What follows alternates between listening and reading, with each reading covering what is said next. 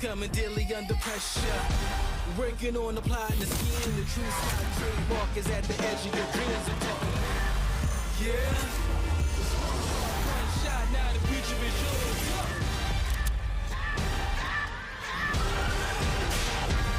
I'm turning dreams into reality. In the lab with the formula and chemistry. Your memories spark and motivate and make the industry shake. Get the bars in the breaks. I'm talking one chance, yeah, I was so close for the goal. It's one shot, now the future is yours. Go! Excedrin. I'm fading! One bad headache can crash your entire game. Excedrin relieves headaches fast. Excedrin, game over for headaches.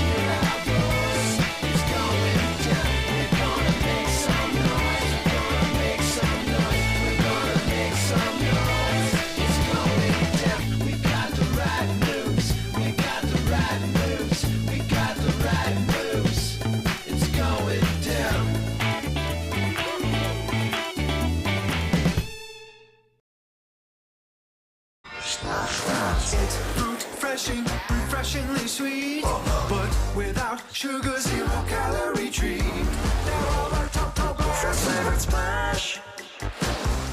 It's fruit freshin'.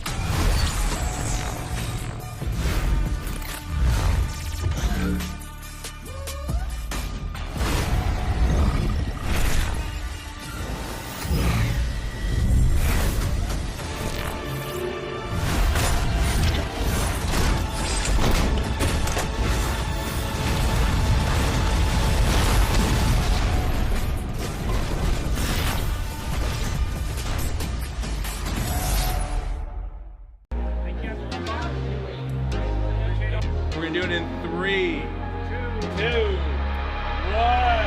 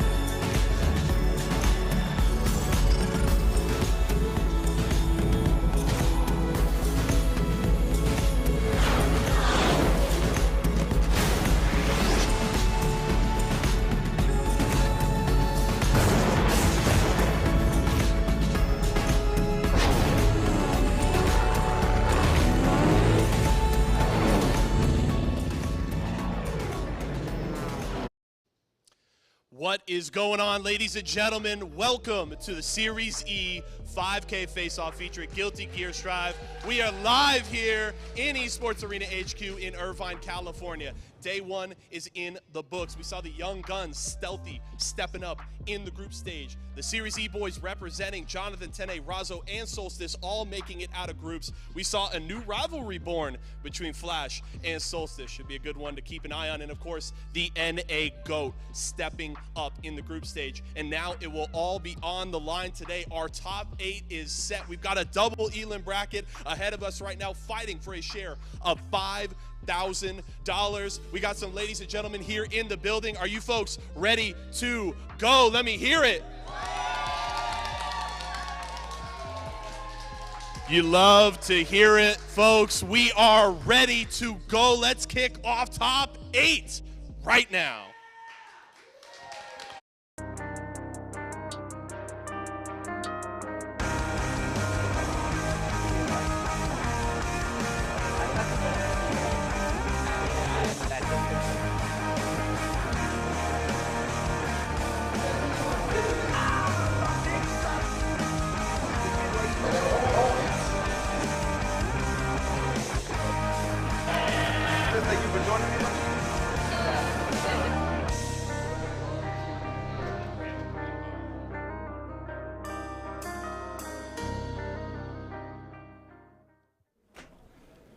All right, ladies and gentlemen, we are here. I've got Jake Ryan on the couch with me and a very special guest here, Evan Michael Lee. You may recognize him as the English voice actor for Nagoriyuki. My name is Jaso. I will be your host today.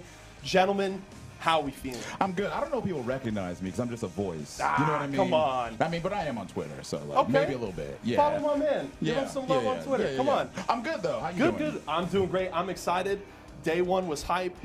Today's only going to be better. Jake, what about you, man? I'm super excited for today. After how we ended the day yesterday with what Stealthy had to say to Hotashi, that's the thing that I'm going to be most excited about. But I know that you've got a little bit of bias here because Hotashi definitely plays a character that's true and near to your heart. Oh, yeah. Like, we're rooting for Nago. Always. Like, transparency. For sure. Straight up. Like, not hiding it. Like, So what did you think of what Stealthy had to say last night? okay, so I got the backstory on that. So apparently he was talking a little spicy. A little spicy, for a the young 16-year-old? gun. Okay, like maybe we need to like take it down a peg. You know, maybe take it down a peg, all right? Like, you're 16. I hate you get embarrassed on a live stream. I would hate for it. I mean, I would love it, but And he said, he's out here to have fun. He's out here for the experience. I love the confidence, but it might be a rough start to the day having to kick it off going against Hotashi.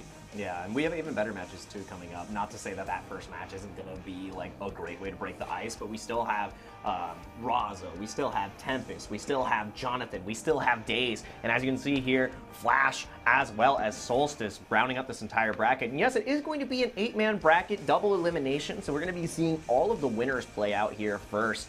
And even if you win your first match, it's not like it gets easier. You're only going against killer after killer after killer. Every time somebody comes into the ring, it's a nightmare. yeah, that's like a WrestleMania match kicking off, right? Yep.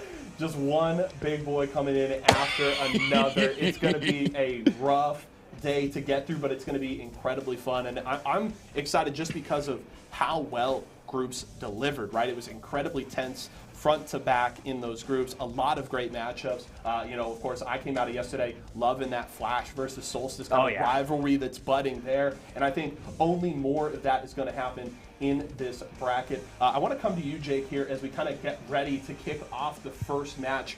Who do you really have your eye on here today now that we've started the bracket? Honestly, depending on how the first match goes, if Stealthy is able to go over Hotashi, I think he can win the whole thing. Because the only one at the end of his path that would give him trouble was Daze on the Geo. And Daze did maul him. Daze mauled Stealthy. It was a rough first day for Made him him feel like a 16-year-old that just picked up the controller for the first time. Definitely, he had the clown nose in his pocket. He put it on his face. Yeah, I saw. I was like, okay, we got stunts, okay. He definitely leans into the clown shoes because as much as we tout how smart he is, to pick a character such as Axel low tier, you can't be that smart. But I feel like if he's able to beat Hotashi, He can make the entire thing happen. Otherwise, I think it's going to be on the other side for Jonathan. Okay, we'll have to see. What are your thoughts? I know you're very much in Hotashi's corner. He said Axel Low tier. I know. Dang it. Yeah, like, listen, yeah, like I said before, like, straight transparency. Like, for sure. Nago, all the way. Like, don't come home a loser. You know, don't come home a loser, all right? I'm changing the locks, not a light on.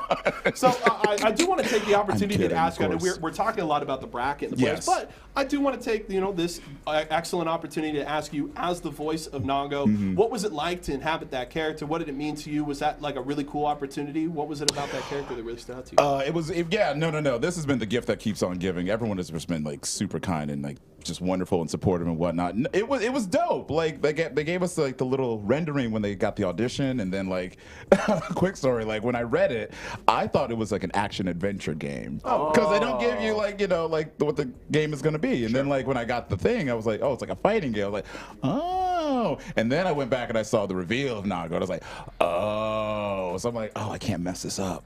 Like, you know what I mean? I got on. Yeah. So I got to swing for the fences on this one. And hopefully I did that. Hopefully. Oh, I think you did a fantastic job. I remember when that character was revealed and like the trailer was done, everybody was super hype, and you see the mask pull back, and you're like, what? Yeah, the reveal. What? Yeah. And also, like, if someone asked me once, like, was he based off you? I was like, no, it's just a coincidence. Oh, okay. Like, yeah, no inspiration behind the design. Worked out well, though. Yeah, it kind of worked out, right? I'm here. Yeah, that's awesome. Hey, I'm excited to have you in the building. Thank you. Looking forward to these matches. I know you are as well. I'm thinking we're getting close to that first set of the day, so I'm going to put out some predictions here. We talked about Stealthy trying to throw it up against Hotashi. I want some firm predictions on this set. We got a best of 5 between these two. I'm going to let you start, Jake. In the honor of James Chen, sadly, he is not here today. He had other obligations. We're going to final game, final round, and Stealthy is going to win it with an Axel Bomber on Wake Up. And Hotashi is going to look at him with a stink eye after it hits him. I think that's what's going to happen. That is the ultimate, like, I'm on my 1 to 5.2 million odds guess of how it breaks down. But if I'm being honest, yeah, it's probably going to go the distance, 3-2. I think Stealthy can do it. There are a lot of things to love about Hotashi. I think my favorite are just the looks. You know, we were here Thursday night after media day. They're getting ready. They were just practicing a lot that night, and he played a late night set against Razzo. And at one point, he wins one of the games, and immediately just looks at me. I'm sitting in the crowd. He just gives me this look, and I told him, I was like, "You want to do that? That's fine." I go, "Look at a camera. I want that on stream. I love that attitude. I love, that's all kinds of fun, and it's my favorite part. Like, he's so confident, and he has fun up there. He has such a good time. What are your thoughts? Where are you going? I mean, I feel like I know where you're going. You already know where I'm going. So, like, the fact you went with Stealthy, I'm disappointed a little bit. We have to butt heads here. Of course. I mean, I'm rooting for Hotashi. You know what I mean? He's got my main, and I just want to go up to Stealthy afterward and just be like, do not wallow in defeat. Take pride. You did your best. You know what I mean? I just want to throw it at him. So, Hotashi, please don't let me down. That has to be the ultimate, like, insult to injury, where the actual voice of Nago Ryuki comes up to you and says the win quote into your ear. But what if I have to eat these words later? Like, what do I have to eat them later? Like, it'll be well deserved. Somebody else might be wearing that cloud nose today. We'll find out. I hope Stealthy brought it with him. I'm looking forward to it. Oh, man. What's the score, though? are you leaning 3-2? Is it going to be close? I mean, I'm going to go 3-2. That seems like a safe bet. Okay. Right? I think it's a safe bet. I mean, hey, I think Stealthy looked really good yesterday. We'll see how this matchup shakes out. I know he's excited about it, so I'm all for it. I'm with you. I'm going Hotashi, and I'm actually thinking, and I have a lot of confidence in Stealthy. I think Stealthy's really good. I'm actually going to go 3-1. Hotashi. I'm even a little bit more confident. I know he's running on a little less sleep today, but I think Naga's still going to be clean. And the best part is our first matchup is ready to go. Gentlemen, let's get into it. Let's head out to the stage and kick off. Let's rock.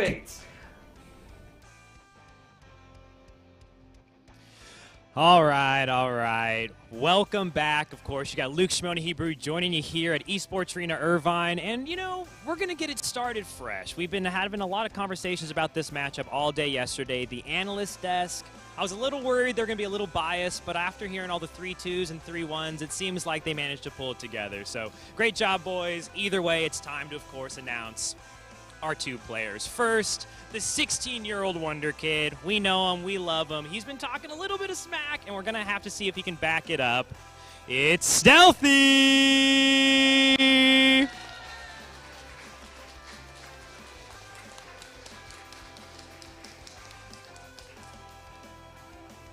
And of course, on the red side, you guys probably heard of him before. The favorite to win it all, the king himself, Moist's very own, Hotashi!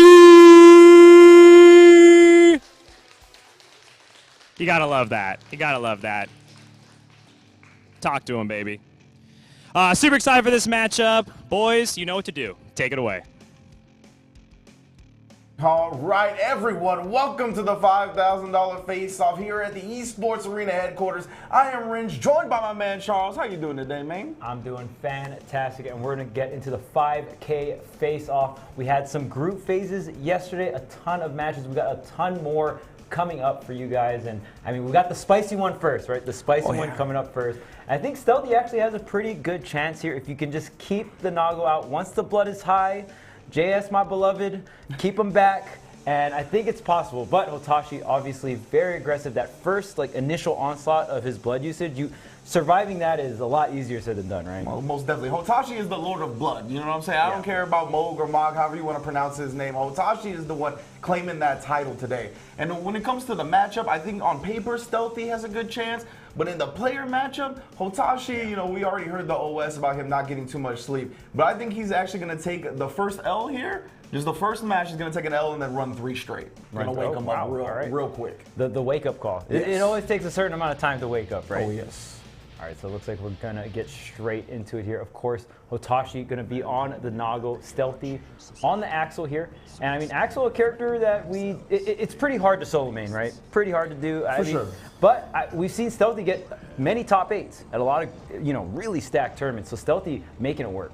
Yeah, that's the thing. Stealthy is a premier Axel, right? He runs into a lot of tough matchups, can be very polarizing. This one, considering Hotashi and Nagoriyuki's movements, it can be in Axel's favor, but Hotashi has fought matchups like this since the launch of the game. He's been a Nago main since the beginning, so he's going to be used to getting through these situations. But of course, Stealthy, he's an outside, unorthodox type of thinker. He's young, he's new to fighting games, and he presents these things, and he's very smart, wise beyond his years. Oh yeah, absolutely. And we even see situations where Stealthy will get a little aggressive. And there, I like the pull in there from the Rensen. You're going to side switch, get in it to the corner here for Hotashi. Yeah, Hotashi stuck full screen. Yeah, he's going to be looking for the close to get in, but Stealthy ended up blowing up the follow-up. Now he's going to have him in the corner. Ooh, caught him reaching again, trying to teach Hotashi a lesson, but drops the combo. That could have been the kill. And this is where you don't want to be as Hotashi, and that is going to combo into the Rensen there. Really great stuff from Stealthy, and like we said before, when the blood is high, I mean, all that mobility from Nago is tied into the blood gauge, right? Exactly. And you don't have a dash, or you don't have an air dash either. So when that blood gauge is high, I mean, you have that additional range, but Axel can play outside of that range.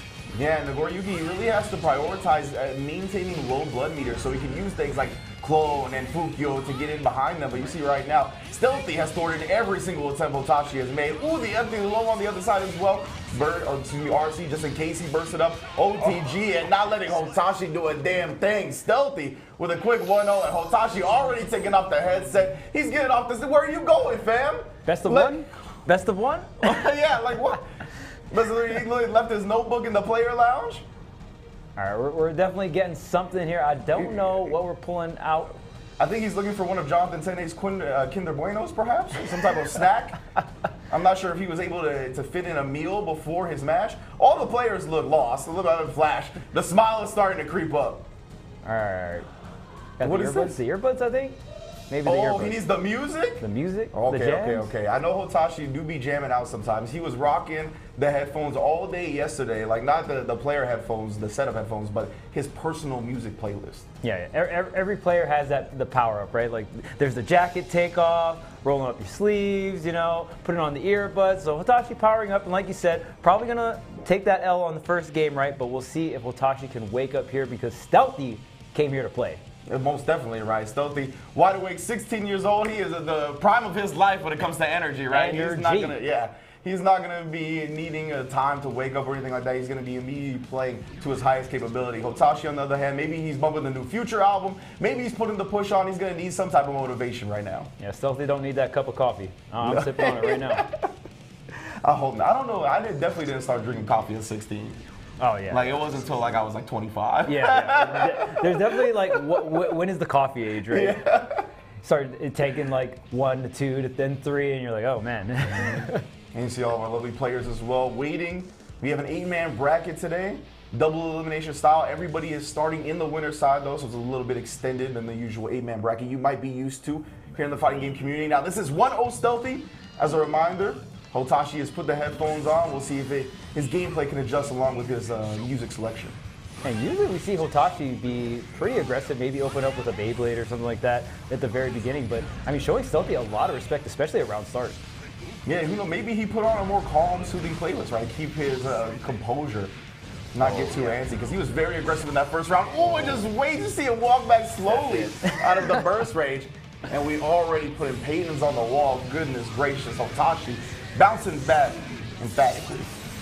Yeah, no, I mean, I probably didn't need the wall splat there. And if you're able, as Nago, if you're able to set up like the wall splat with the 6H, it's just so much damage, right? You either go back-to-back 6H or you just go into the super there. Hotashi just have to get a handful of openings to go ahead and get that round. So, I mean, Stealthy can keep Hotashi out, but it has to be for quite some time because a handful of mess-ups and you're done.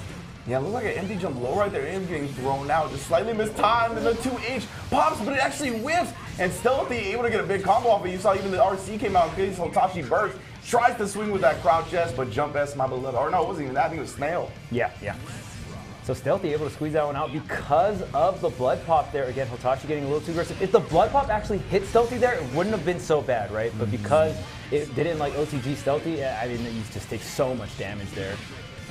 Oh, the 2H Stealthy is willing to brawl with him right now. And Hotashi, he cannot afford this. Put the Sade back on or something. Cool your jets. 2-0 like that. And Stealthy, I mean, we were saying that, everyone at the analyst desk was saying, you know, maybe game 4, maybe game 5. If Hodashi's going to take this, it has to go to game 5 at this point. This is a wild start, man. You heard Jake at the beginning too. Oh my goodness, the hard read on the command grab attempt. The beautiful punish with the instant air back. That's challenging perfectly as well. Stealthy is in the zone. Yeah, and look at that, getting the 2K opening there and just creating a bunch of distance with the wrench. And we see, because Stealthy is not losing neutral too much, a lot of his meter is just being used for damage here instead of something like YRC, right? Which we usually see Axel being forced to use. Oh, and here's the corner situation. That was a perfect burst. It actually came towards the second hit of the far S, putting Hotashi in the corner. Stealthy all that real estate to his back now, but he's trying to stay unpredictable with his pressure. Checks the Bukio perfectly, builds the meter in time, and puts himself on set point. My goodness. Again, we see the meter getting used to cash out for damage. Stealthy, so much control over this match. A counter hit, more damage brings it, and I love the side switch. Ooh, yeah, the instant block on the 2D and then catching the backdash again. Oh, beautiful spacing from Hotashi right there, recognizing the optimal combo he could get. Okay, yep. I'm just gonna, again, this pseudo round start here. Here's the Beyblade, but still a lot of distance to work with here for Stealthy. Oh, getting a little aggressive with the air dash here. The jumps over, but we have the RC trade. The super comes out. Can you block?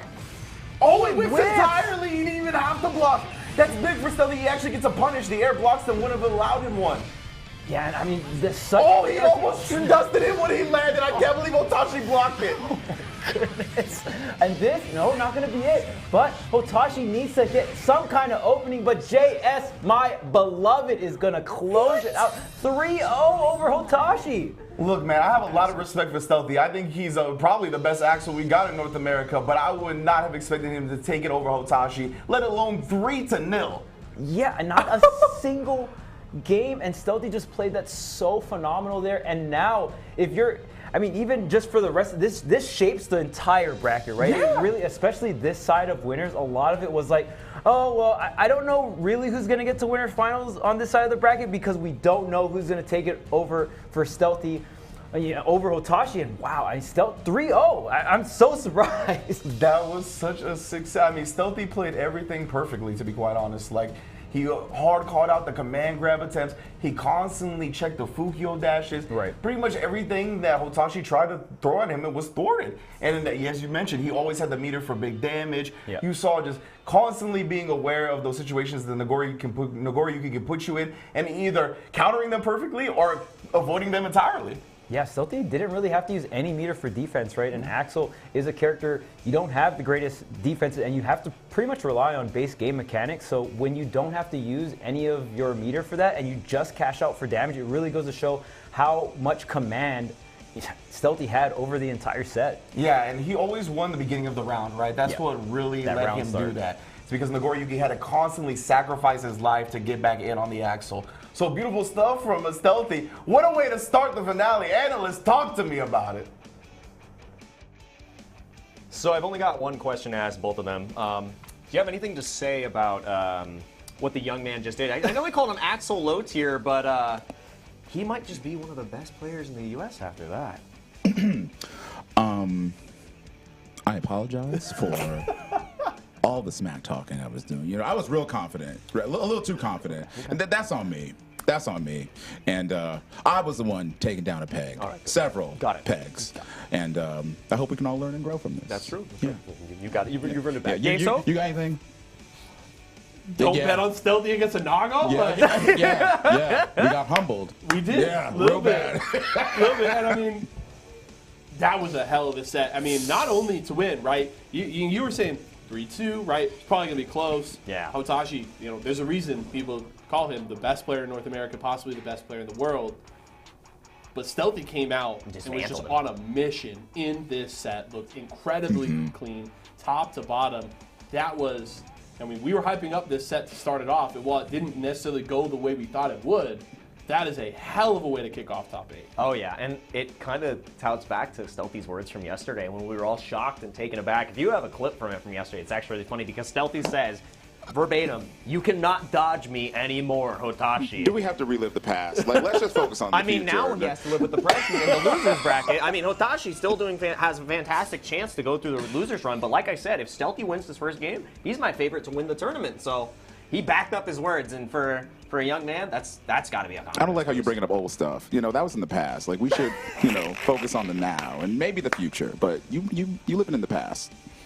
And it's also just important to set the stakes when you look at what happened yesterday, right? Yeah. Hotashi crushed the groups, right? Came in incredibly strong, 4-0 in his group, comes out of that, and it's just unfortunately the way the seeding worked out that he ends up against Stealthy, his possible worst matchup. Now, I agree with you. He can make that run through losers. He is that talented, but it's going to be a long day ahead of Hotashi here to fight through that losers bracket. There's going to be some tough competition there. And we have some tough competition ready to go right now. Our second set of winners round 1 on the stage. Let's go.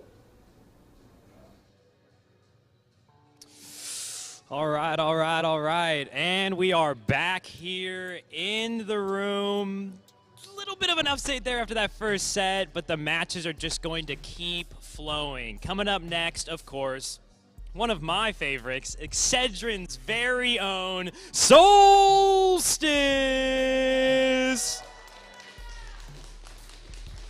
Oh, yeah. Shoutouts to Excedrin. You gotta love it. And, of course, his opponent, another one of our top-performing players from yesterday. You know him. You love him. Tempest! There it is. Another incredible match about to get started. Boys, take it away. My man said, you know him, you love him. I don't love Tempest, bro. He plays May and Leo. What are you talking about? He's a phenomenal player, but come on now. He's despicable with the character choice. But on the other side is the Ramlethal and Solstice as well, right? So absolutely. No fans of any characters here, but fans of both of these players for sure. They are top-notch at both of their characters, two of the finest in North America. Tempest's been holding it down. I'm not sure what he prefers in this matchup. We see the Leo kind of behind us on the graphic. Right. I think he'll probably start with that, but you never know. Yeah, and I mean, in terms of meta characters, or definitely characters that are popular in North America, these two are up there with the four greats, right? So, I mean, very, very popular characters. We'll see if the Mei is an option here, but Tempest, kind of known for the Mei early on in the metagame, kind of pivoting over to the Leo. I mean, such a popular and strong character, right? Mm-hmm. And what's interesting to me about both of these players as well is kind of they're willing to wear their emotions on their sleeve a little bit, like we heard about the Solstice Flash trash talk. But I don't think what got covered as much is how much Tempest was angry at Jonathan Tene during the Zato match, right? Like, Tempest looked extremely frustrated. So I think when it comes to Tempest's game plan, he needs to do what he can to not get tilted, especially by Ramlethal, right? A very easily tilting against character. And Solstice, on the other hand, started 0-2, was able to bounce back, got the 2-2 finish, able to make the top 8. I think that they gained a lot of confidence and composure being able to do that in day one. Yeah, absolutely. We'll see if Tempest can go ahead and close the gap here against Solstice. Of course, Rambles. I mean, both these characters just get so much off of corner pressure. But, you know, Leo, with that side switch, you can kind of choose when and where these corner situations happen. Of course, Solstice always wants to set up those exploding swords in the corner. Such a strong position for Ram. And of course, those swords are very large, so you just control a lot of area, right? Yeah, I want to say, ooh, Tempest, nice FD, getting Solstice a bit away, and then just the long distance on the sweep, and now you in the Lions then. Good luck blocking. Does have super available. Gonna keep it holstered for now, but the dome was not protected. Man, it's so much damage with Tempest doing the four-way mix, of course. Leo loves to mix in all four directions here. Tries to get some offense going, but drags Solstice all the way to the corner. And this is Ram's worst position, right? When you're in the corner, it's just going to take longer unless you get some kind of side switch reversal, right? But look at this, the offense is still going. How long can you block? That was a full wrist gauge crank, by the way. You saw the little yellow exclamation point sign. So I don't know if that was a true counter hit, but once you get that crank, there's going to be a counter hit regardless. And the counter just won't stop. Yeah, that wrist gauge, when the exclamation mark's there, it's not good for you. Here's the warning sign. Safe jump for sure. Now Solstice wants to get something started here, trying to push Tempest towards the corner. Tempest does have Wiener available to throw with a flash kick. Just tries with the 5K, but the backdash spaces out perfectly. Yeah, really good stuff. And yep, just like you were saying, they're going to make that flash kick safe. Try to work your way out of the corner, or just get that side reversal there. But Solstice still picking up some damage. Tempest running out of health, and this should be it off the conversion. Yep, the wall there for the explosion. So Solstice did a great job. You saw the safe jumps protecting him from the flash kick. And Tempest really does like to flash kick a lot on Leo, it seems to me. At least he likes to start sets like that. Establish how risky he's willing to be to hopefully steal some turns later. Yeah, absolutely. And he gets the side switch here, but the double 6P. Jeez. That's just the disease strat players have. If it doesn't work one time, you got to press the same button again. Yeah. Delay it a little bit. You got some timing mix. The PRC to slow down. Wow, just walked up on her right there. And again, the overhead. You saw Solstice was barring a little bit, trying to mash buttons in between the back turn block streams from Leo to prevent that overhead. But once again, it's been the primary tool to open her up. Yeah, that standing low is so hard. Like, it's so hard to block Leo, right? Yeah. It's way easier said than done. I mean, Solstice, the defense was hanging in there for quite some time, but it's not enough. You got to block the whole entire string here. And again, Tempest getting another opening. Left, right, left.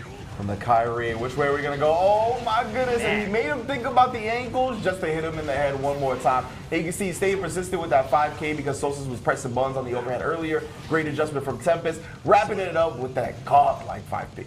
Yeah, the 5P to catch the air dash there. And Tempest offense is just all Tempest all the time. And Solstice, even having the burn meter on the yellow RC just to create some space, but it's still not enough. You're burning so much resources. Your life is just ticking down and down. Yeah, you can see it. Oh my goodness, PRC recognizing the button was out there, so flashing through a Tempest. Overwhelming, suffocating style of offense here. Solstice does have a burst. They're going to need to use that as like a gold version. Oh, but instead it gets PRC'd. And Tempest is up 2-0 in the set and in full control. Yeah, I mean, as you were calling out the offense, Tempest was like, I got you, Rich. I got you. For real, he was ready. Counterplay was just there. This offense that Tempest is running on Leo. And Leo just looks like such an oppressive character if you cannot stop him. If you can't win these neutral exchanges, and if you just are getting four-way mix the entire time. Yeah. Oh no, and another burst baited. I think Solstice a little bit tilted themselves now. Being able to put him through the wall, this is a rough space to be in. Yeah, back-to-back bursts getting read. I mean, at that point, you know your opponent is in your head. The RC cancel. And Tempest looking like this is going to be a swift 3-0 on the winner's side. Yeah, one round away. And we'll talk a little bit about something specific that I forgot to bring up before this match. After this, because Tempest looks like he's going to run away with it, but Solstice does have corner control, BRC as well. It's going to be good damage and the wall break, so we got positive bonus, a little bit more damage, a little bit more meter gain. Okay, this counter hit should be it with the RC absolutely here. The perfect to get Solstice on the board in terms of rounds, but not game counts just yet. We have a pulse. Yeah, we have a pulse. It's faint. Yeah. It's faint. Hang in there. All right, now Solstice, again, back to the corner. They need to escape the situation. They have no burst available, no tension to the name either. Trying to block it out, trying to get FD in, find that space that they can challenge or air dash out, finds the Forest, but nothing doing afterwards. Okay, not the biggest conversion here from Tempest. Solstice being able to fight their way out here.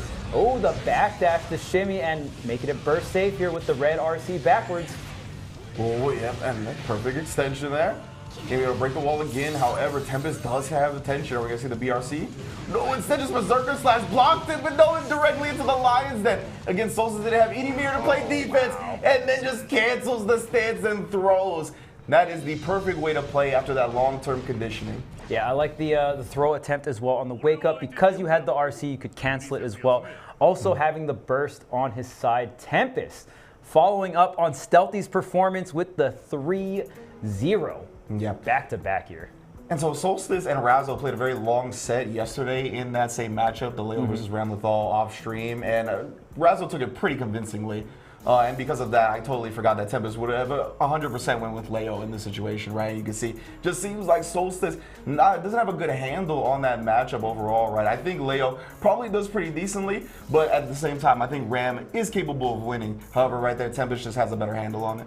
Yeah, absolutely. And I mean, it just really couldn't keep the distance, right? I mean, it's just generally hard to block Leo, so I don't even think that's necessarily the problem. It's the step before that, right? Like, how did Leo get in? How was he able to create these mix-up situations, right? And that is something that Solstice is going to have to figure out. But we'll see if the analyst desk has figured it out. Take it away. I have a family.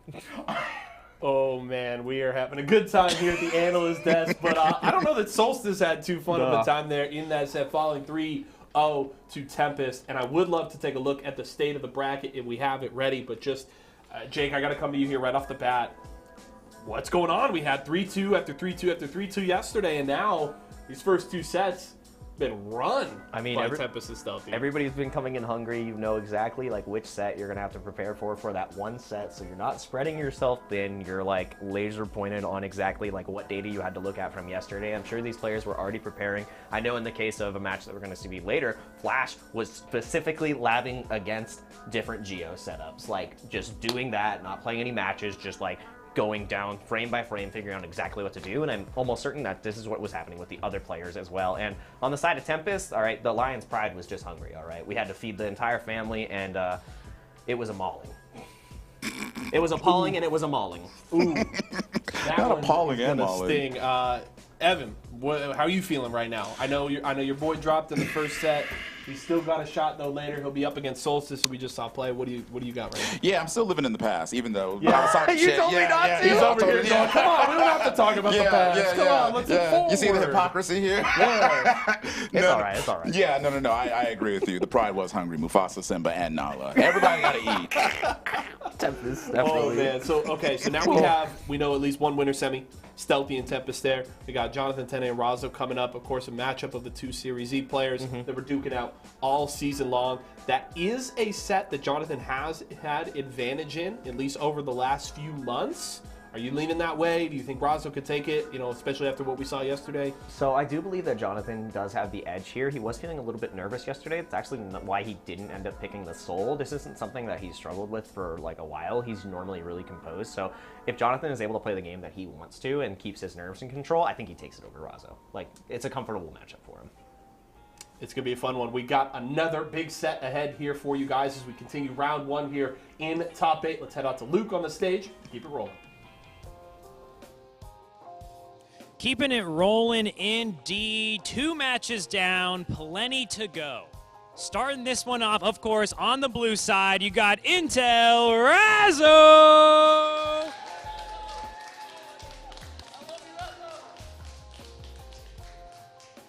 Got the signature hand flail, of course. Can't go without it. Joining him on the red side of the stage, Vizio, Jonathan Tene. Two absolute units competing in Series E all season, taking both first and fourth. Absolutely incredible. Let's get into this match. Commentators, maybe let's lay off on the May and Leo slander, but you guys can take it away. Oh man, never in my life would I do that. However, we got my favorite character across all fighting games on the screen now, so we can show some love to my man Zato, of course, Jonathan Tene over there. Gonna have his hands full with Razzo, of course. You heard the analyst say Jonathan Tene does tend to take the matchup overall the last few months. However, Razzo was very explosive in an offline environment. I don't know how much they faced in that style. You know, it's primarily been online. Could be a different story today. Yeah, absolutely. Offline is a very different beast in itself, and both these players competing week after week after week in Season 1 of Series E. And Razzo able to take fourth, but Jonathan able to take first place. I mean, didn't start off in the leaderboards as first, but I mean, Jonathan's consistency was absolutely insane throughout Season 1, and we saw the Zato really grow tremendously throughout the start of Season 1 to the very end of Season 1. Pretty much only bringing out the Axel, maybe versus Stealthy in a handful of situations, but was pretty much able to solidify himself as just a almost solo Zato main. Yeah, I remember talking to him when the game first came out, right? He was like, I can't not play solo. Like, it's just like, he's like, if I want to win tournaments, that's what I need to do, right? But of course, as the game has progressed, we've had some balance changes and whatnot. Zato was where his heart was at the beginning, so I'm glad to see that he stuck with it. And he's really developed and flourished into one of the best Zatos in the world. So I'm glad to see him here once again. And, I think he comes from a versus game background. Right. He plays a lot of Dragon Ball, he's played Marvel in the past. And because of that, I think that's a natural home for him, having a character like Zato, having a puppet, you know what I mean? And he even says it himself, a lot of the time he plays this character like he does the versus games, where he'll sacrifice Eddie just to make sure that he overall has the advantage in the match. Wow. Just back-to-back drills here. There goes Eddie, just stalling some time with the invite hell here. Eddie back up, threading the needle, but crossing over here, but Eddie goes down. And already, though, the 5P, the God, look at it. It's rearing its ugly head. And Jonathan Tene immediately just going with some shadow games. However, the double frog, Razzo recognizes the profile that dash up with the 2K. Such a big deal. I mean, low profiling underneath or just poking out. I mean, we've seen Razzo also use the fireball to just snipe out the Eddie. These mid-range tools are so important here. Yeah, traditionally maybe Razzo likes to instant air dash after blocking a couple of these normals. That's why Jonathan is summoning with Frog and Razzo switching it up, staying on the ground. Is very smart, but right now you see the danger coming. Jonathan doesn't want to get his meter drained, so actually switches it up, goes back in when Razzo was least expecting it. Now we got Eddie in the corner here, trying to keep his distance, stay outside that flash kick range. Ooh, Sword saying, Zato, you ain't going nowhere. The YRC does provide some relief for now. Yeah, now the great YRC gets the opening here. Zato, not a lot of guts. You need to block this. And the throw is going to be it. I'm so surprised when in that situation, usually you're trying to set up a chip, just chip them out, right? Yeah. But because Razzo had that 50 tension, the YRC is something you have to respect, right? Because that also just gets rid of Eddie. Man, and Razzo right there. That was a very high-level burst. You might be wondering, why did he just burst from full, or why did they burst from full screen like that? But they bursted at the perfect time where Frog was going to kill Eddie, right before the unsummon on Jonathan Tene. So basically, Razzo traded their burst right there for Eddie meter not coming back. However, Eddie comes back in like 200 frames or something in this game, already through the wall. Yep. Eddie eating good in this game. Yeah. Coming back real quick. And I mean, it's just hard to find burst openings in general versus Zato. So for the most part, your burst is almost like a kill Eddie for free card, right? Precisely, yeah, man. That's what Razzo used it as there. The 5P getting charged with the 6P, but the gold burst for Jonathan. This is going to open up all kinds of options. However, PRC to slow down gets 2D'd anyway. Razzo showing no fear. I don't care if you got the full stick of butter. I'm still coming in. We're still feeding the lion's den right now. Ooh, and that's the thing, right? Even if you got that meter as Zato, you got to make that first successful block to use the YRC. You don't have anything that you can use for an invincible reversal. And with no burst on the table either, Jonathan just couldn't make that right first block. And Razzo willing to start with the DP. Huge punish from Jonathan, and yeah, Razzo not willing for it to go any further. Yeah, not going to get the wall break there, but here comes Jonathan's burst. Yeah, ridiculous trade combo. Of course, Razzo ready for that, as they always are. Yeah, the red RC, but the reversal grab. Really great stuff here. Now this corner pressure situation for Jonathan. Yep, just going to use the sword, just going to keep the Eddie pressure coming here. Good defense though, yeah, not catching Razzo jumping out. Ooh, but the delayed Drunken Shake does get him knocked down. Setups in the corner here. He's got a couple of Eddie-less setups that are difficult to deal with, to be honest with you. Oh, wow, the wrong way. Yeah, it's still interrupting the fireball though. Man, and the situation's so hard. The red RC is going to do the trick. Razzo not able to find their way out of the corner there, and Jonathan just kept the pressure going. Couldn't find a way to disarm the Eddie there, right? Yeah, and my man JT, he's got the best scramble 5Hs in the game, the Zato, honestly. He just always seems to know when to press it. Gets the big counter hit to end it off, and this is a hell of a start to the next round. Yeah, and especially with this meter, Zato's able to get one more opening, and you go into the sword super, and okay, wait. Trying to get the setups here. Yep, gonna block that. Yeah, throwing out the sword here just to reset that Eddie meter and get this pressure continuing here. The left-right mix-ups. Yeah, end up staying on the same side with that puddle. Wouldn't have any Eddie to follow it up either way. But now back in the corner, Eddie is back. Oh, nice to cancel, so the frog turned around. Very smart from Jonathan. Dang, the frog doing the 180, nice. Yeah, you have to. Oh, unfortunately for Razzo, bursting on the jab. Easy recovery, easy punish for Jonathan. But yeah, if the frog is going over the opponent, if you clap cancel it, it will turn around like that. Wow. So you don't have to clap cancel it into another frog, just whatever it follows up, but it will throw a quick Yui. Nice, and that just conserves the meter as well. Yeah, that also helps, of course, yeah. The manual cancels being such like low cost in comparison to just the normal moves. Okay, but we'll see if Razzo can get some kind of offense here. I mean, 1-1 is the count. Not a 3-0. Yeah. Not a 3-0. Yeah, at the very least, we finally have something a bit different here. Now Razzo has Jonathan exactly where they want them. Yeah, and this is going to be really tough. There's a lot of meter here for Razzo, but the reversal throw here, and this is the situation you don't want to be in. Immediate burst. Razzo cannot afford to take all that damage and even burn the meter. Trying to use his fireballs, gets the opening, the red RC for the side switch, yes. Yeah, that was ridiculous. I hope Razzo kills here so I can talk about something. Okay, good. So in that corner right there, after Razzo did the DP into RC, Jonathan IBFD'd the follow-up, which put Razzo out of range for that dash throw. That's why that dash throw whipped. That was ridiculous. Such precision, and I mean, just that micro spacing, right, coming out from all these top players is why they're here. Yeah, that was some wild stuff. I had not seen that before. Burst out. Trying to try and get some space back with Berserker Slash. You're back in here, but no, you're in jail with me, fam. Oh, you see the 6P on the frog? That's a great way to answer it. Yeah, lions do beat the frog. In the animal kingdom world, I think that's how it works. I would say so. Oh, he might be dead. Oh, no. Oh, my goodness. That super always does a huge chunk on Zato. Zero Guts Gaming, and now Razzo with a 2-1 lead. Yeah, and I feel like this could be such a crazy bracket in a sense where I would imagine the top two seeds would be Hotashi and Jonathan, right? And we could see both of them going into the losers bracket immediately here.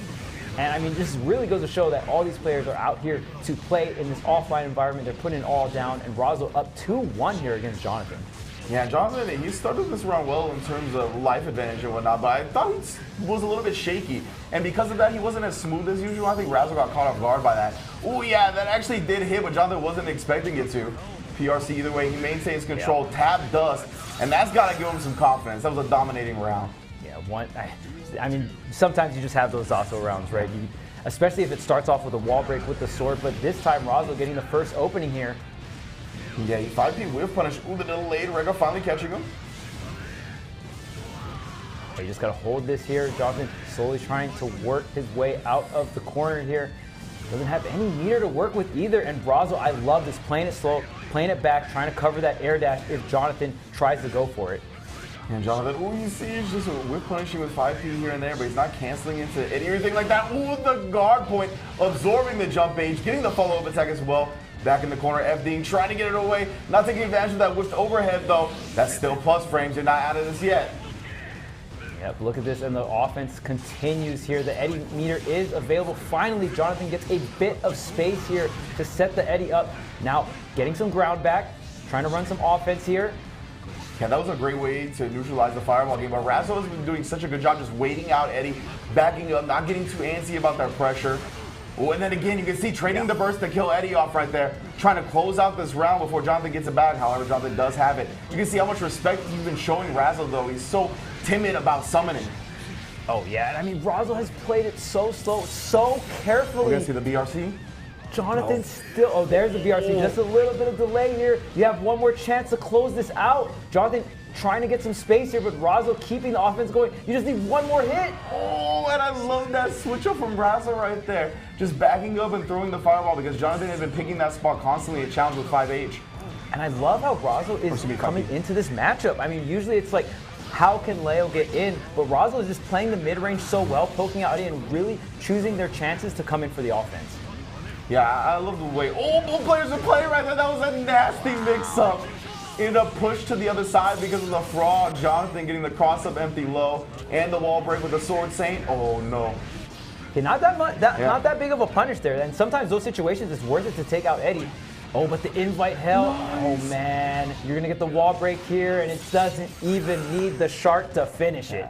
Jonathan, that was a great combo choice right there, recognizing he got the air hit and the slowdown from the PRC, so both hits from Pierce would connect and give him the big juggle. Just well done. Both of these players are so high level, especially in this matchup. Like, I would see Jonathan summon so much more aggressively against all these other Leos, but because Razzo's so good and constantly able to snipe out from range, he's been a little bit hesitant. You can see right now, this is the game he wants to play. Ooh, same side this time with the instant block. Razzo with the reactions. Ooh, whoa! Get out the sky. Yeah, really good stuff here. And now we got a Game 5 situation, our first Game 5 of the day here for this top 8. And Jonathan showing big adjustments in this round, honestly. Yeah, really starting to counter Razzo's answers.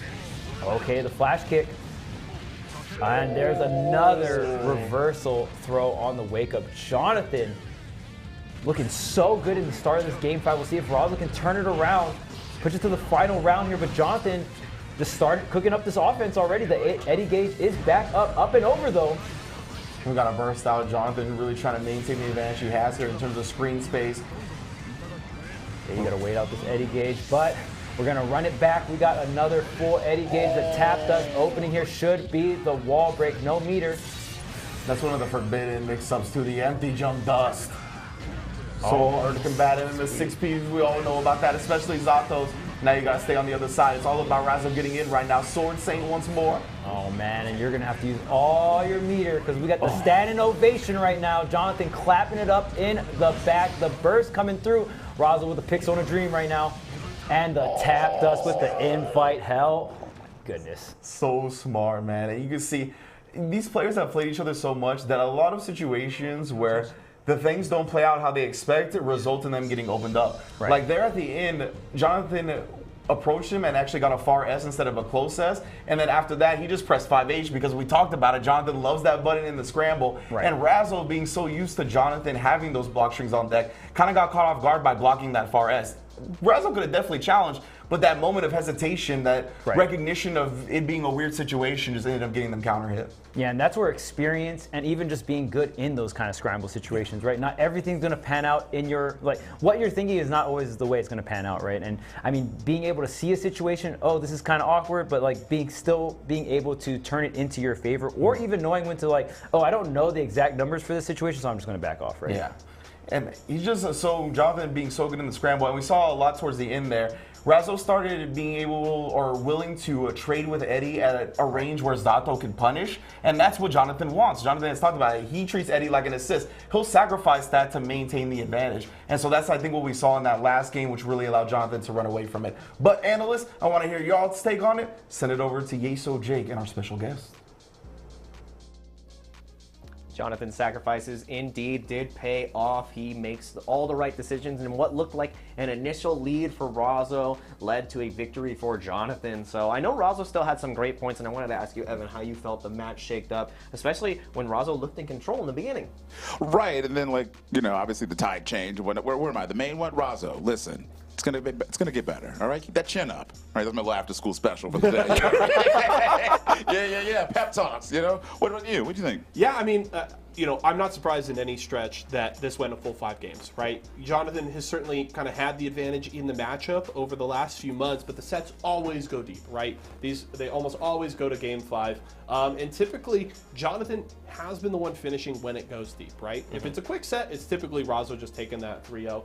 So really not too surprised here, but I really think, Razzo looked really good early on in that set, and I was impressed with Razzo, despite some matchups that I think Razzo would probably want back from yesterday. And this is probably in that same book here, but honestly, I think Razzo has still looked really good so far this weekend, and I think in losers is going to look just fine, and I'm really curious to see, of course, Jonathan looking here ahead towards possibly Flash or Daze. Of course, Razzo will get the loser of that, and I'm really curious because I feel like Jonathan probably would rather have Flash win that set because lately, Daze has definitely had his number, and that Geo has been really, really good lately. Yeah, and Daze showed how strong their Geo was yesterday, as we saw, and Flash would definitely be the favorable matchup for Jonathan, what they're looking for.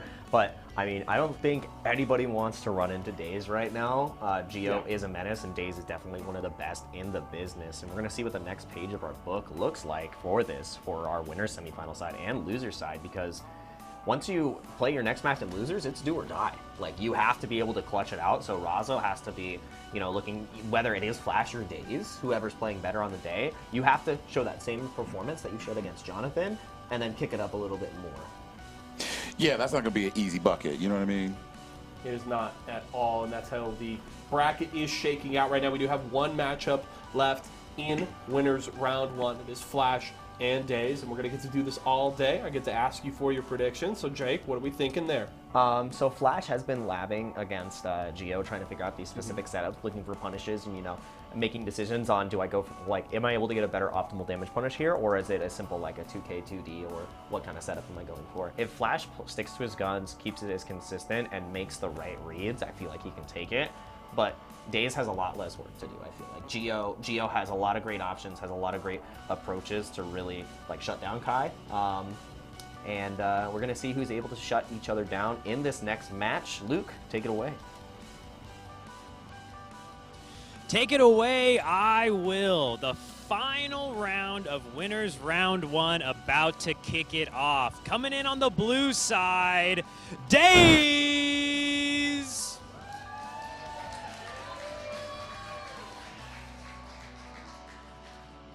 You heard the crowd. That Geo, they want it, and they are ready for it. But can someone, if anyone, take him down? I would say it's going to be Paragon's very own Flash!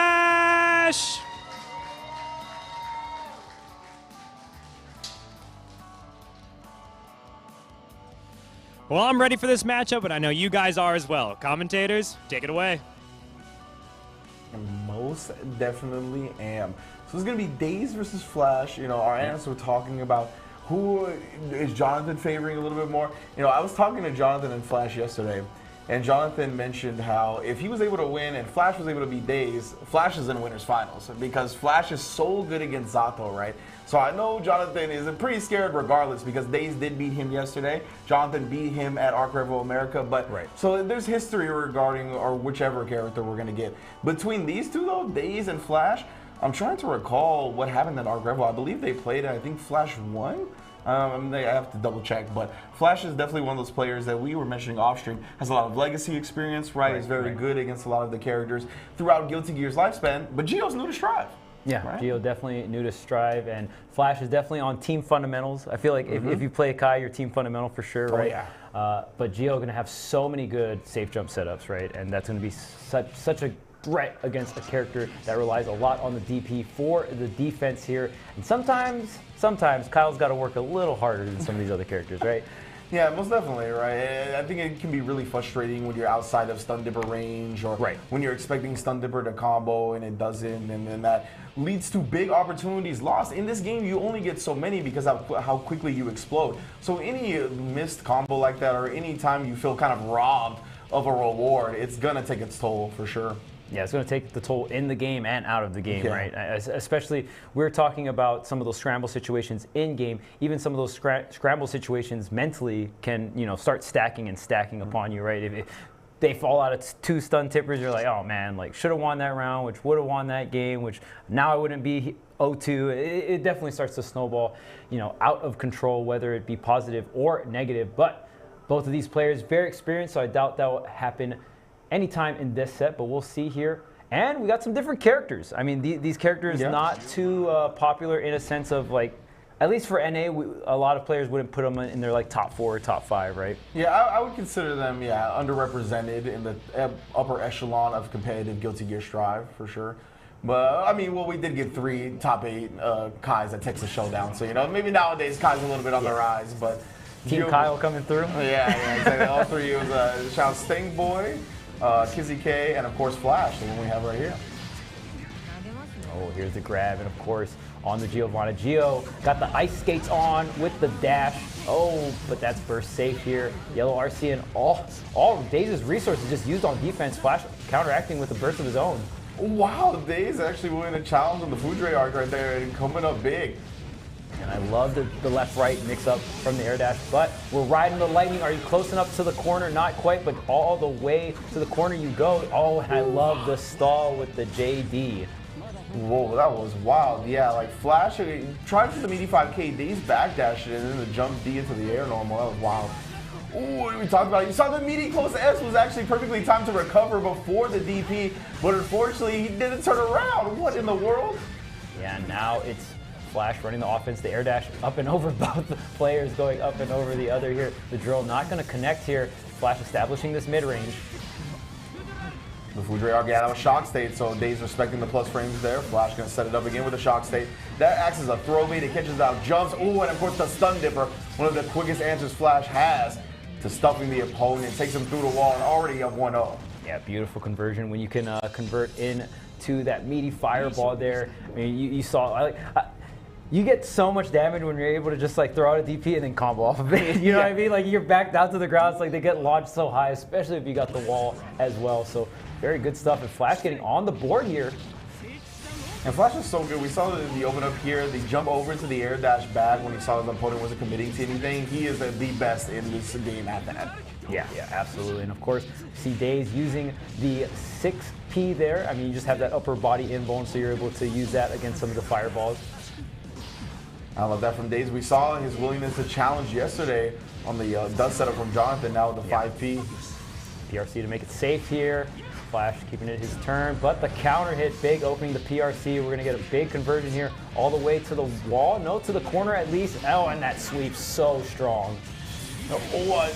Don't know if she'll be able to recover in time. Does not actually ride the lightning. Going to put her on life support, but not actually finish it off. Oh my goodness, and Flash, knowing that Daze is good enough to challenge on the non-shock state Foudre arc, that's negative, so Flash just DPs instead. My goodness. I know you want this 5P. I know you want the 5P, Daze. Oh my goodness, Flash, you are ridiculous sometimes, bro. Man, and Flash looking so commanding in this set here. Ooh, the instant block into the DP, but Gold bursted out. Okay, this is a lot of meter for Daze to work with for this offense here. And this is going to, oh, yellow RC. Wow, okay, Flash is going to use the 50 meter of his own. And 100 for Daze now. Can't throw it with the super, but keeping it locked, keeping it holstered for now. Ooh, trying to bait something out. Ends up slowing down the backdash and punishing it. Oh, tries to go for the far slash, but you have all this meter. Can you use it? There's no... Oh, yeah, you don't have enough meter for the RC. You cannot make that safe. You bet it all on that because you used that blue RC earlier, and Flash just commanding the pacing of this game. That super surprised me a little bit from Daze, but I think it's because he didn't do it with 100 meter, then he thought Flash would be like, you definitely were not going to do it with 50 then, right? But Flash was still ready. Yeah, Flash just playing it safe and just really executing all the health bar here from Daze in a very surgical fashion, right? A lot of safe. Okay, burst safe here, coming through. Ooh, gonna get the wall stick that they were looking for, perhaps. Dash out doesn't want to play that weird jump game that Flash is so good at. Ooh, the Dragon install. Flash is a big proponent of this. He greatly believes in this super. Burst up even. He's trying to be the hero that everyone deserves, but instead snuffed out in the night once again by Giovanna. Yeah, and in those kind of situations when there's a pretty big life deficit, it's like you can go for the Dragon install, get many situations over in like kind of like the long haul there, but not going to work out for Flash. But I think that's a decision Flash makes because he's up 2-0, right? Yeah. He's feeling real comfortable. He's like, I'm willing to even spin the burst. And look at this, what a bounce back in this next round. So that's not going to be too bad for him because we're going to a third round. He'll probably get that burst back eventually. Does trade on that stun dipper, and Daze picking up the backdash punish. Oh, this is big here. Safe jump set up. Okay, we're going to ride the lightning. I think you have enough time to block here. No, the counter, super. Oh, but the RC to make it safe. Flash just having that one extra stick of meter. That meter, the trump card, bro. Whenever you have more meter than your opponent, you are in more control of the situation. Beautiful stuff from Flash, just PRCing back, punishing Daze and putting himself on set point. And Flash just all control all the time right now. I mean, we had that one round to the dragon install, but counter hit here. That was a ridiculous call out on the flip kick with the 2H. Okay, here's the offense from Daze. I mean, you got to get something started. You got to get yourself on the board here. Okay, beautiful 5P to start things off here. Yeah, challenging on the Foudre arc though. That's been a go-to for Flash in this set. Ooh, actually does get the burst. I thought it would have been too high, and the Foudre arc actually catches it out of the sky. Can you get the wall break? No, they're just going to keep the corner of the red RC to keep it Flash's turn here. Oh, and there's the grab, the red RC. This should be enough here with the wall break. No! Put her on life support and literally a magic pixel of health. Oh, Daze with the jump back, but no! Drop the combo and drop the set because of it. Oh, that's so tragic. You saw the PRC. You were expecting the damage, but it came from the wrong side there. And of course, Flash will be there to punish anything dropped. You got to be ready for things like that. And wow, what a set. I mean, kind of back and forth in that last game, but a very, very solid and surgical 3-0 coming out from Flash. Most definitely. I think right there maybe Daze was expecting the red RC to happen and they just RC'd a little bit too late and got PRC. Right, That's right. If they did get PRC, I can't Expecting exactly the red RC hit. Exactly, yeah, right? So that's such a heartbreaker for Daze right there. But as you said, it was a glimmer of hope in an otherwise dark world, right? Like Flash was definitely dominating that complete set. And despite Giovanna, that we said being new to the Guilty Gear franchise, he looked like he'd been dealing with her for a very long time. Yeah, absolutely. I mean, we saw Flash bringing up the I'm up 2-0 dragon installs, you know what I mean? Like, the set was looking grim. The set was looking grim. Yeah, the hero burst, he was like, bro, I got 5% of my life left. I don't care. Dragon install in the corner, I believe. You know, those are decisions he wouldn't make in a closer set, right? But he definitely likes to push the limits of his character and of the set. So good stuff to Flash, going to be moving on. This has been a hell of a first round, man. Analysts, talk to me about it. I think hell of a first round is the perfect way to put it. Wow, that was an interesting way to finish a 3-0 there for Flash, and I would say that all that labbing he was doing prior to the start of the day against the Geo seemingly paid off. Yeah, it definitely, you could see the confidence in Flash's play, especially with how Ringe mentioned he utilized the hero burst, went for the dragon install, and was like, I'm winning this. Like, it doesn't matter. I can do whatever I want. I'm going to put it in your head that you cannot predict what I'm going to bring to the table. And Flash just showed that prowess. And at the end of it, it looked like Daze, I mean, stayed true to his name, left in a Daze, had the hit confirmed to win and even up and get a game on the board, but then just did not follow up. It was like confused. He's like, wait, I hit him? Which is tragic because Daze showed such a fantastic performance before, but Flash, the game was over to Flash, bro. It was done. All right, he's Mr. Metroid. Don't mess with him, okay? He's 36! All I know is, the multiple times that I've talked to Flash throughout the weekend, and I've asked him multiple times, how confident are you? How are you feeling? What do you think you're going to be able to do this weekend? And he's verbally told me that his confidence hasn't quite been there. He's, I don't know how it's going to go. But I would argue that his play speaks to him playing very confidently and feeling really good and feeling in a groove. And I think it very much showed in that set against Daze. I think he looked incredible. Yeah, that last match gave me high blood pressure. Like, straight up. Like, I was like, oh no. Was that the set or the fact that we're getting closer and closer to seeing Hotashi have to play in losers, and that's really going to spike your blood? This guy. I mean, we were talking about me not bringing up the past, and then you brought up the past, and now he's rubbing it in your face. We're just rolling in the past. Listen, we can bring up the past when it benefits me. Okay, got it.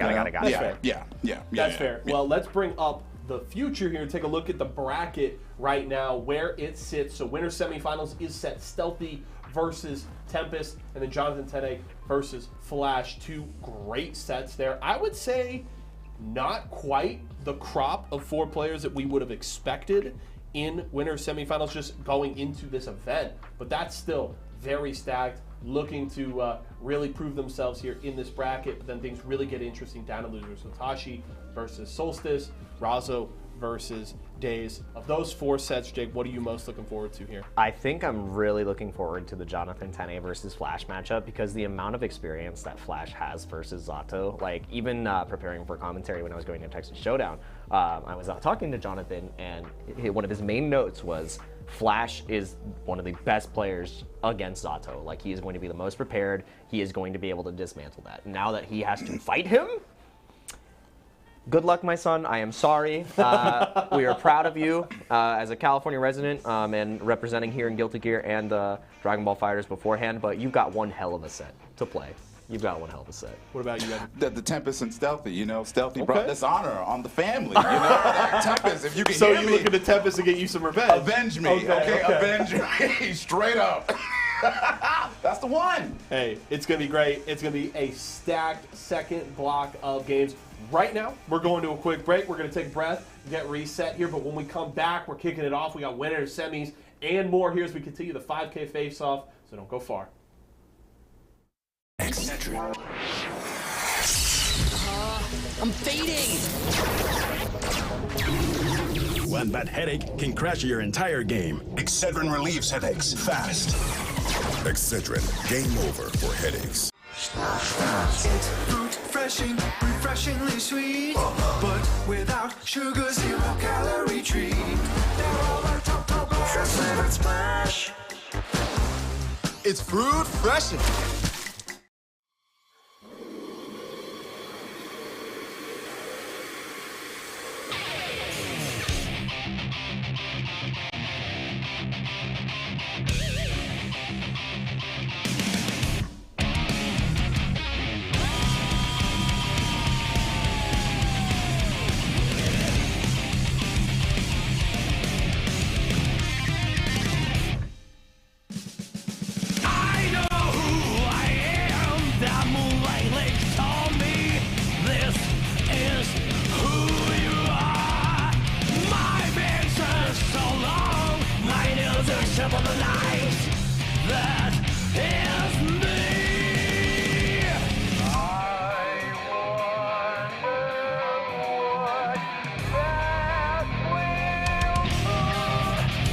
Bullshit blazing, still my heart is blazing.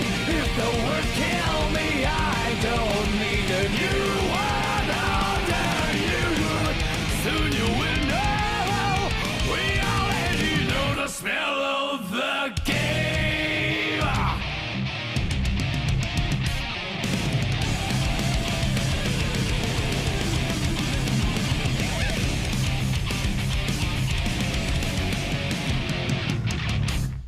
Can't you see I'm blazing? Still my heart is blazing. If the words kill me, I don't need a new one over you.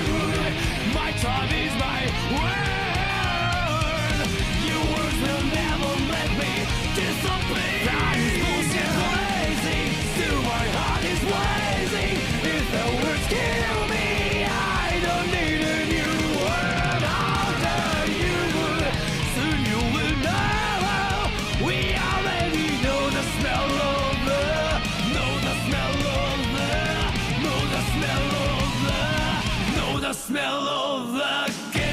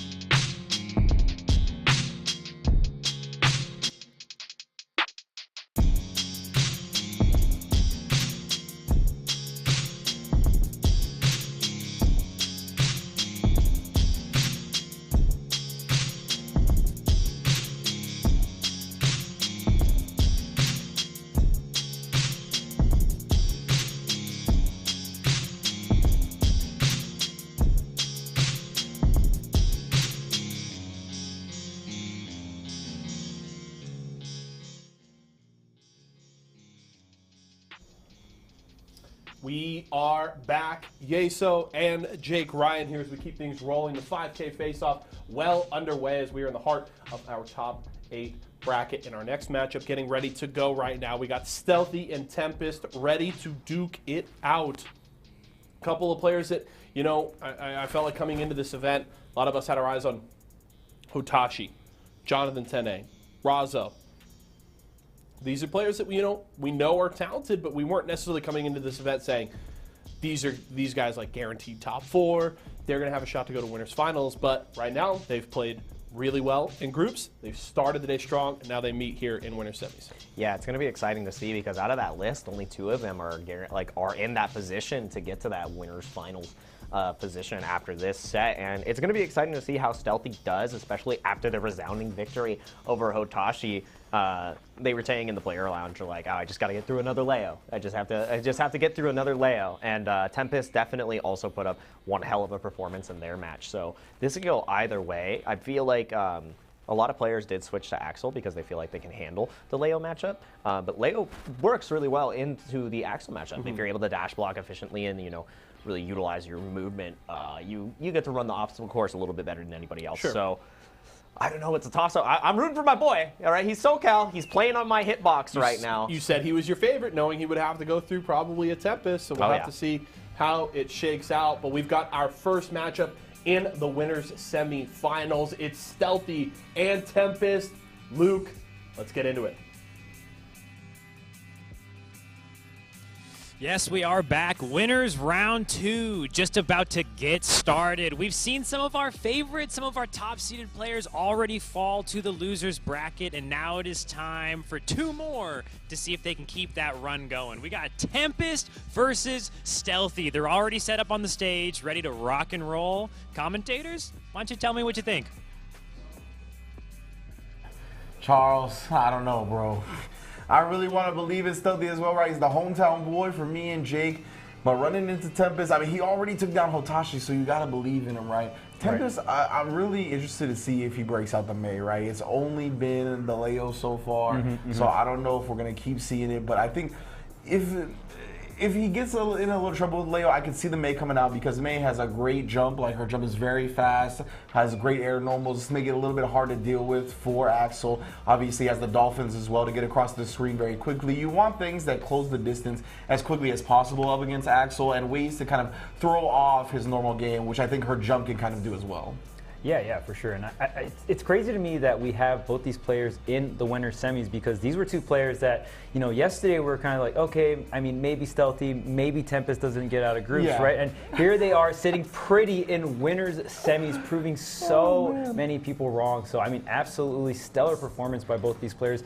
And I just wanted to pick your brain more on the Leo Axel matchup. I've heard very mixed opinions on that matchup. So, I mean, what's your opinion on it? See, when I think about the Leo Axel matchup, I want to say that it's probably pretty even because I feel like both sides I could see arguments for, you know what I mean? Right. Maybe Leo does get tamed up a little bit by the Rensen and the long-range normals and whatnot. But he's got a good dash, right? He doesn't have a full run, but he's got a good little dash block. He can get under, I think, the 5P at standard range. He's not like Zato, where he's a little bit too tall and you have to do it from a bit farther away. His 6P is very good. And, of course, once he gets the knockdown, like if you're able to do a 6P into a Berserker Slash, then he's got some of the best knockdown in the game, right? Right. So I think that's some of the kind of pros in the court of Leo against May, just because of how potent his mix-up potential is. Once you get that one knockdown, that might be all you need. But in the neutral, I think Axel can hold his own. It's just that Leo has a pretty decent instant air dash, the Berserker Slash. He has some decent ways the projectile might be able to cause some problems as well. So we'll see.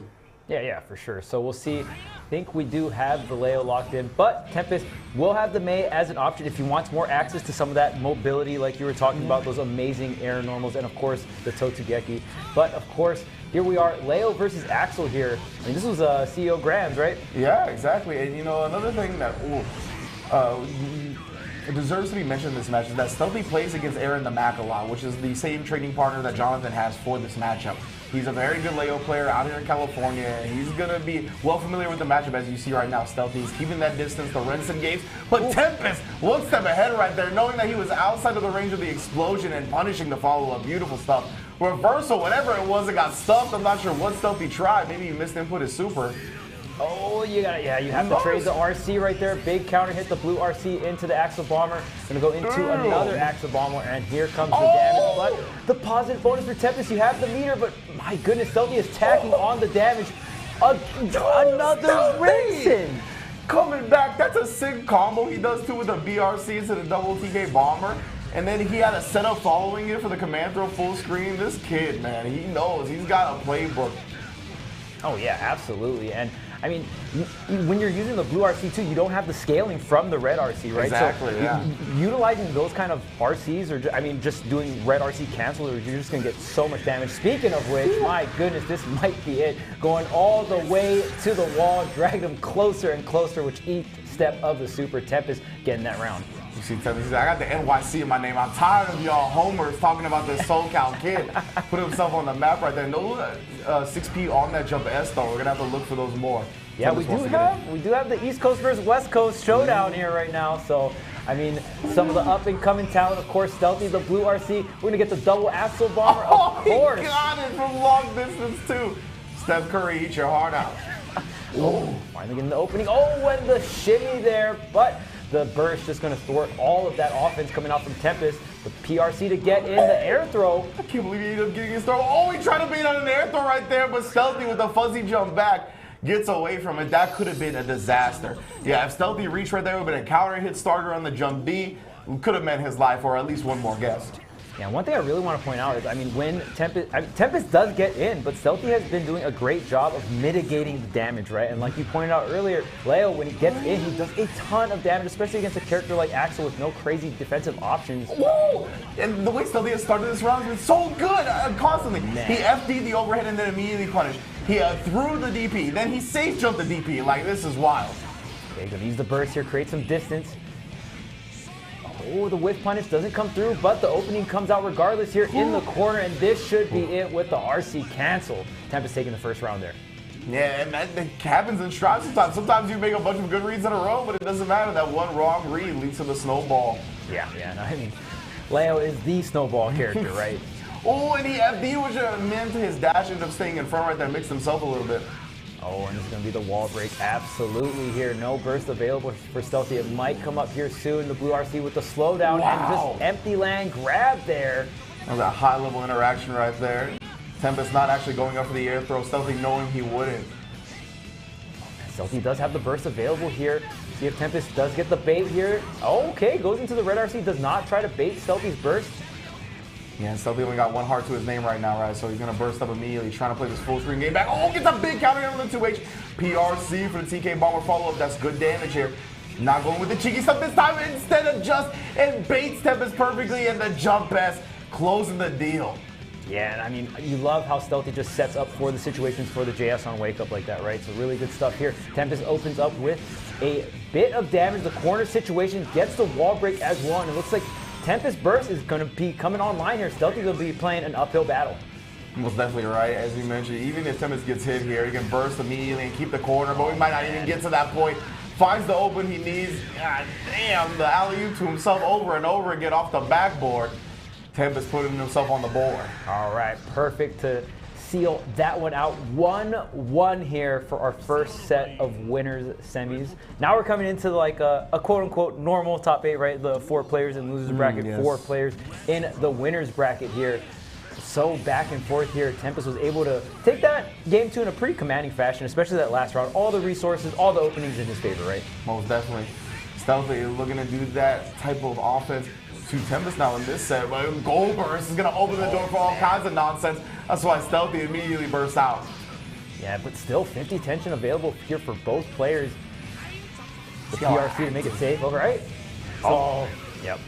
Finally getting in right there, yeah. The forward advancing special, you know how it goes. Seeing the FD, but didn't actually take advantage of the whiff properly that time. Stealthy had been really good about that. But no, we see it again. This time trying to backdash a little bit panicky. That might have been a micro dash forward. It's a block, and he just got backdash. That does happen in this game sometimes. Okay, 2K here, getting the opening. Setting up the Rensen. Keeping this mid-range distance. Tempest playing very patient here. Oh, finds the opening with the red RC. Is this going to be enough? No, it's not. Stealthy barely alive here, but one more opening, and that's going to be it. So hard to block Leo in that situation with the back turn and everything. And Tempest is so good at saving those back turn cancel throws for round-ending scenarios. Yeah, right? yeah. He just really conditions you to make you block all this Leo nonsense, and then to end the round the throw and the 2D rearing its head. It looked like it got above the crouching normal and then counter hit Stealthy. Oh, man, and Tempest kind of having all the momentum after game number 1 in his favor here. We'll see if this game 3 will just get swept up under the rug, and we'll have a 2-1 lead here for Tempest. The red RC after the tap dust. Oh yeah, not too much of a combo. Oh no, but Stealthy bursting out of range. Tempest with another beautiful stance cancel to make sure he stood out of that range and taking it 2-1 now in the set. The burst bait, that is going to cost your life, and that is going to cost game 3 here for Stealthy. So Tempest is the one up 2-1 here against Stealthy. Stealthy able to take out Hotashi, but Tempest might be like, thanks for knocking Hotashi out of winners for me, buddy. Right? Let me just get this free ticket into winners finals. Tempest looking very strong now. Stealthy trying to regain his composure, slow down the match a little bit, but again, yeah, Tempest has done such a good job taking advantage of those post-Renson situations. Okay, Stealthy getting a bit of control here. Oh, he didn't go with the follow-up there. Oh, yeah, man. He went the lines then again, trying to FD him away. Nice 5P to stop that. The Berserker slash cross-up, quick RC to get the big damage. And now Tempest on set point. Yeah, Tempest is able to weave in from this mid-range here, which Stealthy had so much control of game 1, now losing absolute control of the mid-range here, and because of that, Tempest is finding these openings, and it's keeping it his turn. Yeah. Tempest even there, trading effectively with that jump escape that Stealthy attempted. At the wall break, yeah, BRC transition, wants to get there nice. Oh, and intimate. Close these quarters up, tries to close the setup with a backdash. Oh, into the PRC recovery flash kick to stop the throw. Oh man, and the burst was available as well. Stealthy, this is your last chance. Can you book a ticket to at least the game 5, maybe to winners finals here? Tempest just needs one more opening, and Tempest just gets that 3-1 here. Tempest in winners finals. Beautiful stuff right there. Making sure that he PRC'd at the end and then flash kicked the button that Stealthy pressed to try to punish the whiff throw attempt. I mean, yeah, Tempest was just on one that set. I thought it was going to be closer with the way it started. I thought we were going to go to a game 5, but it really felt like once he caught the rhythm of where Axel was trying to space and where Stealthy was trying to utilize the Renson a lot of the time, he was able to use that forward advancing special, get in, dodge a lot of the explosions, and that one jump that he got, we did not see the up Renson follow-up, which allowed him to start his offense yet again. Yeah, the matchup knowledge really came through, right? I mean, when you know that the explosion is not close enough to hit you and you're able to advance forward, and I mean, it's a pretty big opening in terms of Axel throwing out that move, right? So we saw a lot of opportunities from that specific situation, like 2 to 3 times, and Hotashi even said it himself yesterday that Tempest was playing phenomenal. You know, was on his list of players to watch here, and lo and behold, TempestNYC in winners finals. Now, I got to hear what the analysts have to think about that. What do you guys think? Let's go. Good. All right. Well, Evan is here, and he's very excited about how that match was broken down. So I will secede. And I want to ask, do you like apples? I do like apples. How about them apples? I love those apples. You like them? Those apples are pretty nice. I'm not gonna lie. Vengeance. Vengeance. Oh, you are Vengeance. I'm satisfied. Okay, very good. satisfied. Good. I just came in here to talk trash. Yeah, that's it. And good fun though. Sure. How thoughts? I know there was a clip that Jake really wanted to get into from this last set. Let's jump into it, Jake. What do we got coming up here? Yeah, so it's actually a nice comparison of a situation that happened twice into the match. So if we're able to get it up here, the first situation happened on early in the set where we see Stealthy has full tension, but you see Tempest try to BRC forward at the beginning to catch maybe just a regular backdash with a flash kick. But because Stealthy had all the resources, he was able to escape, get a full extension, push Tempest into the corner, and ultimately take this round.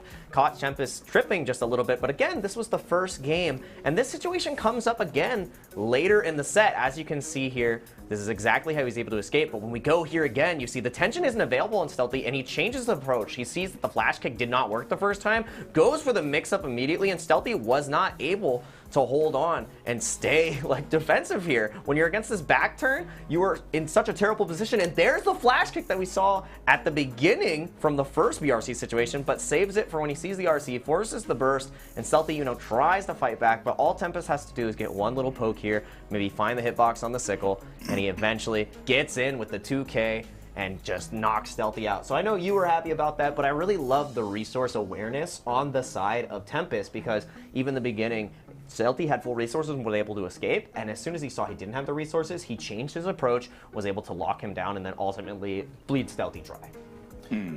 Hell of a set there, honestly, and really well played from Tempest. And you heard Ringe and Charles talking about it there a little bit when we were talking to Hotashi at the end of the day yesterday. Was very much on the Tempest hype train, was saying this is a really good player. He's looking really good right now. Keep an eye on him tomorrow, and rightfully so, because now jumping into winners finals, that's Tempest guaranteeing top 3 in the event. Of course, Stealthy still a shot, still going to be down in there in losers, but Tempest looking really good so far. It's only going to get better here. We do have our next matchup ready to go, so let's go out to the stage and keep it going. Let's keep it Owen indeed. Winners semifinals #1 in the books, and we got Tempest waiting in grands, or winners finals if you will, waiting to see who will be his opponents. Well, let's find out. On the blue side, of course, we got Paragon's Flash versus Vizio's Jonathan Tene on the red side. Second winner semis. Let's get into it, boys. Take it away. Go, Jonathan Tene versus Flash.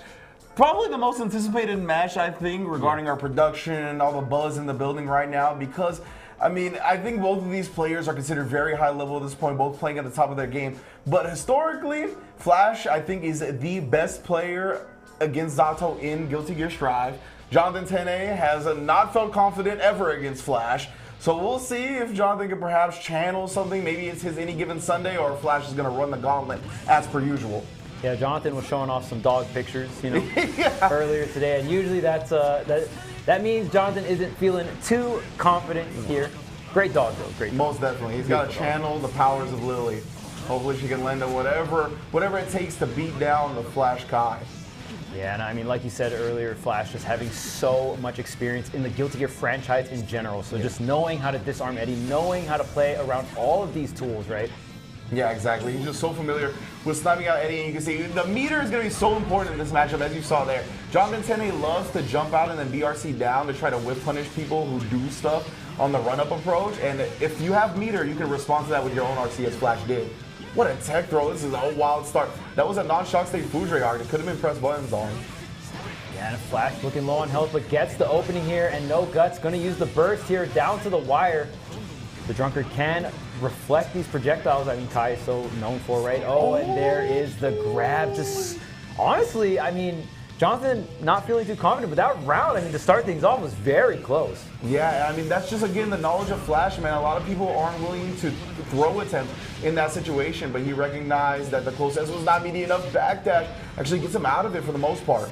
Oh, and here's the reversal throw into the corner, the meaty fireball as well. There's a chicken block, the tech, the PRC into the reversal throw. Jonathan, great resource management. The yellow RC is going to get rid of the Eddie, though. Man, we're just getting reversal throw after reversal throw. This is a very high-paced matchup, honestly. In Flash, starting to tick throw games. Oh man, Yaps always likes to refer to Kai as a command throw character. You can see why right there. Just throw it over and over in the corner again. Getting the OTG for the kill. Flash up 1-0, and it's looking like how we thought. Yeah, and I mean, when you look at both these characters, I mean, especially the first game, right?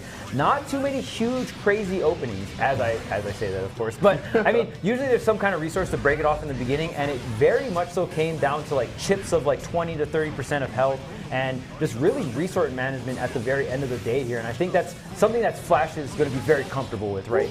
Yeah, and then Flash, you can see always exposing the gaps right there, getting the DPs out immediately. He never gets bullied by fake Eddie Zato pressure.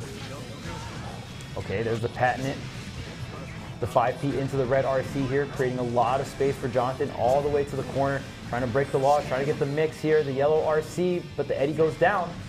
Yeah, and that's partially what that breaking the law is about, baiting out YRCs, trying to confuse the opponent. You can cross under with it as well, but oh no, the 2P whiff punished perfectly by Flash. And we're really starting to see the matchup experience, the matchup knowledge, even that legacy knowledge from previous Guilty Gears, right? Going to come in huge here for Flash, like you said. Not scared of the fake Eddie setups here, but no burst available here. Finally, Jonathan running a good amount of offense. There's the leapfrog catching the jump, going to get the wall break with the sword. Yeah, beautiful start from the round. Jonathan opening up Flash, thought he was going for the command throw, so he was jumping out. Wow. Ooh, stun dipper. Yeah, you could stun dipper after that first hit of Pierce, and Flash very consistent with that because you hit Eddie, and then you make Zato block the second hit. Yeah, and that's going to be such a great tool, right? And I mean, every time we see the Sword Super from the wall break, we always see Jonathan start off with that needle, so maybe going to have to switch off that offense. Ooh, Flash got caught, I think, right there trying to challenge. He's having to challenge so successfully so many times, right? Right. So I definitely get trying with that. All right, so Jonathan finally getting some footing here, getting a round on the board here. We'll see if it is the turnaround. Flash going for the run-up shimmy here, keeping the pressure on the left side. Doing a shock state up, and then again, you see that you cannot summon on me when I got the stun dipper RC like that. Hits Eddie, and because he hit Eddie, you get the red RC, so it hits Zato as well because he's in the animation of summoning Eddie. Beautiful stuff from Flash. He just knows the matchup like the back of his hand. Yeah, and you're able to pop that red RC when you hit things like, you know, Eddie or the Happy Chaos clone, stuff like that. It's very, very useful, right? Getting that slowdown or just getting that red RC hit even to convert into the corner, and even it converted into the round there for Flash. Yeah, oh my, and the instant block actually made sure that the block stun wasn't that much. And then the Sacred Edge to delete Eddie goes through, making Zato block. I mean, Jonathan, it seems like it's all falling apart right now. He's scrambling for some throws. Can't find it, and Flash with the long distance, the Trae Young dash-up throw. Man, Flash wrote that book, How to Fight Zato, right? Dude, he's the author. My goodness, we're seeing every trick in the book here. Eddie has no play time right now. When we call this guy the best player against Zato, I do not do it lightly, I promise you. Yeah. I mean, it's just so much knowledge here. And I mean, even knowing how to use your meter against Zato as well and Eddie. Honestly, we have not seen Eddie play. No. I don't think Eddie's a fan of Flash right now. Yeah, exactly. Flash, I mean, you just are writing the blueprint, basically, teaching everybody how to play against this character properly. And it's not easy. He's just damn good at it. Oh, and there's the burst, gonna disarm the Eddie. There is the Sword Super as well to close in the gap. Gonna force the burst from Jonathan here. The Drunkard Shade gonna reflect, and finally something going here for Jonathan. Unfortunately, he doesn't have any meter available though. Flash still in control in this post-stage transition situation. RC and trying to chip him out using the charge stun edge. Jonathan only a little bit of meter available, reflecting the projectile, but again, the air stun edge sniping out little Eddie. He just never got a chance at life. My man Eddie didn't get to grow up, nothing. Just got snuffed out in his youth. Flash 3-0ing Jonathan Tene and taking his spot in winners finals. Dang, man, Eddie didn't get to graduate high school, go to college, just done, man. Dropped out. My goodness, Flash coming through with the matchup knowledge. I've never seen Eddie die in so many different ways in a singular set, right? It's wild. Like, so Jonathan did like the standard Eddie pressure where he would like drill and then Drunkard Shade and then drill. And you saw to answer that, he like jumped up and backdash and did jump S. We saw the stun dipper to challenge Pierce. We saw the air stun edge to challenge when he's in the sky. Like, he just knows how to snipe out Eddie at every angle. Man, and if you had to guess yesterday, let's take a trip back into the past, right? Would you have guessed Tempest, Flash, winners finals? I don't think so. I think I would have had Flash in this side of winners finals. I definitely think that was likely, but I did not see Tempest making it. And as you mentioned, Flash had been having a lot of praise for Tempest, said that Tempest has been playing really well this tournament. So it's going to be a hell of a winners finals, 100%. Let's see what the analysts have to say because this has been a wild one so far.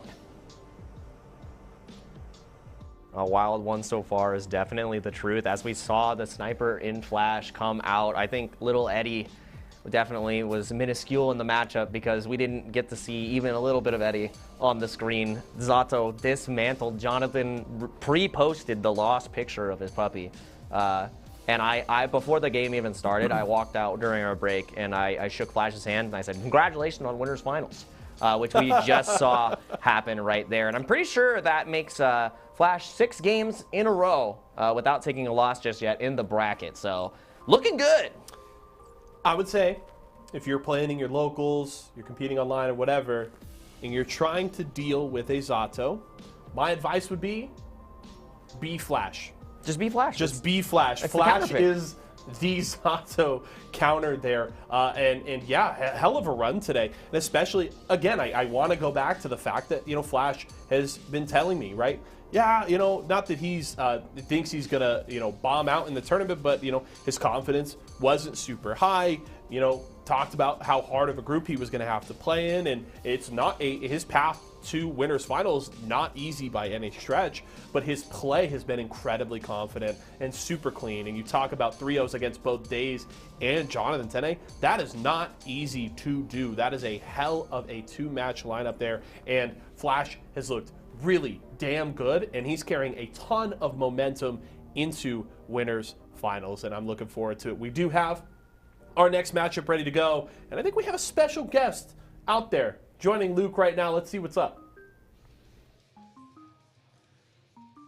All right. Winners semifinals is a wrap, and we are jumping down to the elimination side of the bracket. Of course, that first matchup, as you guys know, Moist Hotashi versus Excedrin's very own Solstice. But before we jump into the action, I got Hotashi sitting right next to me, and of course, a very special guest, as we wanted to give him a boost of confidence on his way in. What do we have to say?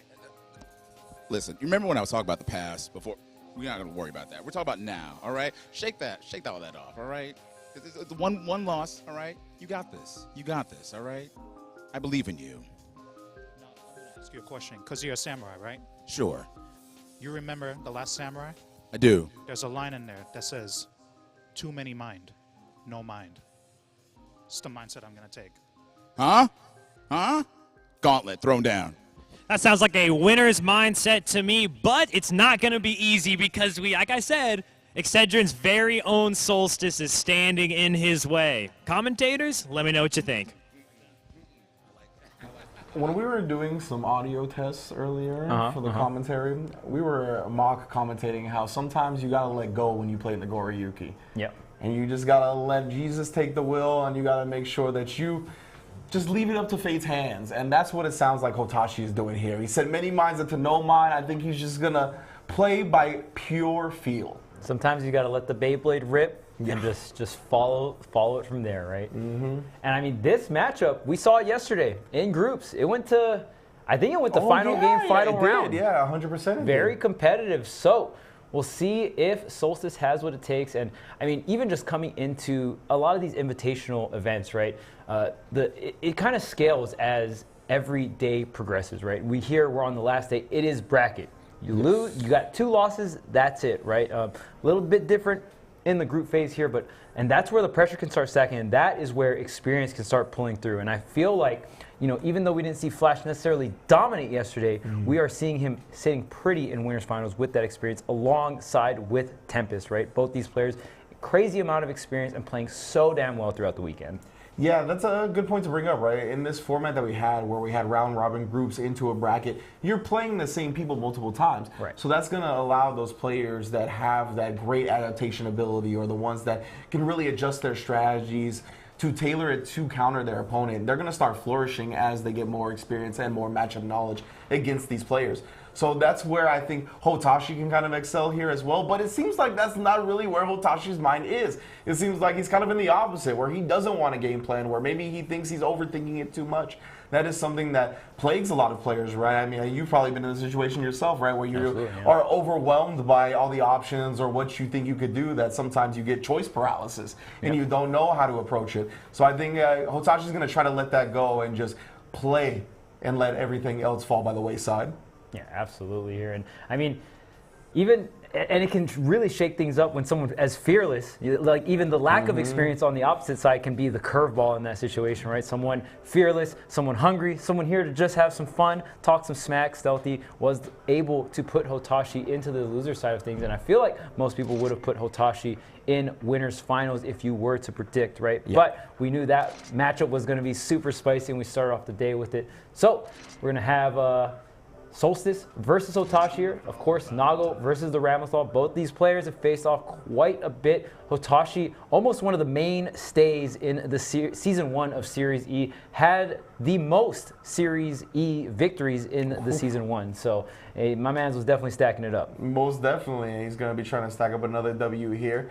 And on the other side, Solstice, another good point you mentioned was the fact that the round-robin format gives you a little leeway when it comes to losses. You can lose 2 times and still be in the bracket, like that's what happened to Solstice. Right. Went down 0-2, able to bring 2 games back. Today, you go down 0-2, you don't get another chance. Yeah, there's no second chance. Or no third chances. Yeah, you get a second chance. No third. So Solstice has to get themselves together now make sure that they bounce back, and this is perhaps the toughest person to do that against. Hotashi, losers bracket unleashed Hotashi. See him slapping his cheeks on the face. He's trying to wake up and make this run. Yeah, and I mean, Hotashi is no stranger to winning the tournament through the losers side of things, right? You got to play a little bit more games. You got to mess up a little bit more opponents, but Hotashi has definitely done that in spades before. I truly feel like there's certain players that do not play their best until they are in the losers bracket. Like they need their back against the wall. Yeah. Hotashi, I'm not sure if he's one of them, but right now he is playing like a caged animal for sure. Holy smokes. And just letting the Beyblades flow within you, right? Yeah. Exactly, my man is letting the chakras go. Yeah, and of course, look at this corner situation.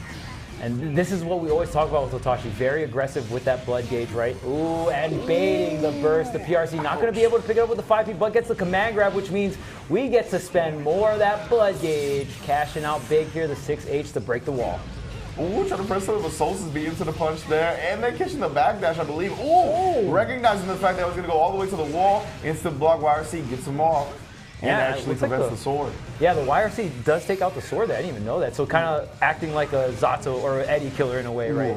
Yeah, I believe for the YRC on like the sword explosion right there, you have to time it to where your YRC invul state like bypasses the explosion, you know what I mean? And then that way you're able to keep Ram at bay as well because she's like blown back so she doesn't get the sword.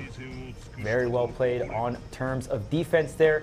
Of course, Hotashi going to be very experienced, so, you know, Hotashi always looks fantastic. He's Beyblading people in the corner, but he also has fantastic defense to back it up. Yeah, exactly. And that's what really sealed the first game for him. Let's see if Solstice can put him in a little bit more situations where he has to make defensive choices, because right now it's just all offense all day. Yeah, and that 5K is such a, like, Nago has so many different tools and so many different ranges that are so powerful, right? Oh man, the super with the wall break. This should actually do it. Oh, yeah. Almost definitely. Yes. I'll put your mansion on my wall. Are you kidding me? Sending her to the painted realm. Yeah. Well done. Yeah, no wall break required on that one. That initial slash did quite a bit of damage there. Oh man, we're starting off with 2 stacks of blood here already for Hotashi coming through. Another Beyblade here. Could get a pop. We're probably going to get a pop here soon. Yeah, needs to get a hit. Oh. Wow, still, what amazing management. Okay, there's the pop, but catches the jump. Amazing management coming out from Hotashi there. Yeah, I think Solstice got kind of caught up. Oh no, to the fences and beyond.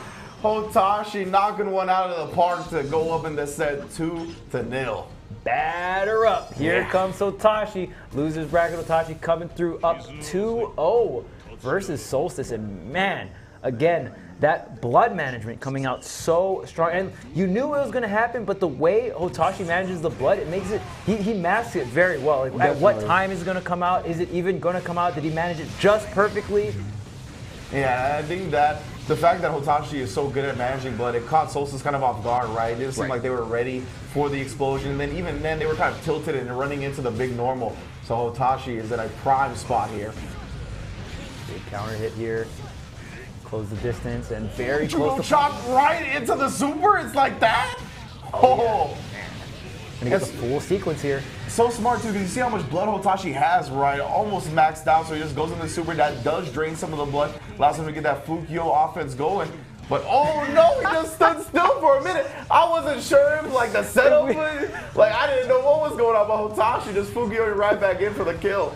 Yeah, the commentators got mixed. Yeah, I was like did our stream freeze? Like, did our feed mess up? What happened? Is the Wi-Fi good here? What's going on? Yeah. We're offline. What's happening? Hotashi was just staring into his soul. Oh, man. Finally, Solstice getting a bit of offense going here. Something that we haven't seen Solstice be able to do this entire set here. The super to break the wall. Going to have the Oki to start this round start off here. The PRC. This should do the trick with the wall break. No, too much guts on Nago. Yeah, most effective health in the game. And the Goriyuki living on a pixel. Oh, no, and that's all he needs. Good jump out and the kill afterwards. Good stuff. He actually got a little bit of life back from that command grab, too. That's why I took the 2 normals to kill. All right, so Solstice is getting around on the board here, starting off this 3rd round strong. See if we can make this reverse 3-0 a dream. You are fighting for your bracket life, both these players in the loser side of things here. Yeah, exactly. There's no other chances after this. Oh, and then he whips the closest into the command throw. Yeah, that gives Nagoriyuki so much pressure in the corner. PRC on the late full S sequence. Oh, stabs down and puts him in the grave. Both Ramlethal and Solstice for this event. What a showing from Solstice though these past 2 days. Definitely big props to him. Man, and Hotashi just coming through so many command grabs, and when you give Hotashi those command grabs, the blood just keeps flowing. All the new, blood openings in the corner as well, right? The clone is such a strong with the teleport as well. I mean, so much different pressure routes that he can go with. We talked about it, right? Hotashi is the Lord of Blood. He doesn't need Mikola to do anything, right? He's not like Mogamog. He does it all himself, him and his samurai companion. So well done. He'll be moving on to the losers quarterfinals, or at least losers round 2, to keep it going. As you mentioned, he's no stranger to making that run all through that elimination bracket. So big ups to Hotashi, once again staying alive. Big ups to Solstice as well, helping us out, giving us a great tournament, being a part of it. Well done to the man, just holding it down with the Ramlethal. Hopefully we see him more in the future. Perhaps a part of Season 2 of Series E, perhaps, maybe. We'll see in the future, who knows. But let me hear our analysts talk about Hotashi and Solstice and the rest of our lovely tournament. I think it's time we add a new Nagoriyuki win quote. Winners take souvenirs. Oh, spicy! Hotashi came out swinging in that set. And coming in, I mean, that's one Hotashi's largely been favored for, right? 1-5 was Solstice's record against Hotashi during the Series E season, so really struggled to win consistently in any way against Hotashi, and it's tough, right? Great player. That's not the greatest of matchups there for Ram, and ultimately plays out here in losers bracket. And you know, hats off to Solstice, right? Quite literally. Appreciate Solstice coming out, competing all season long, competing here this weekend. But Hotashi moves on. Are you proud of yourself? I'm very proud. I think he is. If you're gonna give me an easy slam dunk, right? I teed that one up for you. If you're quite literally, like, I swear, I'm just boom, knock that one out of the park. I can't. I mean, still great showing from Solstice. You know, making it to the top 8. Sadly, falling at this point in the first round of losers, but. When you run it, when you're in your bracket, you're like, oh, first round of losers for top 8. Who am I playing? Oh, Hotashi. Like, I'm sorry, you have to play the best Guilty Gear that you've played ever, or it might turn into a blow up, and that's what we saw right there. So such a fantastic performance from Hotashi. We're going to be seeing more of them later, but again, good showing from Solstice. We're going to see even more great showings. And Luke, who are you going to be showing us next? Well, that's a great question, Jake, and let me answer that with the 2 folks we have left in the first round of the elimination bracket. Of course, we're going to have Daze versus Intel Razzo. These two about to go at it and see who gets to stay alive in that bracket. Of course, we just saw Hotashi barely hold on in that elimination bracket. Maybe those words of the samurai were able to give him the buff he needed, but regardless, we're here, elimination round 1. Let's keep it going, boys. Take it away. A wild losers first round, bro. Yeah. Like the fact that Solstice is out 0-2, Hotashi eliminating them, and now we have Razzo versus Daze. I would have not expected this to be one of them going 0-2 either. 100%. Yeah, Razzo versus Daze, I feel like feels more of like a winter semis kind of vibe. You know what I mean? I feel like most players would have thought that, but here both these players on the losers side of things for top 8. And yeah, we'll see who is able to take it on top here. Daze, of course, on that Giovanna, and both these characters just gonna be able to cash out with a ton of damage here, but Gio gonna have that mobility advantage over Leo. Yeah, and both of these players are so aggressive. We're already seeing it coming out. They showing the willingness to instant air dash, just playing the tick throw game. Talk about Kai being a command throw character. Gio is of the same bloodline for sure. Yeah, strike throw, that's the name of the game here with Gio. The ice skate dash, or be able to set up so many of those situations here. We'll see if Razzo can get any kind of offense running. The back-to-back, I think that was a trade with the drill at the end there. The double up on the spiral arrow, able to trade effectively for Daze on the second top. Ooh, the 6P cancel, actually catching Razzo trying to Abare on the block string. Okay, we got the shimmy as well on that. I mean, like you said, the drill is going to be positive on block, right? So when you're able to set that up, here's the safe jump setups as well. Another throw. Oh my goodness, Razzo, this defense is getting eaten alive. Yeah, good tap does, but you just can't do it with the throw. Razzo might actually get thrown to death here, and that's what the conditioning does, right? You be concerned about it for so long. You don't know when the random dash and the throw is coming, and their Daze is a delayed whip kick, had the RC behind it anyway. Yeah. My goodness, that was the perfect way to end the first game. Such a hard thing to react to as well, right? I mean, ridiculously hard to react to. So hard. Geo dash throw, I mean, probably one of the hardest dash throws to react to in the game. Like, again, you see it right there off that close ass. It is not an easy thing to defend against, like, by any means. Oh, I like that. The 6P counteracting that drill there that is positive on block, but you can contest it. Yeah, most def. You know, Daze, I love that. Just kind of taking this opportunity to get back into the mid-screen and counter hitting and RCing back just in case Razzo shows that burst. Waits till he commits to the spiral arrow. Well done. Okay, gonna go. Oh man, another throw coming out from Daze. Did not expect that. Here's the pressure of the poke coming out from Daze now. Trying to create these situations with the close slash. Oh no. Okay, OTG doesn't actually get the kill. Ooh, flash kick.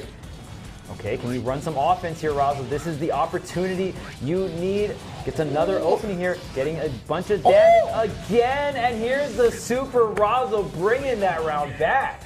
That was so smart. They look like intentional setups right there where Razzo would whiff the button or whiff the end of the move right before Daze woke up to bait Daze into doing something. He just got hit by the perfectly timed back turn meaty. Yeah, it's so hard in those situations because it's like those quick like OTG and then it's just like, okay, well, you're back to blocking. You have to go immediately. You don't really have time to wake up and think about your option, right? Yeah, and when you're in that situation or when the person that's doing it to you has low health, you are so tempted to wake up and press the button. Yeah. Because even a trade will win the round for you usually, right? Right. So Daze going with the super here, going to be able to break the wall, going to get the plus frames on the knockdown due to the stage change from the super. Oh, a ton of meter on Razzo's side here. Oh, and there's the immediate burst, the counter hit from downtown into the super here. Gonna get close enough to the wall. No, oh, wow, the red RC, but misses the charge done. Oh, and after all that, Razzo gets the big decision in the end, jumps out of the throw attempt and takes the dub. Yeah, so Daze went with the super very early, right, to lock Razzo out of bursting, and then went with the RC at the end and to like a charge dust to try to do a burst safe combo that would kill. But the dust just ended up whiffing and Razzo with that clutch last decision. Yeah, unfortunate drop combo there because he probably would have got the wall break as well for the damage to take that round there. Those are the worst kinds of drops, but got to shake it off here. 1-1 here for Daze. Daze running this offense per usual into the super. This should be close enough for the wall break here. Zoolander, the breakdance fighting. Oh, the safe jump. And flash kicking now is trying to make it a little bit more unsafe. Ooh! Another throw here in the Lions Den. Which way are we gonna go? Can Razzo bring this back? Gets the counter in, but Daze bursting up, wants to hold on to this heart. BRC didn't actually catch the slow, but doubled up on it to make sure the slow happened. Tries to see the mix-up, but tried to challenge instead of just holding the block. So many blue RC, the counter hit. This should be it for Razzo. And Razzo really turning this set around. It looked so dominant for Daze. It looked like Daze was going to go up 2-0. Exactly. This, as far as I'm concerned, this could have been 2-0 with Daze up around in this match as well. This could have been set point for Daze, but instead Razzo on the verge of taking a lead in the set. Here's the left-right mix-up with the air dash. Of course, Gio also having a great air dash combined with that great grounded dash as well. And here's the corner pressure coming out. But got the burst here, the air super. Ooh, the fireball's gonna intercept. Yeah, and like Razzo jumped up and blocked it too to perhaps make sure that she landed back into the fireball. Yeah, that was real wild. Yeah, having that set up with the offense as well. And look at this, Razzo cashing out on the damage. Is the super enough with the wall break here? Not enough. Oh my goodness. She barely even see her health. Yeah, FDing to prevent the chip here. Has a little bit of meter to her name. Daze making a block in the air, though he has a lot of blocks done, gets the throw. The safe jump setup here. Daze has some offense to run. Oh, got him reaching. Not enough to kill off yet, but the throw is gonna not do it, but the OTG will. Daze, how are they doing this, Charles? They keep having magic pixels and bringing it back. Yeah, I mean, both players with a pixel, but only one person's dream can come true there on that round. Daze is able to finish it, even though Razzo had 50 tension now coming into this third round. This is big Game 5 energy, but it's only Game 3. We still have matches after this regardless of the result. Razzo now looking to take a dominant round. Daze, though, this is when the round has really began. Once one person is on death's door. Oh, but the door is shut this time. Razzo with the perfect to take the lead. sick comeback, but let me show you something even sicker. Here's the perfect, and now Razzo up 2-1 versus Daze, and again, this is just crazy to me that we could see one of these players essentially go 0-2 in the bracket. In the bracket, that is wild. Razzo and Daze, both of these players are phenomenal. Like both of these players, if I looked at the list going into this, they would be two of the top most intimidating players to me. These guys, so it is wild. All right, so going into this game number 4 here, I don't know about you, but I definitely want to see a game 5. Oh yeah, please. These games have been give me a game so 5. fire. We'll see if Daze can make that a reality right now, but Razzo has been making such great adjustments to their offense. See, but that throw game has been the thing that has paid Daze's bills so far in this set. 3 throws to start this set. Oh, I thought he was going for a 4. Oh man, especially when you start stacking it up like that, it can start getting in your opponent's head, and there's the double up on the close slash here. Daze still has the burst available. Are you going to be able to seal this around here? There's the tech. Oh, nice job from Razzo putting out a 2K preemptive stoppage. Oh wow, great conversion from the 5P there. Going to keep the pressure going, get the back turn here, but the burst going to break that up. At least you get the burst out of Daze if you're Razzo. Of course, Razzo wants the round. The throw is going to be enough though. But you got the burst out of Daze. That's a big W. Exactly right. Yeah. Now if you get him in the lines, then this time around, there's nothing that's gonna save Daze. But however, ooh, the safe jump is there. Get your flash kick out of here. Charge dust combo as well. Ooh, making it pay for it double time. Yeah, it's optimal stuff coming out here from Daze, getting a bunch of damage and the wall break. And just jumping over the fireball in case Razzo tried to swing into it, put out that jump normal. Oh, 6P in your face. Oh, the left, right, again. Oh, the wake up super. Do you have the counter on deck? No, you don't. The red RC, we'll see if it gets dropped this time. Oh, it's gonna go up and over there with the kicks into the close slash. Indeed, and we are gonna get what we desire, right? That game 5. All right, so we've seen many adjustments throughout this entire set, just back and forth here. We'll see who can clutch it out. Game 5, they are on their tournament life right now, both these players in the loser side of things. Yeah, we've seen Razzo showing the guard point stance here in this round, and that's something I feel like they haven't done yet. So that could be something that catches Daze off guard, leading to a big hit. Oh, the trade on the 2S and 2D. Nobody was following it up, though. Oh, Daze gonna get out of the corner here, gets a little bit of ground, the drill set up, a little bit of shimmy, goes over with the left mix. It's wild to see the options, right? Like even on the plus range spiral arrow backing up because of the flash kick threat. There's just always something both of these players can answer with, and there's the guard point stance into the attack.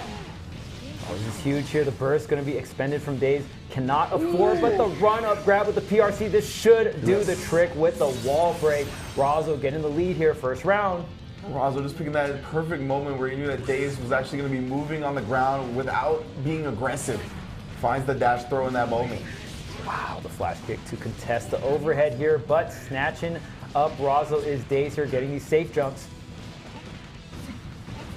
Ooh, the whip kick. Oh, into the clash, and then this time Razzo was ready. Had the Berserker slash cancel on deck. The blue RC waits out the counter, but you have the PRC to make it safe. So good to just flash kicks Daze punish attempt. Now Razzo, all the momentum on their side. The ankles are getting broken yet again. Overhead, the dome is protected though.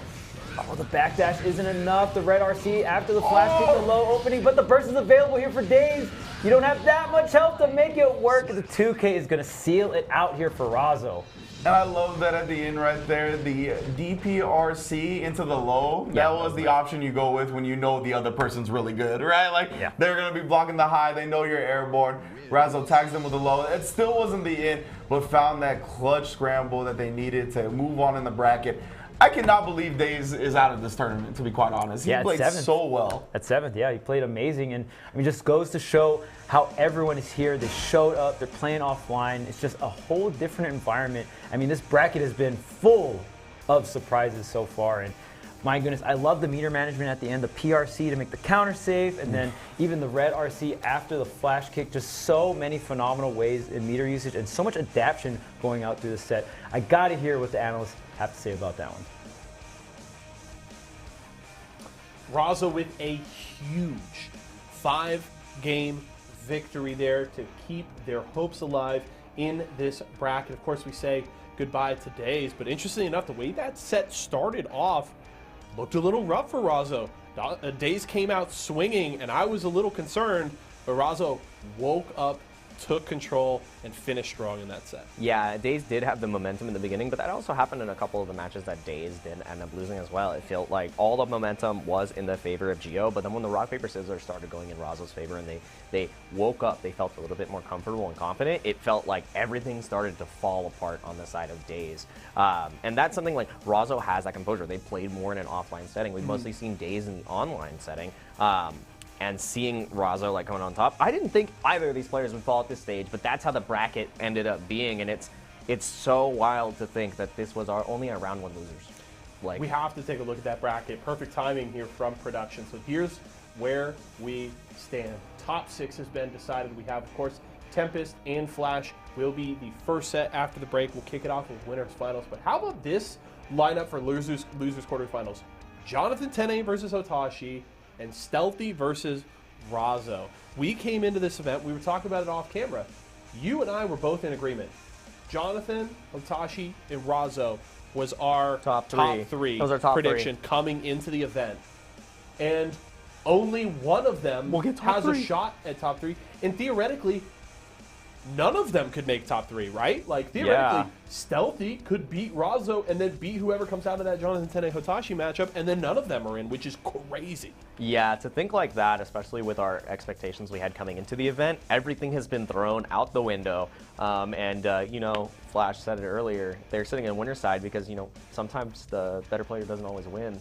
And right now, the better player has been winning as Flash has continued to carve through this bracket. So I'm excited to see him fight Tempest, as Tempest, you know, Hotashi was speaking, one of the best in the world, has now shown up and been so strong. But I did not expect that our Arc Revo finals, the number 1 and number 2, were going to be a loser's match to not even guarantee like a 3rd place finish. And I know that you're guaranteed to have some fun with this next little segment. I know you enjoyed Jeopardy last time, and we've got an even better Jeopardy game this time around, so please stay tuned. We've got even more Guilty Gear action coming up, and some pretty funny questions as well.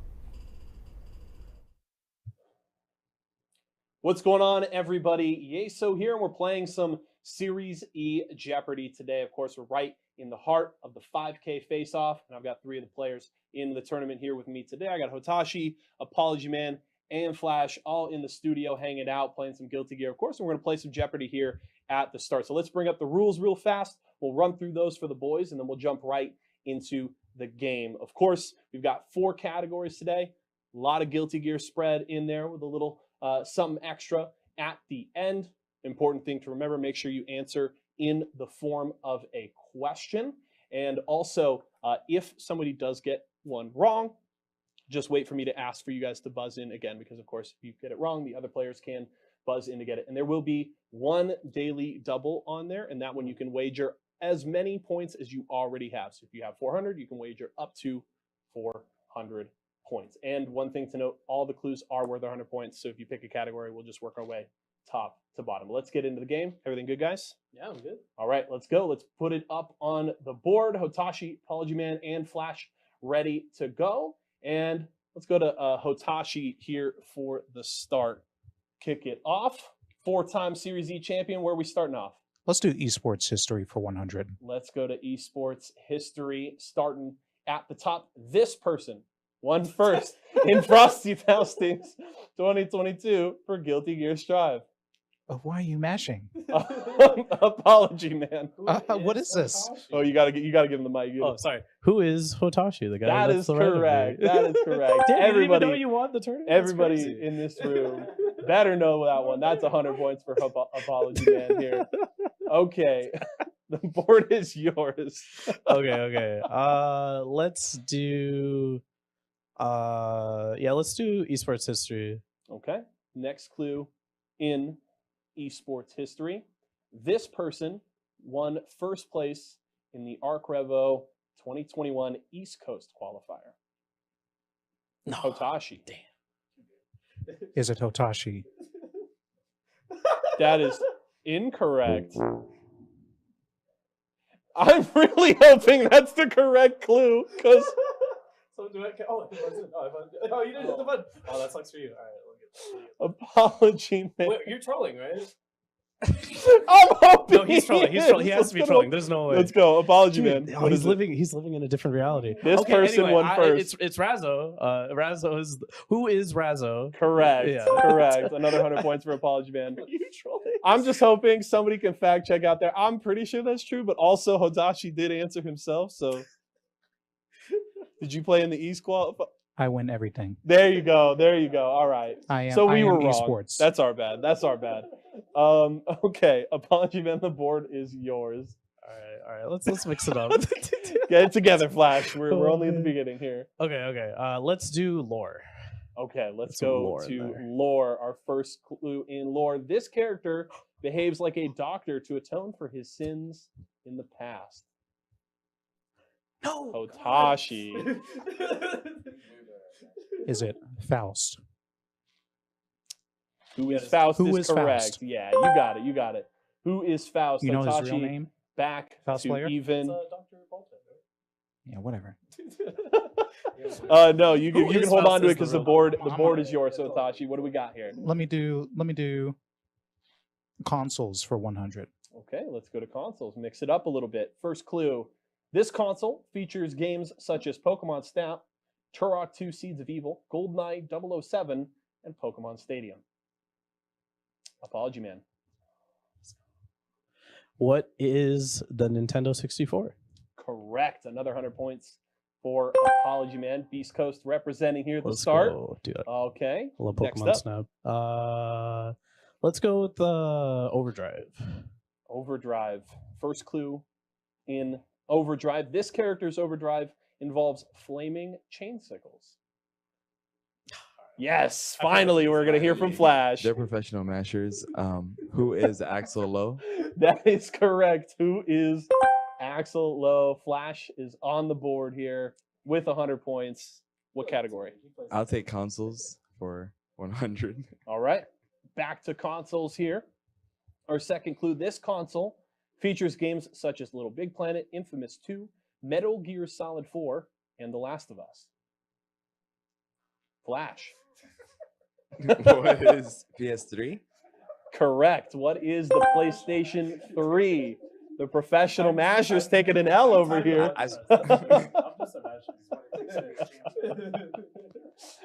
Next clue. Where are we going? Yeah, I'm not mashing anymore. Oh, I'll take consoles again for 100. Back to consoles, says Flash.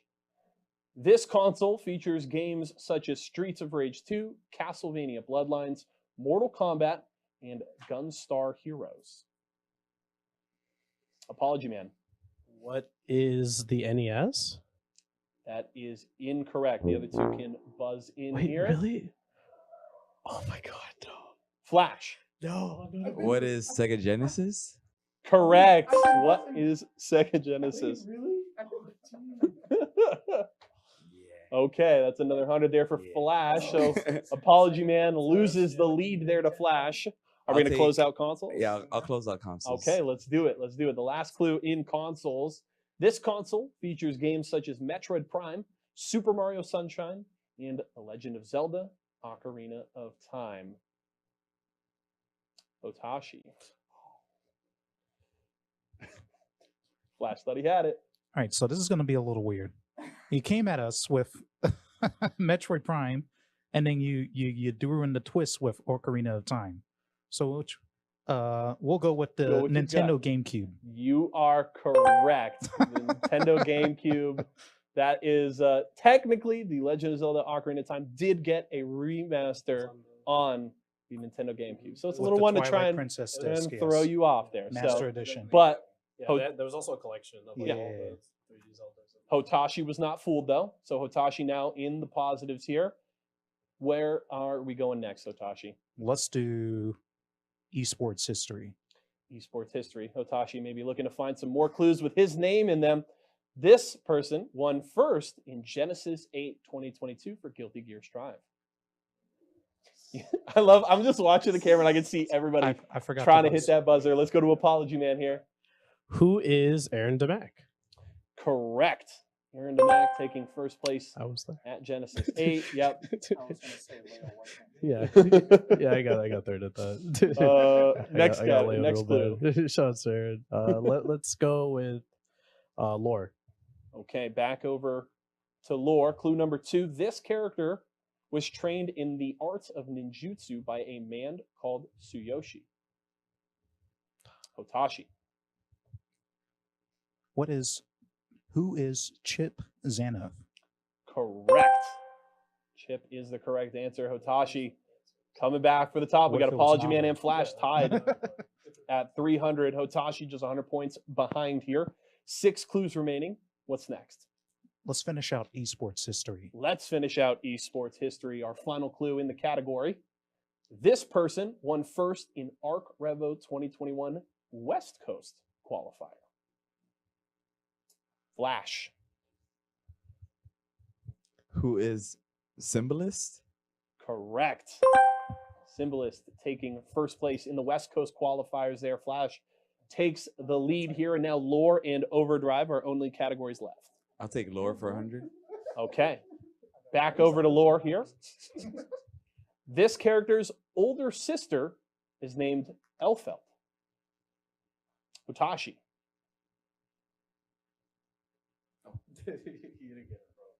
Who is Ramatal Valentine? Correct. Hotashi up to 300 points now, tied for second with Apology Man and 4 clues remaining. Let's close out lore. Let's do it. Last clue in lore here. This character was the rightful leader of the Assassin's Guild until his fall from grace by his former lover. Hotashi again. Who was Zato 1? That is correct. Hotashi. Hotashi got it. Hotashi caught himself. OS. And that means Overdrive, our final category, with Hotashi and Flash tied up here. 3 clues remaining. Let's do Overdrive. Let's do it. Why not? Our second clue here in Overdrive is our daily double. So, Hotashi, you can wager up to 400 points. What do you want to put up? I'll put up 400. Hotashi going big, looking to double his score here, wagering 400 points. And he is, of course, the only one that can answer this daily double. What are you mashing your buzzer for? So let's see. You're practicing? The second clue here in Overdrive. This character's Overdrive involves a giant whale. Who is May? That is correct. 400 points for Hotashi, doubling his lead here. 2 clues left. Let's go back to Overdrive for 100. Let's do Overdrive. Yeah, right? I mean, can we just sneak another daily double in there to give him a chance? This character's Overdrive involves a Japanese style painting. Wow. Who's got it? He's just an apology man. Who is Anji? That is incorrect. What? Minus 100 points Does it- for Apology Man. Oh my god. Flash is going to buzz in there. Let's go to Flash. Who is Biken? Incorrect. Minus 100 points for Flash. Do you want to take another try? If Hotashi wants to, I think Hotashi has. Let's go to Hotashi. Who is Nagoriyuki? Yes, that is correct. I thought that was half the reason why he handed it off. He had the lead and also already knew the answer. It was just like, whatever, you guys can figure it out. That's another 100 points there for Hotashi. Let's get the last clue up on the board here to close out Overdrive and the game. This character's Overdrive flies the opponent above the clouds. Apology Man. Oh, okay. Yeah. Who is Potemkin? That is correct. So Apology Man closing out on a high note there with the final question. But tied in second place with Flash at 300 points. Hotashi, our Jeopardy champion. Congratulations. He risked it all on the daily double and got a May question and took the dub. And you know what? You delivered on your winning everything. Free. Thanks so much for watching, everybody. We'll be back here with more 5K Face-Off in a bit.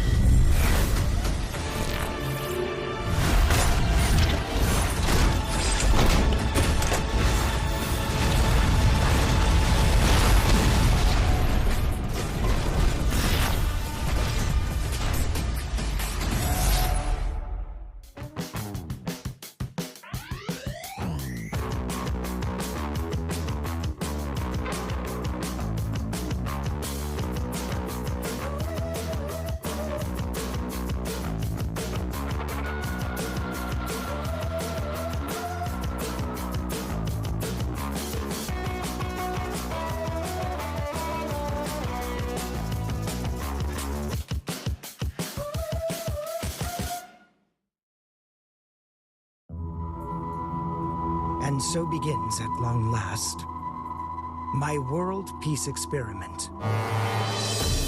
Asuka knew that Ino would pose a threat if she ever awakened, so he created a Jacko to prevent that, in order to save her. That other Jacko... Mind telling me why you're really here? The flame of corruption. Sole bad guy. Our plan's completely shot to shit if he shows up. Your conclusion is meaningless. The most important thing for me is drama. An unregistered weapon of mass destruction has been activated. This is about to start another world war! Retreat! All right then, let's all give Asuka a hand. What is this? World peace. Ready in just 5 minutes.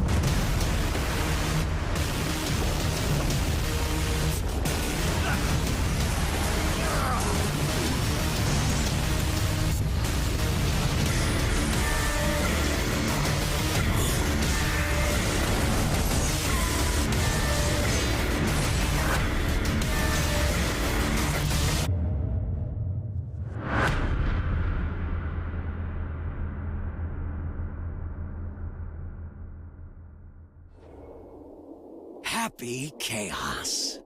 Happy? My name. I could be anything you like, or nothing at all. But I do exist.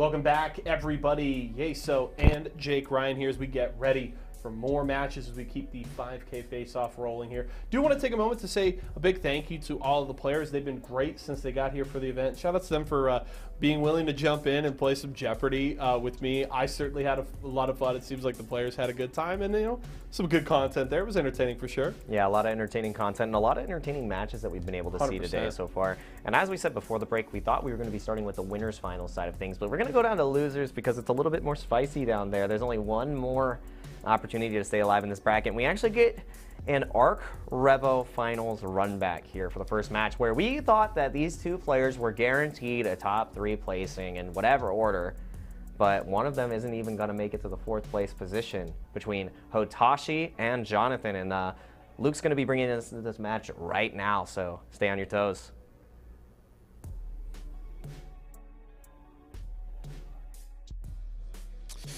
All right, we are back. It is time for our losers quarterfinals. And like the analyst said, it does feel a little bit like a grand finals. And of course, we've seen players like this in grands before. But regardless, we have Moist's very own Hotashi versus Jonathan Tene. It's Vizio versus Moist. And again, we've seen these guys play, I guess countless times, and again, usually on that inside of the bracket, but this time they're going to be fighting just to stay in that elimination run and see if they can make it through. Probably one of the hardest losers bracket we might have ever seen, but regardless, I'm going to toss it over to the casters and let them break it down the action. Here we go. And who would have guessed? In losers quarterfinals, we have a run back of the grand finals from North America, Arc Revo America. It is a wild one. Yeah, absolutely. And just the whole loser side of bracket right now, even on the other side, if Stealthy is able to take it over Razzo, Stealthy has a pretty good matchup against both of these players, being Jonathan Tene and Hotashi, but you have to get through Razzo. You have to survive the Lion's Den. It would definitely suck to get double eliminated by the same character, but it could be possible here for Stealthy. But Jonathan Tene, Hotashi, they've fought so many times in Series E, so this time in an offline environment, and this time in the loser side of things. Yeah, exactly right. This is a losers bracket action match. It's going to be top 8. This is for a significant chunk of change too, right? They're trying to get themselves up in the results to take home that lion's share of the $5,000 prize pot. Right now, it is a money match of grand proportions between these two. And the last time we saw them, it was Grand Finals, North American Arc Revo, where Hotashi won the set convincingly, right? It seemed like Jonathan was a bit uncomfortable in the matchup.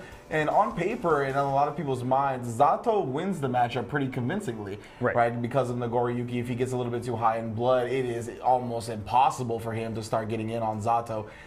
With just being able to put out Eddie and constantly harass with the Pierce and the drills, and not being able to use Shadow Clone to go through that, or any of the Fukios because of your high level of blood, pretty much makes it impossible. And that's what Hotashi is going to be looking out for then, right? He's going to be trying to prioritize keeping that blood low, making sure that once he does have access to the Fukio and the clone, he makes the most out of those scenarios. Yeah, and I don't see Hotashi switching off any other character. It's going to be, ride or die with the Nagoriyuki here. So we'll see if Hotashi can overcome this matchup here. And it can be rough. Once the blood gauge is high, you're not going to have access to those mobility options, right? And Nago not having a air dash or a regular dash, right? Yeah, all of it just really front loaded into the blood. Now, given those blood moves are extremely, extremely powerful, but after you use them so much times, and it really comes down to how many command grabs he's going to be able to get as well, right? Hotashi, we've seen Hotashi shine so much when he's able to get the command grabs off. You're able to keep running these blood moves over and over again. Beyblade's such a powerful gap closing move, 0 on block. So, you just get to close the distance and kind of reset so many scenarios, right? Yeah, and if it's spaced a little bit outside of that, it's plus, right? That's like, wow. It's even just better. always 0 or plus when it comes to the Beyblade. It is definitely a dangerous tool to deal with. And, shout outs to my man Tasty Steve. He always likes to bring up how in-game Nagoriyuki is described as a one-shot character. That's why even if on paper it's a tough matchup for him and he can get zoned out by Zato, he just needs to get in that one time, right? Zato has some of the worst defense in the game. No invincible reversal, meterless or otherwise. So because of that, Nagoriyuki has ways to bait out YRC and burst as well with the Fukio back. It could all fall apart very quickly. So we saw it happen to Jonathan Tene at Arc Rebel Finals. Hotashi was just able to get in a couple of times and make the most of it. And it was a little bit of I would say sloppiness from Jonathan Tene. Self-admittedly, he thinks he's not as good at the Nagoriyuki matchup as a lot of other Zatos. Okay. So despite him being super good at the character, he thinks this is one of his weaker areas on it. So we'll see if he's able to kind of shore up some of the faults and the holes in his defense that he had in that previous set. Because we saw some of the sandwich pressure get thrown a lot, like we saw what happened with Flash, right? You saw Flash able to challenge after the frog when the S was a little bit too close and not meaty enough. That's what Hotashi did to Jonathan Tene constantly at Arc Revel. So hopefully we can get a little bit tighter on the block strings, a little bit tighter on the pressure. Already avoiding one command throw, but no punish. Okay, here's the needle here. Going to start off the pressure. The invite held. The drills are coming through here. Going to reset the eddy. The corner pressure. Yep, going to reset the eddy once again. The tap dust. Great block. Great defense coming out from Hotashi. Now getting fully opened up. The counter hit, though, does open up some things and stalling all this time for Eddie. Indeed, and Jonathan is being relentless, suffocating with the pressure. Like I said, keeping it nice and tight. A lot of time, I think he had one with the 5P, the 6P on that counter hit. I wasn't exactly sure. I looked away for a moment. But either way, Jonathan keeping him in the corner and just bulldogging him down, one round to his name. Yeah, and I'm going to need Eddie there to finish off the wall break just barely enough. Of course, Nago having a ton of health. You are that one-shot character, and you got a ton of health to work with to kind of create that situation here. Jumping up and over, though. You know, coming to the Beyblade there, yeah, it's going to crank the wrist gauge a little bit, or excuse me, not the wrist gauge, but the blood gauge. Yeah, this blood gauge pretty high here, but right now Hotashi is where he needs to be. Has Jonathan in the corner, oppressing him with all of these huge normals, right? That's just where you want to be. Use that blood gauge to create that situation, and when you're in that situation, beautiful 2S to disarm Eddie. You see, with Zato having no health, Hotashi didn't even need specials, right? He had the crank blood gauge, he just needed normals to finish him off. Oh, he tried for the fuzzy jump, he did avoid it. Yeah, there's a lot of distance to go here, so yeah, Jonathan just going to stay on this left side here, creating this corner situation in the mid-screen here, something Zato can do. Yeah, and Jonathan just didn't let go of drills quickly enough right there. That's supposed to be a 3-frame frame trap, but he messed it up, but he is well aware of the blood gauge, doesn't get a big combo off of it, but does take Hotashi down to his pixel, puts the mask back on. Oh, but now Hotashi can go wild, though. This is an empty blood gauge. The world is his oyster. Oh, gold bursts out. Hotashi has to get back in all over again. One RC spin, Y RC block, B RC to block the burst. Jonathan Tene stays one step ahead. Hotashi giving the props up. That's the way we want to start our high-level sets. Wow. Back and forth, back and forth. I was like, how much resources are left to use at this point? But beautiful baits coming from both ends here. Baits on the YRC, baits on the burst. Jonathan able to have that extra 50 tension to make it work here. Jonathan Tene going to take game number 1. Hotashi looked like he was cooking there. We're very surprised on the blood gauge pop. We usually see Jonathan go with the command grab punish. Yes. I mean, it's just such a long animation, right? And you really kind of get as much possible damage. But nonetheless, oh man. Yeah, I mean, that was a good burst because the wrist gauge was all the way cranked. He might have honestly died from that combo. So Yeah. I understand Jonathan trying to hold on to the heart here. And especially because Hotashi's about a blood bar and a half in. What a backdash right there. Actually does dodge the normal. He's going to be able to take advantage of it. Put him on a painting real quick. Is it enough to get the kill though? I think it is. Oh yeah, oh, yeah. No guts. Zero guts gaming, baby. Yeah, and I mean, Hotashi starting things off very aggressively here. Game number 2, Jonathan was able, oh, the counter hit. This is huge. Yeah, you're going to get the double close slash there. Getting a ton of damage and a great situation, but Jonathan turning it around with the reversal grab. Oh, beautiful. The double delayed overhead right there. Oh, he breaks it with a jab. He actually built meter in time. Yeah, and you have the positive bonus, but there goes all the blood. Oh, no. Running it back. Hotashi getting a ton of damage, baiting out the burst with the back Fukio like you were talking about, right? And that was a very quick game number 2. The one-shot character coming through. Yeah, it was interesting. It really, that game was won behind the meta revolving around Beyblade. Right. Looks like Hotashi's going to take a break here. Oh, get some water perhaps.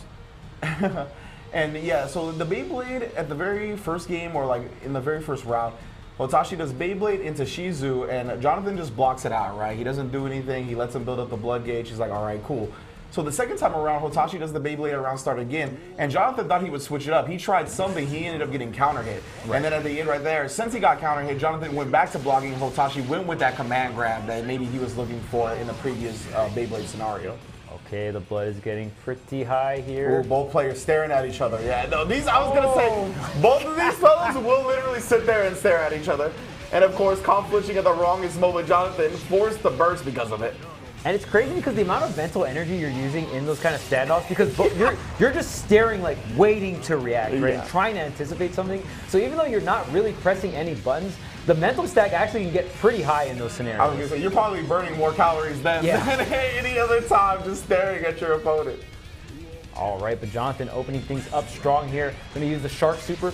You're gonna see that more so from Zottas when they're trying to close out the round combined with the wall break, right? If you can't get the the round close, you just go for the Sword Super, reset, get the round start with the Eddie there. Hotashi opening things up with a wall break of his own. Yeah, looking good on the bounce back. Oh yeah, the positive bonus coming in high, and he gets the command throw. You might as well go to the next round, fam. Oh, this is dead actually. Super dead here. Could have probably gone into the 6-8, but gonna close it out with Super. Gonna close it out in style here. Hotashi taking that round. For the painted world once again. Yeah, that was a question on the Jeopardy. yeah. So we couldn't hear, but it seemed like two people got it wrong, which I don't even know how. I feel like all the commentators make puns about that Super being a painting. The painting on the wall, of course. Hotashi keeping the pressure. Going to force the burst out from Jonathan here. Jonathan going to take this opportunity, drive Hotashi all the way to the right side. Gets a little bit chip at the backdash here, the reversal throw. This is huge. Yeah. Oh, we got backdash coming out from Jonathan as well. Ooh, gets clutched up again. And then the close as catching the backdash, catching the jump, whatever it may be. Kalame's going to make him pay. This is going to be a lot of damage with the wall break. Going to put him on life support. Yeah, is it going to be enough? Barely surviving here for Jonathan. You got some meter, but it's Hotashi with the mix. The blood burst here. Do you have enough time? Yes, with the PRC. Going to get a string out. You got to watch for this range, though. Jonathan is one hit away. Oh, and there's the Fukio into the grab there. The strike throw is coming through. The full screen strike throw, right? Yep, Isn't yep. Nago such a character? The clone into the double Fukio, catching him out.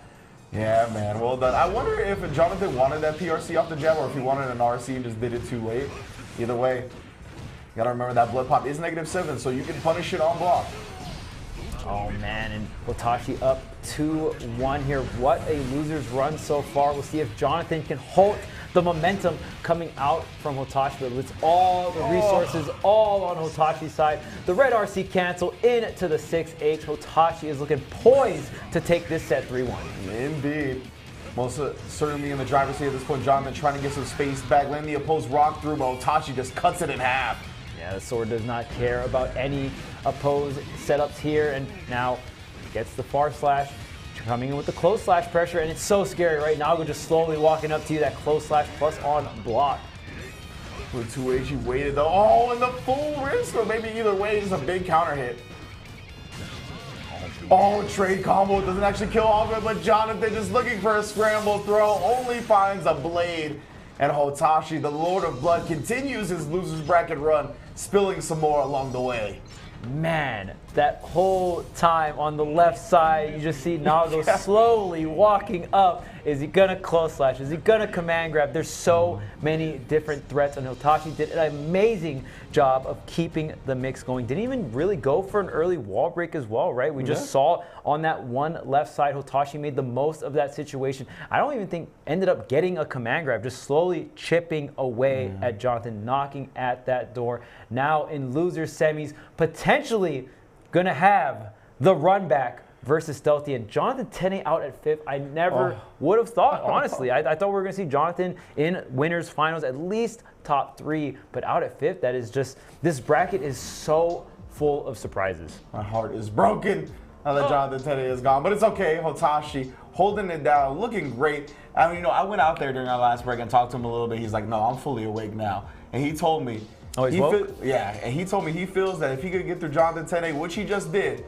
that the tournament is his. Okay, I mean, that being the last hurdle there for Hotashi, we can see if he's going to bring that vision into fruition. We'll see what the analysts have to say about that. after that performance, you know, I kind of believe those words that Rin just said about Hotashi. He looked like he was on fire against Jonathan, and all Jonathan could do at the end of the match was shake his head. Oh man, there's a special guest coming in I literally real quick. pulled the mic over here and I said, I'm ready in case my man needs to step into the studio. Remember earlier when I was talking about? Hey. Are we talking about the past again? Is that what you're telling me? Remember earlier when I was talking about apples? Yeah. You like them apples? I love those apples. How about them apples? Huh? What are your thoughts? Tell me. How you feeling? Well, I did have some thoughts about the match, and it highlights a little bit of the strength that Leave Jonathan. nothing out. No, yeah, nothing left out. A little bit of the strengths of Jonathan, but then also the resilience that Hotashi has. Because even in a situation where his opponent made a great play, we got to see in the replay, Hotashi was unshaken. Hotashi was actually applauding Jonathan, and then was able to applaud his own victory afterwards. So hopefully we're able to get a quick look at that clip here. And it was a really interesting burst situation that happened where it was like a double RC, burst comes out, and Hotashi is just all smiles. He's like, wow, good job, we're actually gonna get it right here. So as you can see, the mask goes back up, and it looks like Hotashi is trying to fight as much as he can. Jonathan going for the cheeky gold burst, and this is where it gets interesting, right? Little Eddie's gone, goes for the quick RC, gets through the YRC, and the burst comes out right afterwards. And the funniest part here is, even though Jonathan was nasty, Hotashi is clapping. He is clapping, one of the most emotive players in the business. And the fact that he was unshaken by that, again, it was only the first game. Like, yes, great showing to Jonathan for getting that, but obviously, he was able to clap back. That is a great way to put it. And I mean, you know, we talked about it a ton, right? This is a matchup that we thought was going to be happening late in the bracket. Oh, yeah. Winners finals, grand finals, losers finals, somewhere around there. But as Charles and Ringe were talking about, it just shows how many surprises this bracket has had and how stacked it is. Honestly, so many talented players, so many people coming out and showing up big time. And of course, we'll have a few of those matches here to talk about very soon. Of course, Stealthy and Razzo coming up next. We already heard the casters teasing it. We could possibly get the Stealthy Hotashi run back. And I have a gentleman sitting right next to me that would absolutely love to see that and hope that he can get redemption. He doesn't want to have to eat his words. So real quick before we go to our next set, are you a Stealthy fan right now so that we can get the matchup again? Stealthy, I'm rooting for you. Only because I want my revenge. And we're going to see if revenge is a reality as Luke takes us away to the next match to see if destiny will be achieved or if Razzo's got different ideas. Luke, take us away. All right, I like what I'm hearing. Of course, the analyst desk wants the run back. I'm sure the crowd behind me is on the fence because we have quite the matchup coming up. Our next losers quarterfinals to meet Hotashi in this losers semifinals. It's going to be Intel's Razzo versus Stealthy. Let's get it going. All right, Stealthy versus Razzo to see who goes on to face Hotashi to get into the upper echelon, the top three where everyone wants to be. And you know, Stealthy fell to one Leo. You think he's gonna fall to another, Charles? We'll have to find out the Lion's Den. He is literally going through the Lion's Den. Literally. He went through the winner's Lion's Den. Now he's going through the loser's bracket Lion's Den. He thought he was out, but no, we pulled you right back in, fam. All right, so we'll see if Stealthy can survive. We'll say getting double eliminated from the same character from different players does not feel too great. No, definitely not, right? And Tempest was really able to just constantly get in on the axle, present these mix-ups that Stealthy couldn't deal with, right? A lot of the time, Stealthy just didn't have the meter to try to clap back with a super or risk a YRC. A lot of the time, Stealthy is good at FDing, and he prioritizes his meter usage on that a lot of the time, right? Because once you get that distance with axle, a lot of the time you can knock the opponent down and send them full screen. So I get why he utilizes it in or so frequently. However, that does leave him hindered in situations where it's real close and FD isn't going to save you from the block string.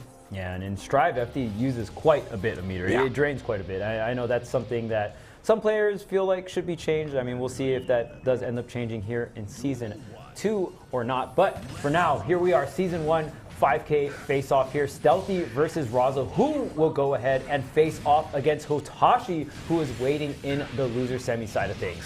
And you see how active Stealthy starts the round with, right? And Razzo was kind of letting him do a lot of his thing and then pick the precise moment to strike. Like, this is already a great start for Razzo. Again, the micro dash and catching Stealthy flinching at the last moment.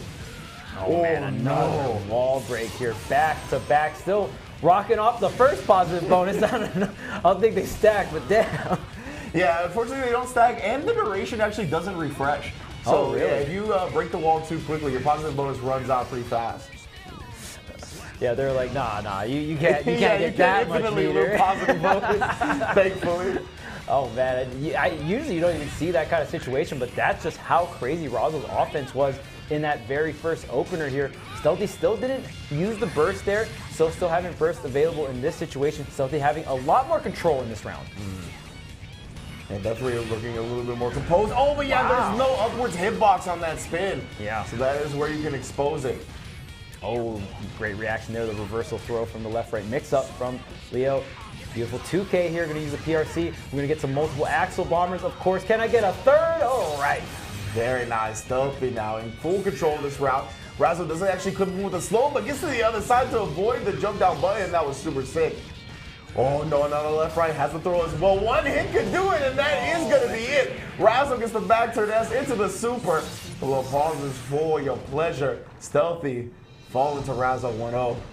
All right, first game going to Razzo here, and still having the burst online. I gotta say that was pretty convincing. I mean, second round, there's a bit of control from Stealth, but once Razzo got in, Razzo stayed in. Yeah, and Razzo, you can see continuing great knowledge, jump to the spin cycle again, but Stealthy now challenging a couple of unorthodox options has led him to a throw or two in this round, but back to the corner once again. I love the 5-piece coming out from Razzo. There's so many, you know, obscure situations where the 5-piece really come through, and even if they don't necessarily convert into a lot of damage, I mean, just getting the knockdown or getting these hits on the Stealthy just to close the gap is such a big deal. Oh, gonna be able to stop time. Yeah, finish off the round. Well done. I really like an adjustment Stealthy made that round. He used the spin cycle a little bit closer than usual, so when Razzo tried to jump to expose it, they actually got hit on the way up. Nice. Yeah, and those kind of situations is going to be so important for Stealthy. You need the control. JS, my beloved, getting rid of the fireball as well. Here's the standing lows coming out from Leo. Yeah, ankles, bro. Don't let him stuff your sneakers like that. Yeah, we'll see here. Keeping, oh, Razzo getting another opening. Okay, we got the custom combos out here. With the wall break, okay, Axel living just barely. That's 50% tension by me. You gotta play so perfect at this point, and that's a good start. Okay, just gonna get some distance here. Not completing the Rensen here.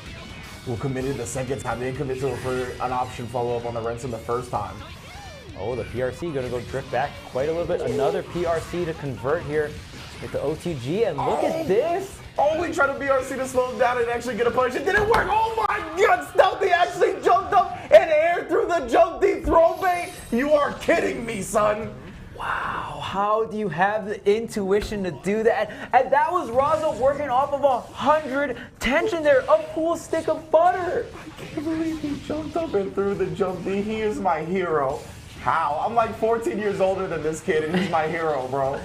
Such amazing play, and that was looking so grim for Stealthy, but that could have gone in such a downward spiral, right? You could have been down 0-2, but now here we are, 1-1, and Stealthy in control of this first round in Game 3. Yeah, I mean, he's riding that momentum, right? You gotta feel good about yourself after doing something like that. The quick RC as well, catching Razzo in the middle of the forward dash. Super slick and Stealthy with the anti. Yeah, that momentum is all the way on his side, but yeah, the BRC slowed down the screen for a second. Saw that the jump S was coming out, so the 6P countering it. Oh man, and you're not going to be able to burst just yet, but man, at this point, so... Oh, and Stealthy knocking it down, started with a dash up 2K, trying to keep him at bay with the jump S, still anybody's round. Oh, and you got caught reaching that 5-frame 2K.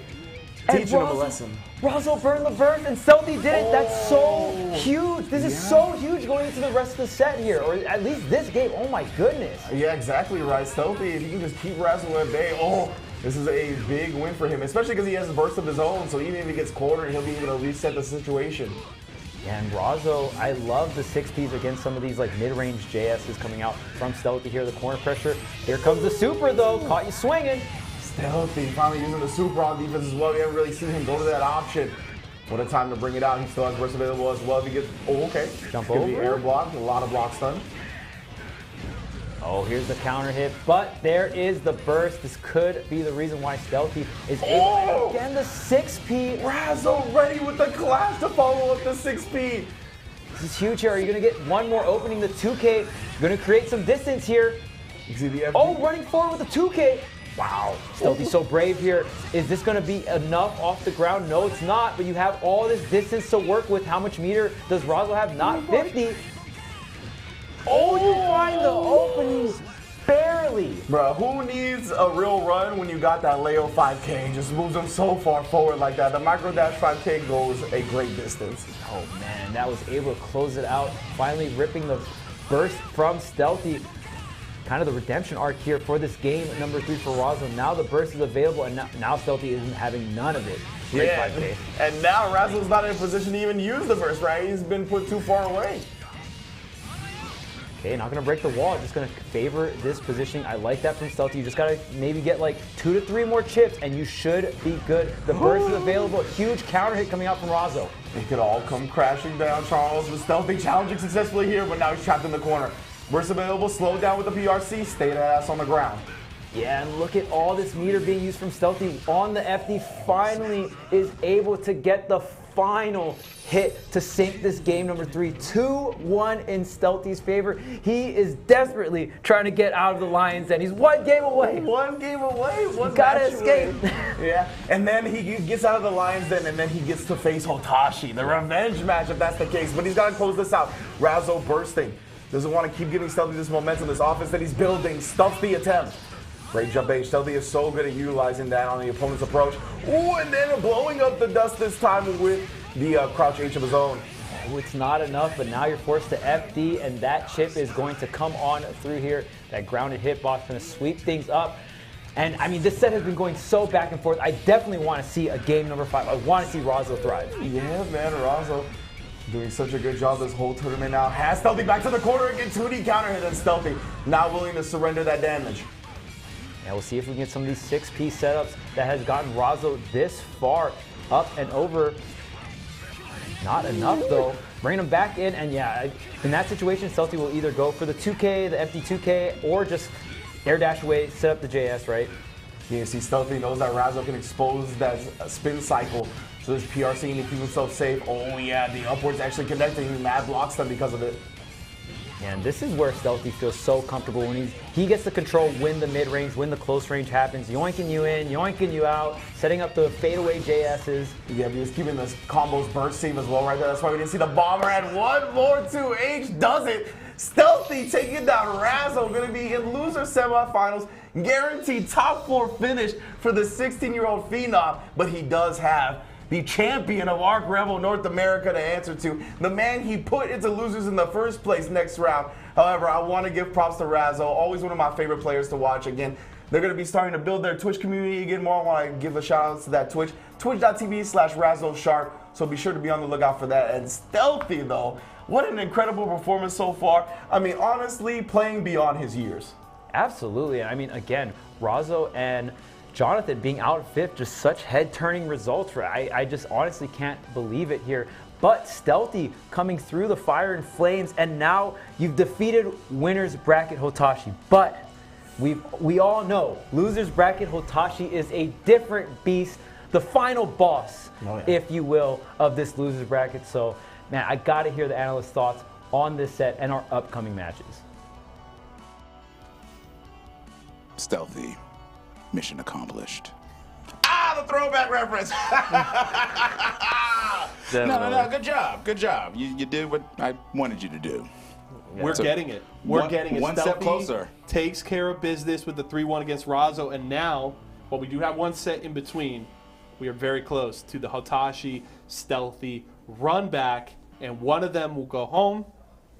One will move on to top 3 after that set. It's going to be incredible. I can't wait. I mean, I know that Hotashi was the Jeopardy champion, but to get double Jeopardy after winning Jeopardy in a day does not feel would not feel very good. That's all I'm going to say. But some players that are feeling pretty good in the bracket so far is Flash and obviously Tempest. But we're going to talk about the match that we just watched. That was so good from Stealthy, really showing he plays a mixed style of like keep away Axel, but then also rush down. And he's a little masher, okay? Like he was about to die multiple times, and he just did 2K 2D with like staring Leo in the face in the corner. Like the amount of bravery on this child. We say he's super smart, but sometimes it might be hubris because he was looking death in the eyes and just challenged it with no fear.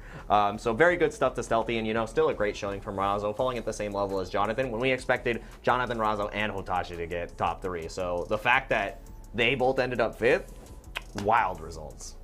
It's been an incredible day, and Stealthy, it's funny, I want to throw back to that interview we had with him at the end of the day yesterday, and talking about his expectations coming in. What did he want to do with this tournament? He said, hey, I'm here to have fun, I'm here for the experience, and I would say he's probably having a blast. Oh, yeah. And he's getting some incredible experience. And the fact that he's going to now walk away from today, regardless of his next result, with 2 offline sets against Hotashi and some great play against a bunch of other players. This is an incredible experience for Stealthy, and I think it's definitely something that he can build upon. But we'll have to see what he can do in that next set. Before that, though, we've got winners finals, so let's head out to the stage and get ready for the fun. Another absolutely incredible elimination bracket match in the books, but it's time to flip back to that winner's side of the bracket. These two have made it to the end, and it's time for Tempest versus Paragon's Flash. These two about to duke it out to see who gets to go to Grands and who has to fight themselves through losers to make it back. Let's get it going. Commentators, take it away. Now, my favorite part about this match is that these two subscribe to the opposite ends of the spectrum when it comes to approaching fighting games. Okay. Flash really loves his solid, fundamental base, logical decision making. Okay. Tempest will want to tilt you immediately with as many unorthodox decisions as possible. The dark side of the force, exactly. Flash, we went out to dinner last night and Flash was like, man, if I had Jam, and Tempest was like, I would play Jam too, and he'd be like, we'd be the 2 sides of the coin. I would be good and you would be evil. So like, it legit is that type of environment that we're looking at right now. Oh, man. And of course, Leo, a very fitting character for a play style like that. And of course, Flash on the Kai. Hashtag Team Funnies out here with every tool in the book that you need to execute on your opponents here. And both these players have been doing such a fantastic job. I mean, at this point, only one player can remain in the winner's side of things, though, right? Yeah. Exactly right. This is going to be for the pole position in that grand finals. That set advantage is going to be definitely a huge tell for the rest of the tournament. Tempest with a quick RC as well. Not going to let that RC hit scale the combo at all, killing him off for the first round. Yeah, and I love that RC off the flash kick. And that's the cool thing about Roman counts is you keep your momentum off the moves, right? So you can really do some weird momentum combos and all that stuff and really carry your opponent to the corner. You can get really creative in Guilty Gear with your combos. Yeah, you just shoot across the screen, manipulating both you and your opponent's hitboxes. Okay, we'll see here. Slash losing that first round here, the PRC to keep the combo going with this wall break. Is it enough? Yes, the DP is going to do the trick. We'll see who takes game number 1 here, winners finals. And in reflective of their play styles, you often see the person that's willing to go wild, willing to make the unorthodox decisions, take that first round, while the person that's a little bit more fundamental and defensive base figures out how they're going to approach the situation. But right now, Tempest, once again, opening that Lion's Den door, going to be able to break the wall, get those plus frames on that stage transition. Yeah, and Tempest, the only Lion left in the bracket at the moment. Yeah. Big tick throw break. Ooh, and the Dragon install. Flash keeps telling me he believes in this heavily. Ooh, and he actually got the hit on Tempest. Rarely do you see that connect. Oh, the jump over. Okay, the meaty fireball. Not gonna have too much effect here. Still got, you have the Dragon install, but you still have to conquer the neutral here to cash out. Oh, up and over. Not gonna connect the full string though. The burst to keep the corner situation. Ooh, the backdash. Just the time, and another backdash actually does avoid it. Gets the back throw. Tap does his block. RC to keep the pressure off. Foudre arm got the double hit because of the Dragon install. OTG doesn't kill. Tries to get the Eclair and the charge stunner in the air. Takes the round. Flash actually making Dragon install make it look worth the damn. Looks like it's worth a damn for once. Damn. I love the fade back there, knowing that Tempest wants to reach out, wants to get out of the corner, the fade back into the air fireball. Amazing stuff coming out from Flash. And even when you see Flash run his offense as well, right? There's a lot of backdashing, there's a lot of shimmying, right? Yeah. Not so unga bunga, if you will. And I mean, just very reactive, likes to throw in and weave in some of those movement options as well. Now Tempest opening him up though, doesn't want to let Flash. Oh, get started. You saw the start over the RC right there. Not sure what Flash was looking for, but either way, it gets blown up. Yeah, we are dancing all over Tempest, left and right. Nice. Get off of me. I'm trying to ride the lightning straight into this wall break here. Huge for Flash, gonna get some meter. But Tempest is the one with the 100 meter, the YRC to create some space here. and the burst as well. We are cashing out the PRC to make it safe. Yeah, good stuff, right? Oh, and the jump S preemptively, but he actually whips on the last hit. Allowing Tempest to play a little bit longer, and the overhead comes through, catching Flash's button and taking his heart away. Oh, missing the OTG for the very last speck of health, and Tempest strikes off of that, able to take that round. There's such a back and forth, gets the counter hit, but it is a trade here. Oh, I love the dust to get out of the corner there. And he still punished it. That was great wherewithal from Flash. Oh, I got a DP as well, sir. And just going to go up for the strike throw situation. The wall break is not going to be enough. No. Tempest living on a pick, so I was going to say that's all Leo needs, but that's Stun Edge catching the sweep. Flash able to reset the momentum a little bit here. I think all the games is going to the final round of each game, so absolutely crazy between both these players. And both of these players have been the ones that have been playing extremely well in this winner side of things. Here comes the burst here. Beautiful again. Flash has had so many right reads this round, but he's had rounds in this tournament where he's read his opponent like 5 times and still lost. This could be another one of those. Yeah, welcome to the life of Kyle. Yeah. You got a little bit of everything, but oh man, do some of these characters cash out for damage. Look at that Flash, barely alive here. Okay, gonna catch the mash here, right in the lightning. Not gonna get the wall break, but you have this corner situation to work out here. Oh, the Foudre Art actually hit the jump D, giving him a back combo, but no. Again, maybe not the combo that Flash was exactly looking for. I'm not sure what that was at the end. Yeah, you can see grabbing at his temples. Looked like an execution error, allowed Leo and Tempest to regain the momentum and take the round. Oh man, and you cannot let that tilt you. I mean, that's the second drop we've seen that has costed Flash around. Laughing it off here, trying to get back. Got to reset at this point, but my goodness. And on top of that, when Leo's doing that much damage to you, oh man, it's starting to turn into a comedy, you know what I'm saying? Yeah, for real. Either a tragic comedy or one that you can laugh at genuinely, either way. And the thing with Flash's Kai and his play in general, right, is that it's just in those moments where the combos don't work just barely, it could be a thing where it's Kai spacing, right? And Kai just doesn't have that quality of life that some of the other characters have. And that is a ultimate tilter when it comes to fighting games. Yeah, and I think the biggest one is just the execution. Even with all of this stuff against you, man, with the wall break, is it going to be enough? Barely surviving here. 50 tension on top of Kai, but do you have to mix the trade? It doesn't matter. Yeah, honestly, I'm not 100% sure whether it's just Flash like utilizing wrong combos, if it's like just slight misspacings that are not letting them work. Either way, he's got to fix it before this set's over. Okay, gonna catch the backdash here. Fireball, gonna create some space. Front tipper, okay. Yeah, just chipping away here. Great neutral coming out from Flash, playing this mid-range very well. Keeping the Leo out, the reversal throw now going to be able to run a good amount of offense. That was such a sick instant block to set up that back throw too. Okay. Oh yeah, that should be dead with the wall break. Yeah, with the wall break, it's still alive. How many times this tournament have we seen the Pixel? We can't even see his health right now. Oh, and that's all Tempest needs as long as he's alive. The BRC slowed him down. 2S'ing out the back turn dash. Yeah, and that blue RC, we've seen it in many different types of scenarios, right? I mean, Jonathan loves to do the hop into the down, right? Everyone has their preference of blue RC, or even after wall breaks, or, you know, like that pseudo round start there. Nice shot from Tempest right there, challenging Foudre Arc with the 5P. And the Eclair here. We haven't seen that too much from Flash, but he's looking good now, trying to bait out the throw, not gonna happen. Stalling himself out in the air with the air dash back here. Tempest trying to find the opening, the 5P not gonna connect. The run up throw though, no burst available on both ends. Tempest getting another opening, the wall break. Flash having a lot of meter. Tempest also having that 50 tension, the blue RC trade here, and gonna get the punish. That's the exact type of stuff I want to see when Flash has that meter to respond with a BRC of his own. Gonna be close, yeah, actually just charge stun edge set up. Oh, the jump D gets the counter and Flash trying to meet him in the air. He's been so successful at doing that so many times.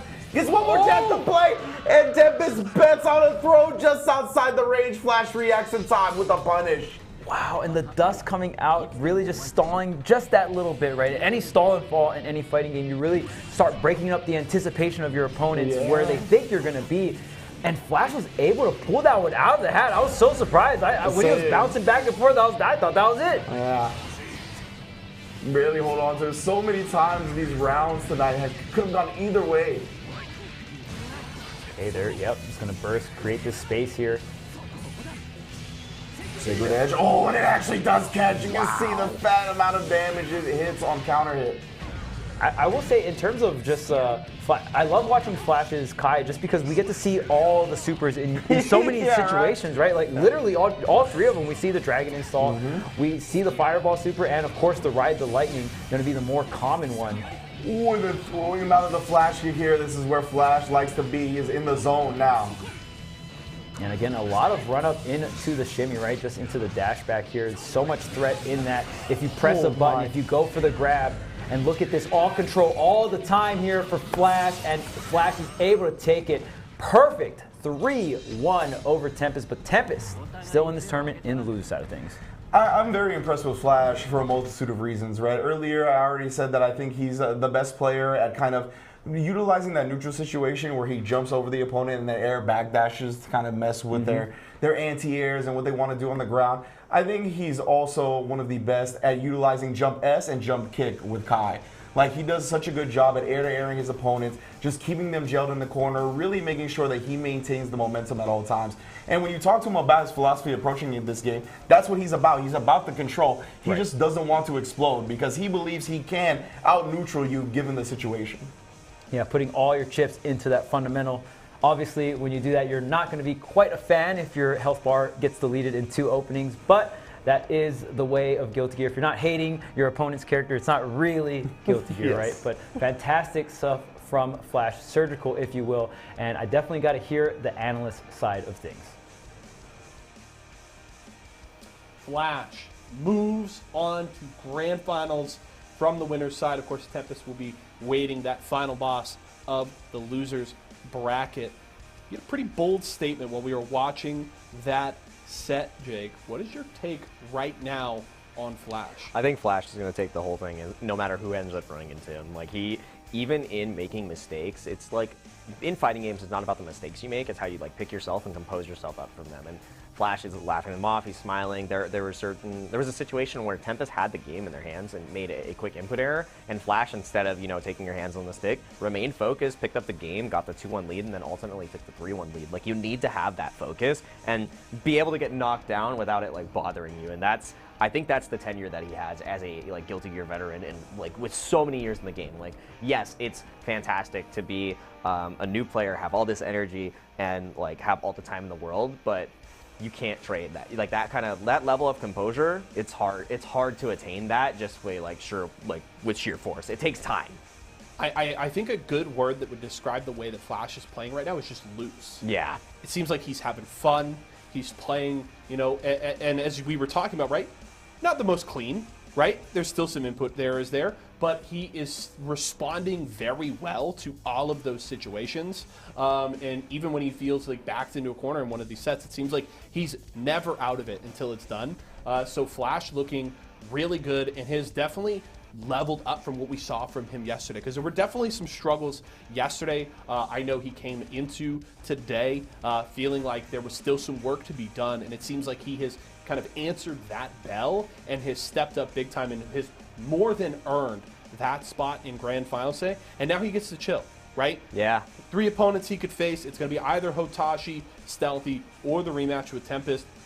He could sit back, watch these next couple of sets, and just be ready. But Flash looking very, very good right now, and I think it's not that crazy when you talk about saying, hey, he's just playing such good Guilty Gear right now that he could beat any of these guys, and I think that is a very astute observation. As we take a look at the bracket, of course, we are sitting with our top 4 decided. Hotashi and Stealthy will face off next, and that will give us our top 3. The winner of that faces Tempest for a shot to get to Grants. Yeah, that shot at Grants to, aim for the target on the back of Flash right now. Like you said, it seems like he's playing loose, but it also tightened up all the gameplay aspects that we were seeing from the other day, and really just challenging players in ways they don't think they've challenged. I mean, the commentators brought it up perfectly where they said, utilizing all supers to excellent effect on the Kai, and you don't typically see that. You don't see the Sacred Edge. You typically only see the Ride the Lightning, but Flash, cycling his options excellently, which is why he cycled his way straight into the Grand Finals. But we're not at the grand finals just yet. Flash is going to have to take a siesta,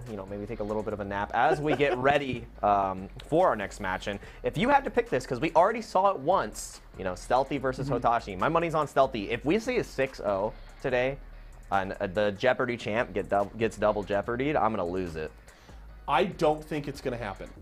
Now, I will say my confidence in Hotashi, a little shaken by that first set, but Hotashi definitely looks like a different player in this loser's bracket than he was in that winner's round 1 matchup. Seems like he has really settled in today, kind of woken up, playing much better Guilty Gear, and has been playing pretty clean against some stiff competition. So I think it's going to be that 3-2 set that you were looking for in winner's round 1. Now, which way it goes, I would say I'm kind of thinking it might go to Stealthy here.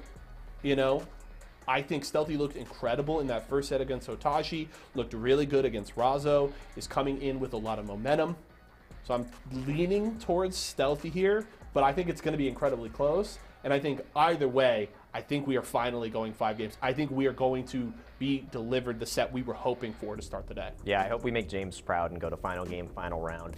We haven't yet today. Yeah, we haven't gone. We have 2 3-2 sets, and they haven't even gone to final round. Yeah, that's what happens when he's not in the studio. You don't get final game, final round. It's actually a premium. So if you want to call 1-800-JAMES-CHEN, you can get that premium final game, final round action. But I have to side with Stealthy on this. He already showed that he was able to take Hotashi down once. He's been incredibly consistent. Even in the lost, he was able still to put up a fight.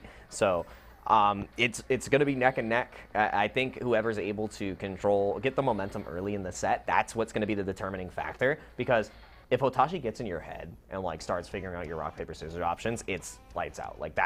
You do not want to be backed in the corner versus a hungry vampire. It's not a good look. I guess the nice thing is that if Hotashi wins, we'll both have to talk about the apples that we love when Evan comes back in here. I am so tired of apples, all right? An apple a day keeps the doctor away, but not the Nago. The Nago keeps coming. I know Evan is out there right now going, so you're both going to pick Stealthy. Oh, yeah. I see how it is. I see how it is. We're preparing ourselves He's looking at me for going, you traitor. I thought we were on the same team earlier. I'm sorry. But I'm leaning Stealthy's way. I think Stealthy has looked really good today, and we're getting ready for this losers semi-final matchup. I'm so hyped for it. I hope you all are at home as well. I hope you've been enjoying the show all day today. Do want to give a special shout out, of course, to the people that have made this possible. Of course, everybody here at Esports Arena that did all of the work to put on this event. Thank you so much. To Arxis that have been big supporters of us since we kicked off Guilty Gear Strive Series E. They've been incredible. And of course, to our partners and sponsors, Vizio, Intel, Razor, Splash, Excedrin, and Nerf. We couldn't have done this without all of your support, so thank you so much for that. Losers semifinals, though, is ready to go. I am hyped for it. I can't wait to go out to the stage. Any final thoughts, Jake, before we go that way? My final thoughts are going to have to wait because Luke's got some thoughts on how this match is going to get started right now. Luke, show us what's up. All right, well, what is up is the, I'd say the run back that we were all waiting for. You got Hotashi, you got Stealthy. It's the run back from the first match of the entire day. I'd say the analyst desk was leaning towards one side. I'm not gonna, pick favorites obviously here, but I feel like they were missing a key piece of the puzzle there that was clearly a Hotashi fan. Either way, it's gonna be an intense losers finals. Loser semis. I know exactly what's going on. Loser semifinals just about to start. Hotashi versus Stealthy. Let's get into it. We all know exactly what's going on, Charles. Exactly. We always have ourselves under control here at the 5K Face-Off. But I also want to give a shout out. So we can give shout outs to the people that are making this tournament happen, the lovely sponsors. I want to give a shout out to Stealthy's guardians that let him miss school yesterday and is now at least guaranteeing himself a top 4 performance here at the tournament today. So it wouldn't have been possible without them, who are also in the building. Very lovely people. So big ups to them. Have raised a fine gentleman and quite the fighting game player. So we'll see if he'll be able to repeat his performance against Hotashi that we saw at the very first match of the day, or if Hotashi is fully awakened now and will get his revenge. Yeah, we've seen so many great North American talent. I want to see them in Season 2 of Series E, but for now, let's get into it. The run back from winners round 1, the man himself who put Hotashi into the losers bracket, it's going to be Stealthy, and Hotashi looking a little bit more ready this time. Going to get this wall break. Actually, might just get the entire round here. This is going to do quite a bit of damage with the wall break on top of that. Yeah, dead. Well done from Hotashi, looking very, very awake here. And I think in terms of the matchup Hotashi has to go through before this, right, you're going up against Razzo. Kind of similar idea, right? Once the blood gauge is high, your lack of mobility, you're going to be able to get zoned from these long-range tools, right? So maybe that is going to help. I mean, you're not going to one-for-one use every tool, but definitely the same game plan, right? Yeah, most definitely.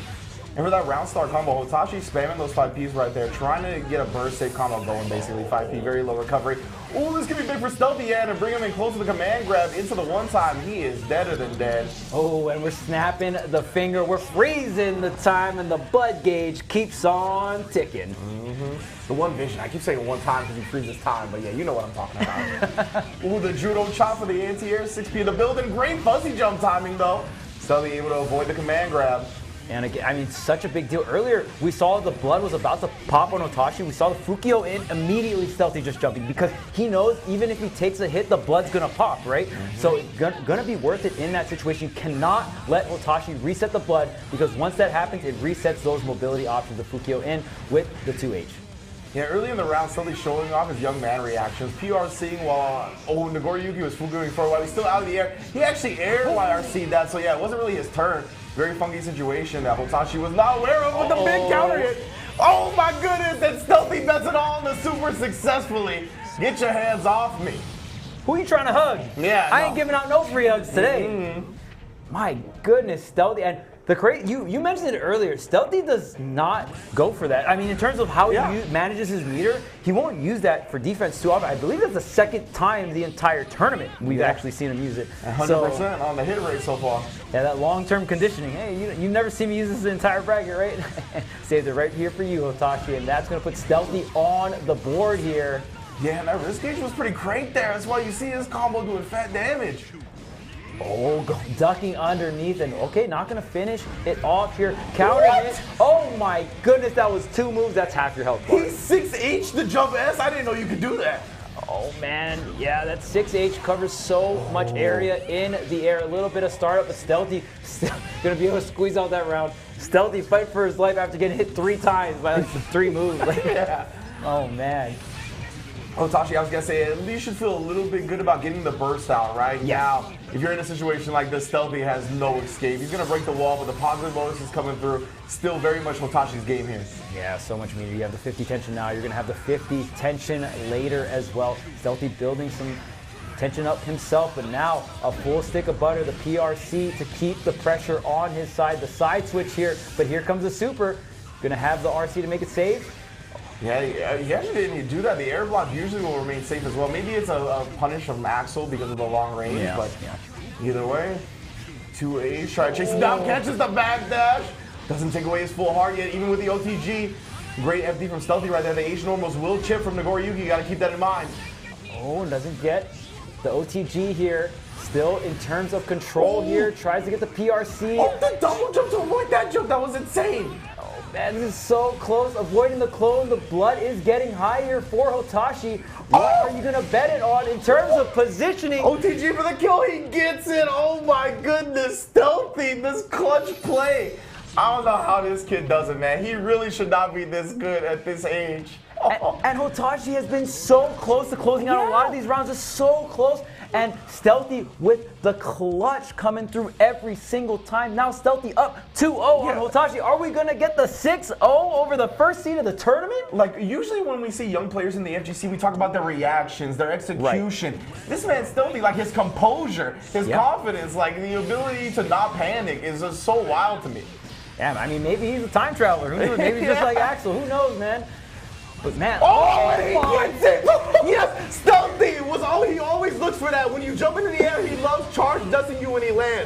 That is something he learned in my stream. Shameless plug. Shout out Stealthy. Oh my goodness. I'm just getting flashbacks of round start versus Kizzy at Frosty Fountain Stage where he did the charge dust. Oh my God, Stealthy, what are you doing right now? I was doing an analysis stream. He was in there and he saw that and he was like, I gotta start doing that. That's my mission, bro. Oh my goodness. We never see Charge Dust and Stealthy out here on the Axel of all characters, bringing it to the table. And on Hotashi? Yeah. When you land, it's just a really natural thing as a fighting game player to down back, and that's exactly what Dust hits. Stealthy, ooh, I tell you, man, ahead of his time for sure. Oh, empty jump does get thrown out, though. Hotashi not going quietly into the night. This is our Rebel champion, after all. Okay, the 2K going to create some space into the 2D. Now, Stealthy gets to play the game here. Can Hotashi get on your final bit of health? The last burst is going to be Stealthy. 3-0 again. Twice he 3-0 Hotashi both sets. I cannot believe it. What a monster. The Charge Dust, dude. I can't believe that. And like you said, it's good. It works, yes. right? I mean, that's just a very common situation on a jump-in. And, oh my goodness, Stealthy just executing that matchup so well. Hotashi able to dissect the Zato matchup, able to come in prepared versus Jonathan, but not versus Stealthy. And I believe that was the first time they ever played in an offline environment, and Stealthy getting the best of Hotashi twice in a row. Hotashi not even getting a singular game off of Stealthy. It is wild, man. And Stealthy, you know, one of the things that Guilty Gear Strive players have done more and more is that they make somebody block a normal, like in the corner usually is when it happens. Like somebody tries to fuzzy jump and they end up air blocking the normal, getting that extended block stun, and then people plot on the Charged Dust because you're in block stun for so long, right? So Stealthy taking that one step further right there is like, you're mid-screen, I've anti-aired you so many times that you're not going to be pressing a button here. You're just going to jump to get closer, and that's exactly what he called out. Down back as you land, Charged Dust into the sky. Incredible. Got the burst for it, right? And that's the biggest thing. You get the burst, and then from there, that's another out for Hotashi, another resource off the board, and that's what it felt like Stealthy was doing the entire time versus Hotashi. Another resource, another resource, another resource off the board. But we're going to throw it over to the analysts. I need to hear what they got to say about that run back. No, hold on. I got a question before you say anything. It's not about apples. I need an Axel loss quote. That's what I need, because you've got to be licking your wounds right now, right? 6-0, 6-0. He's not even 17. He's just a boy. He's just a kid. What do you have to say for yourself, Mr. Samurai? Listen, I think the word of the day is humility. And I think now it comes out. How about them apples? The bloodline has been humbled, and it was bested by a 16-year-old. And Stealthy, the better man won. Kudos. The protagonist power up right there, and we actually got to see Stealthy. I'm raging on He's the got inside. he's got the blood on the blood. The blood meter's about to go through the roof. Yeah, Sorry. Yeah. I really have to hold this. And yeah, you know, Hotashi really had to hold that pressure as well. And we saw that happen even though the casters brought it up. Like, a great burst came out from Hotashi, but it just felt like Stealthy was in Hotashi's head, especially with his patented Charge Dust, which we're going to get to see in a replay right here. Do we have to? Yeah, we got to watch it. We got to watch it. And as you can see here, so it's a great situation where Stealthy is just so glued to the ground. He loves this anti-air option because as soon as you go to the sky, and you are not looking to block high as you land, you're looking for the low, and immediately gets the Charge Dust in true Stealthy fashion. And the thing about this round, even though the burst comes out, even though Hotashi is able to escape that damage sequence, it still ends up being a perfect. That's a lot of golden letters, baby. That's a lot of golden letters. Such a clean set here from Stealthy, and it just shows, you know, and not that I think Hotashi or even we were trying to take any credit away from Stealthy in that first set. When we were talking about Hotashi felt like he didn't come into the start of the day very well, kind of had to wake up, get things rolling in the lower side of the bracket.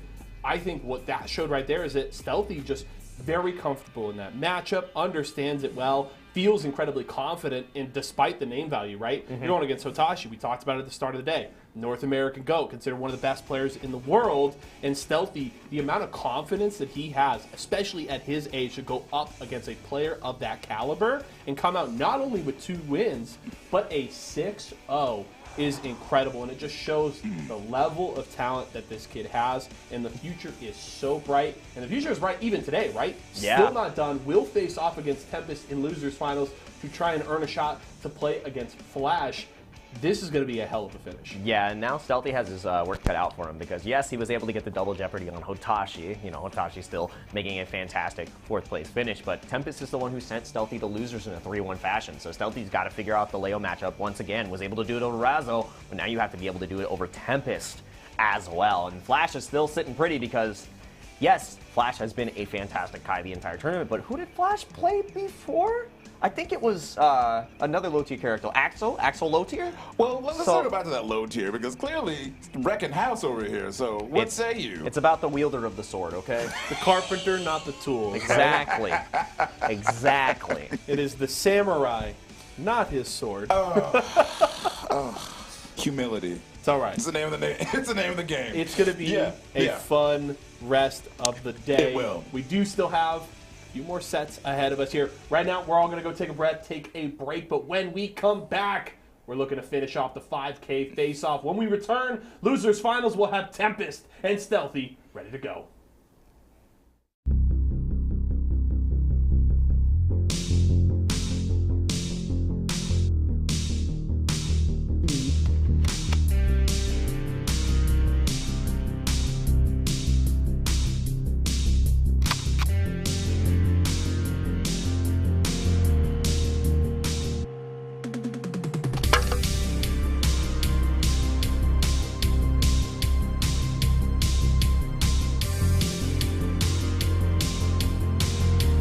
For nothing, baby. Let's get in there.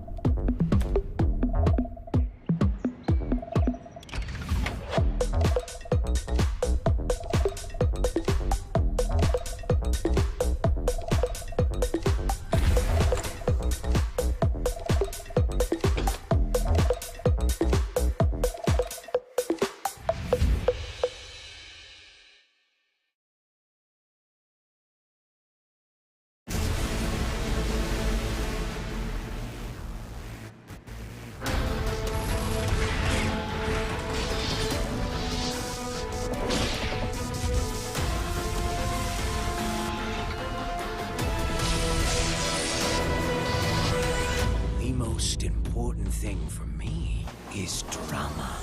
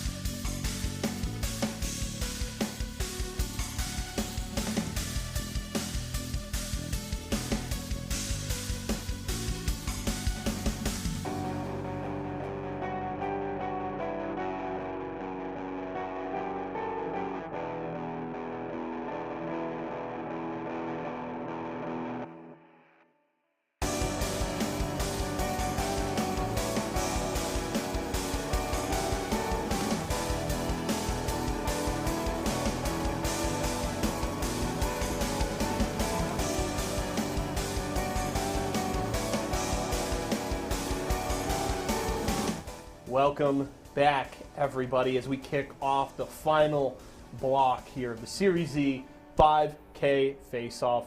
My name is Jaso. I've got Jake Ryan joining me once again as we get prepared for the losers finals. We're looking forward to a Tempest versus Stealthy set here.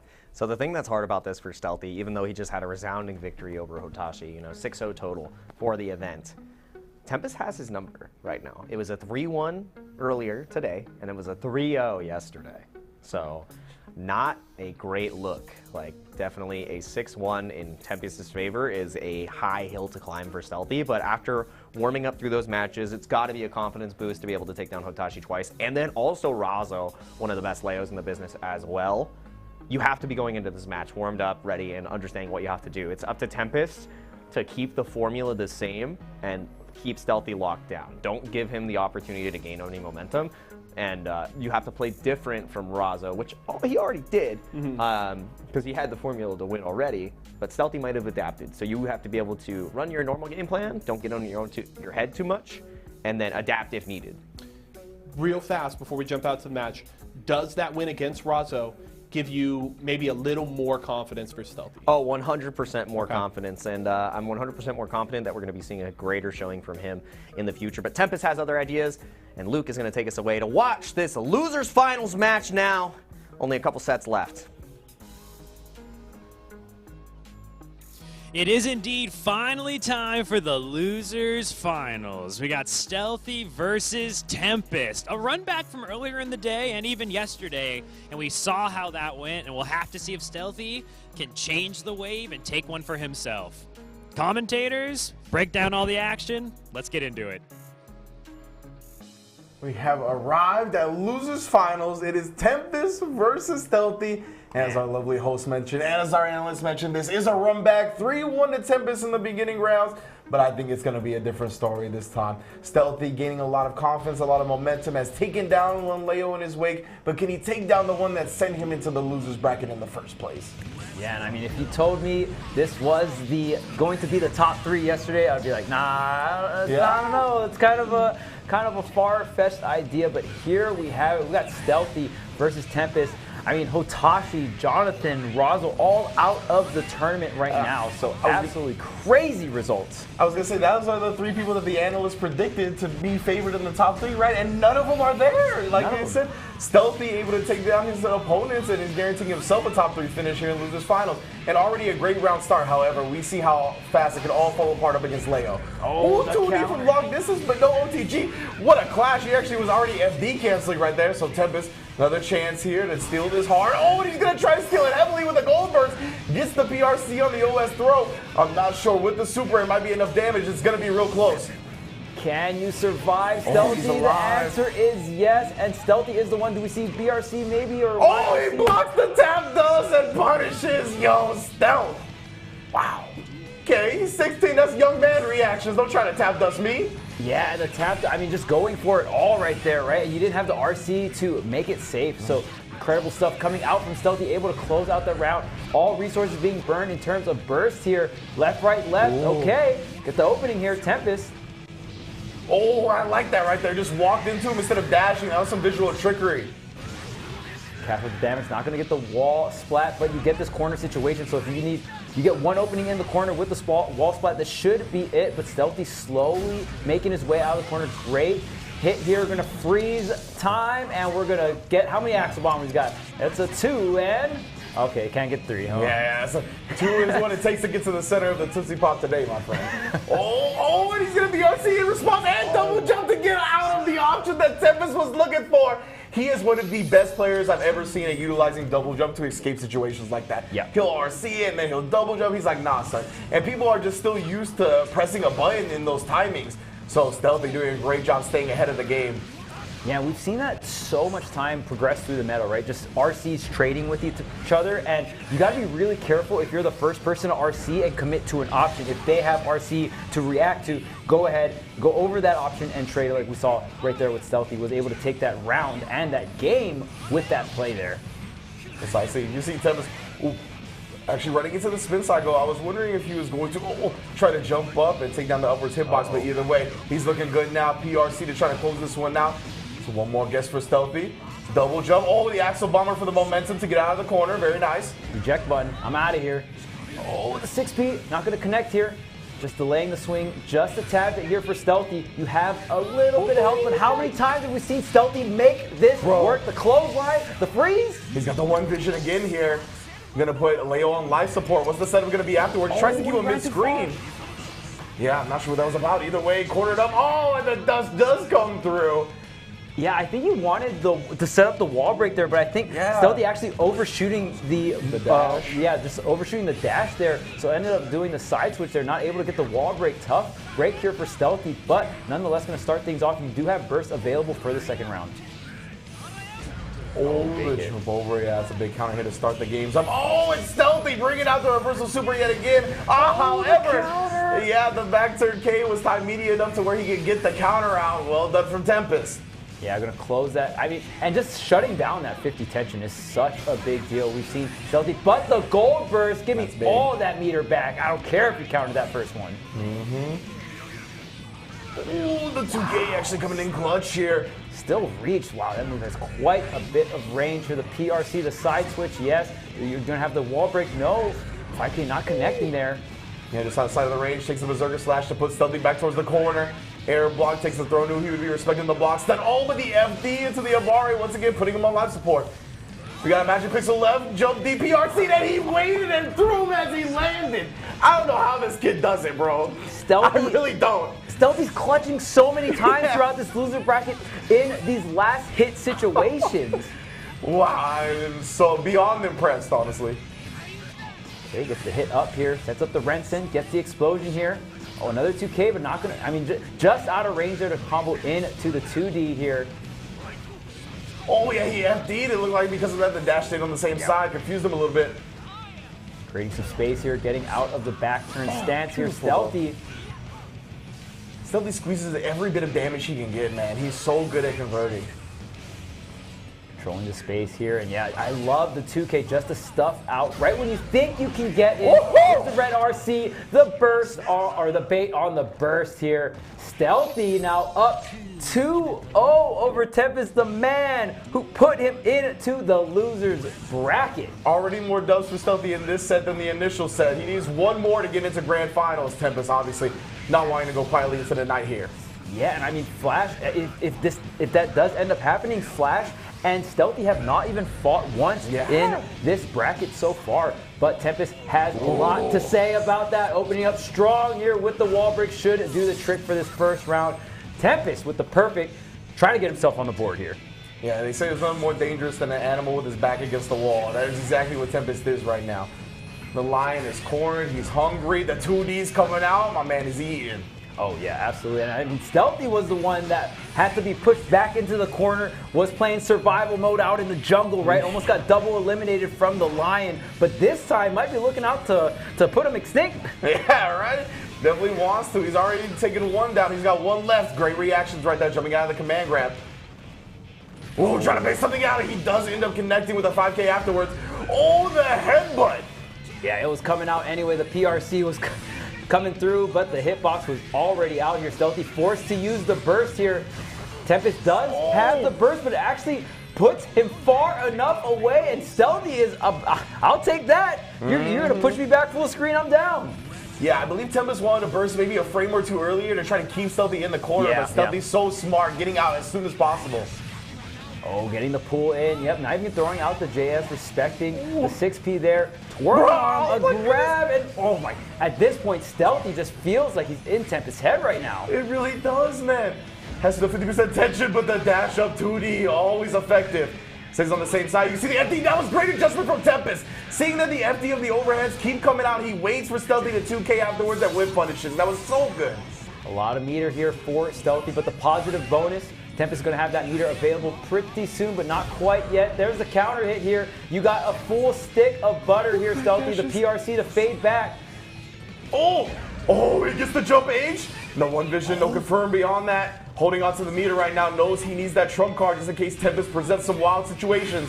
The burst is coming up for both players. Oh, and it just gets available for Tempest using the PRC here. He got his burst back. Oh, and so did Tempest. He knew. Tempest is well aware of the fact that Stealthy's burst was coming back right there. Gets the jump cancel on the close sets. This set is not close to over. We are playing right now. We saw both players hold on to that mirror to the very end. Both of them knew. On the next hit too, the burst was coming back as well. Just full awareness of every resource on the table, and this is what you love to see towards the end of the bracket. And when I call Stealthy wise beyond his years, it's usually because he stays calm in situations like that, and he won't burst immediately, right? But right here, with the atmosphere that it is, the electricity in the air, and the fact that he is one match away, he was one pixel away from going into grand finals. He betted on the burst and Tempest. That's why he is a professional as well, right? Keeping it composed, knowing the fact that the next hit is going to build the burst back on his opponent. That is a big W to keep the set alive.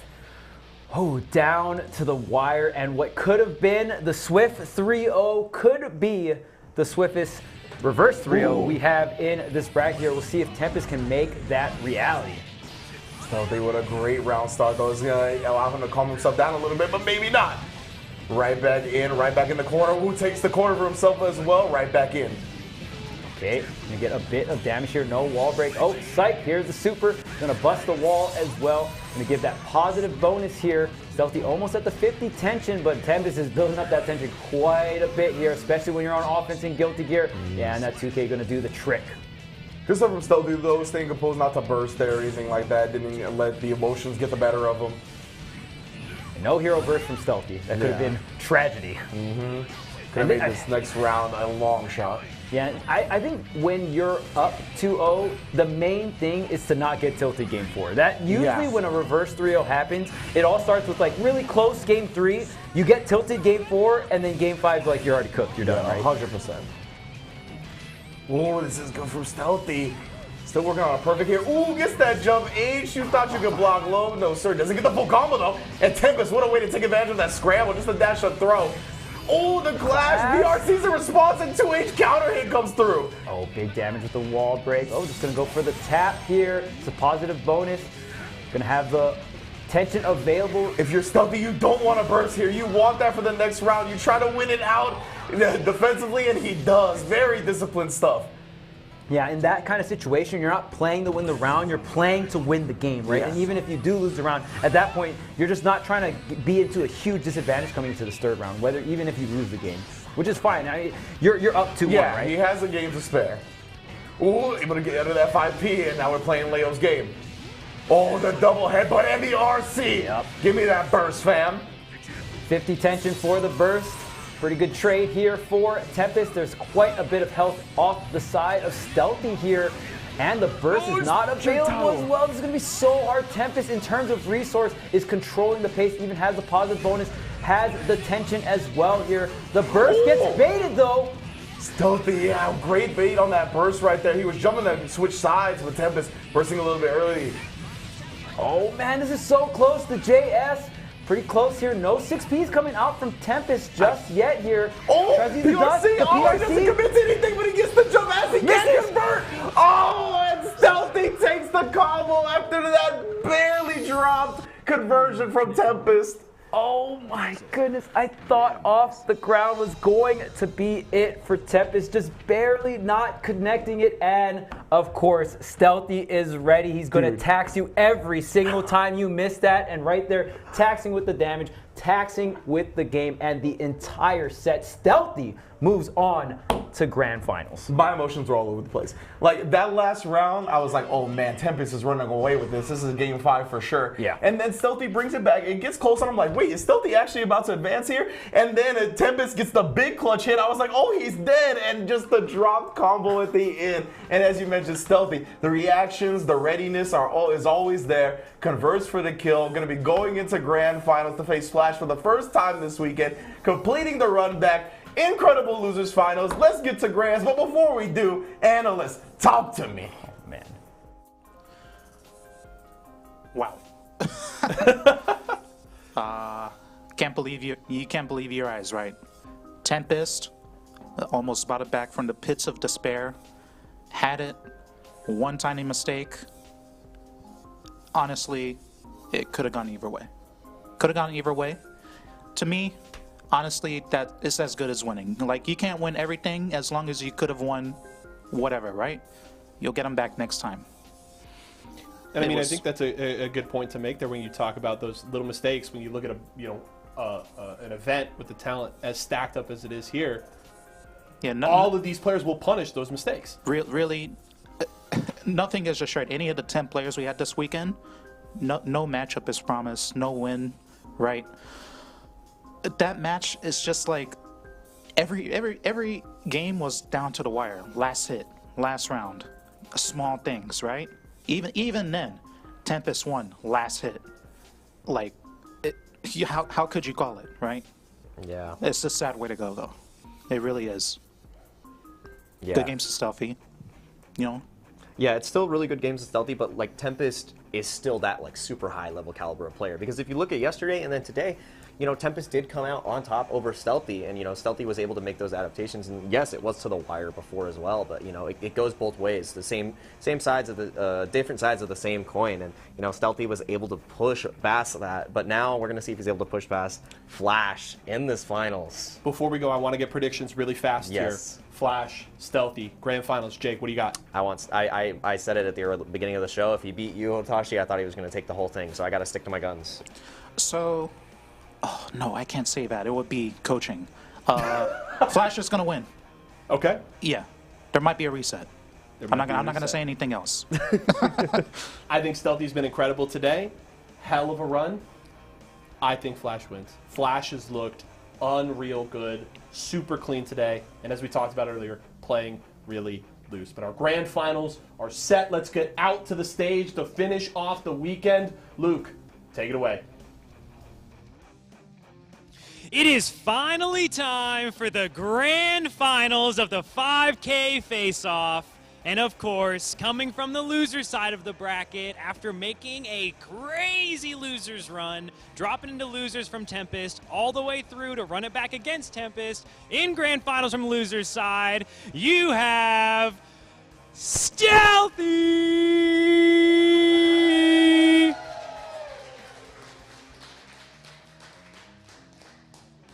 From winner's side, absolute domination through yesterday and today's gameplay, Paragon's Flash!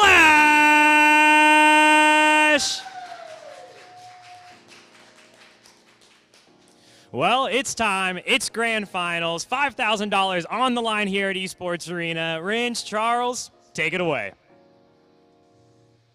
Oh man.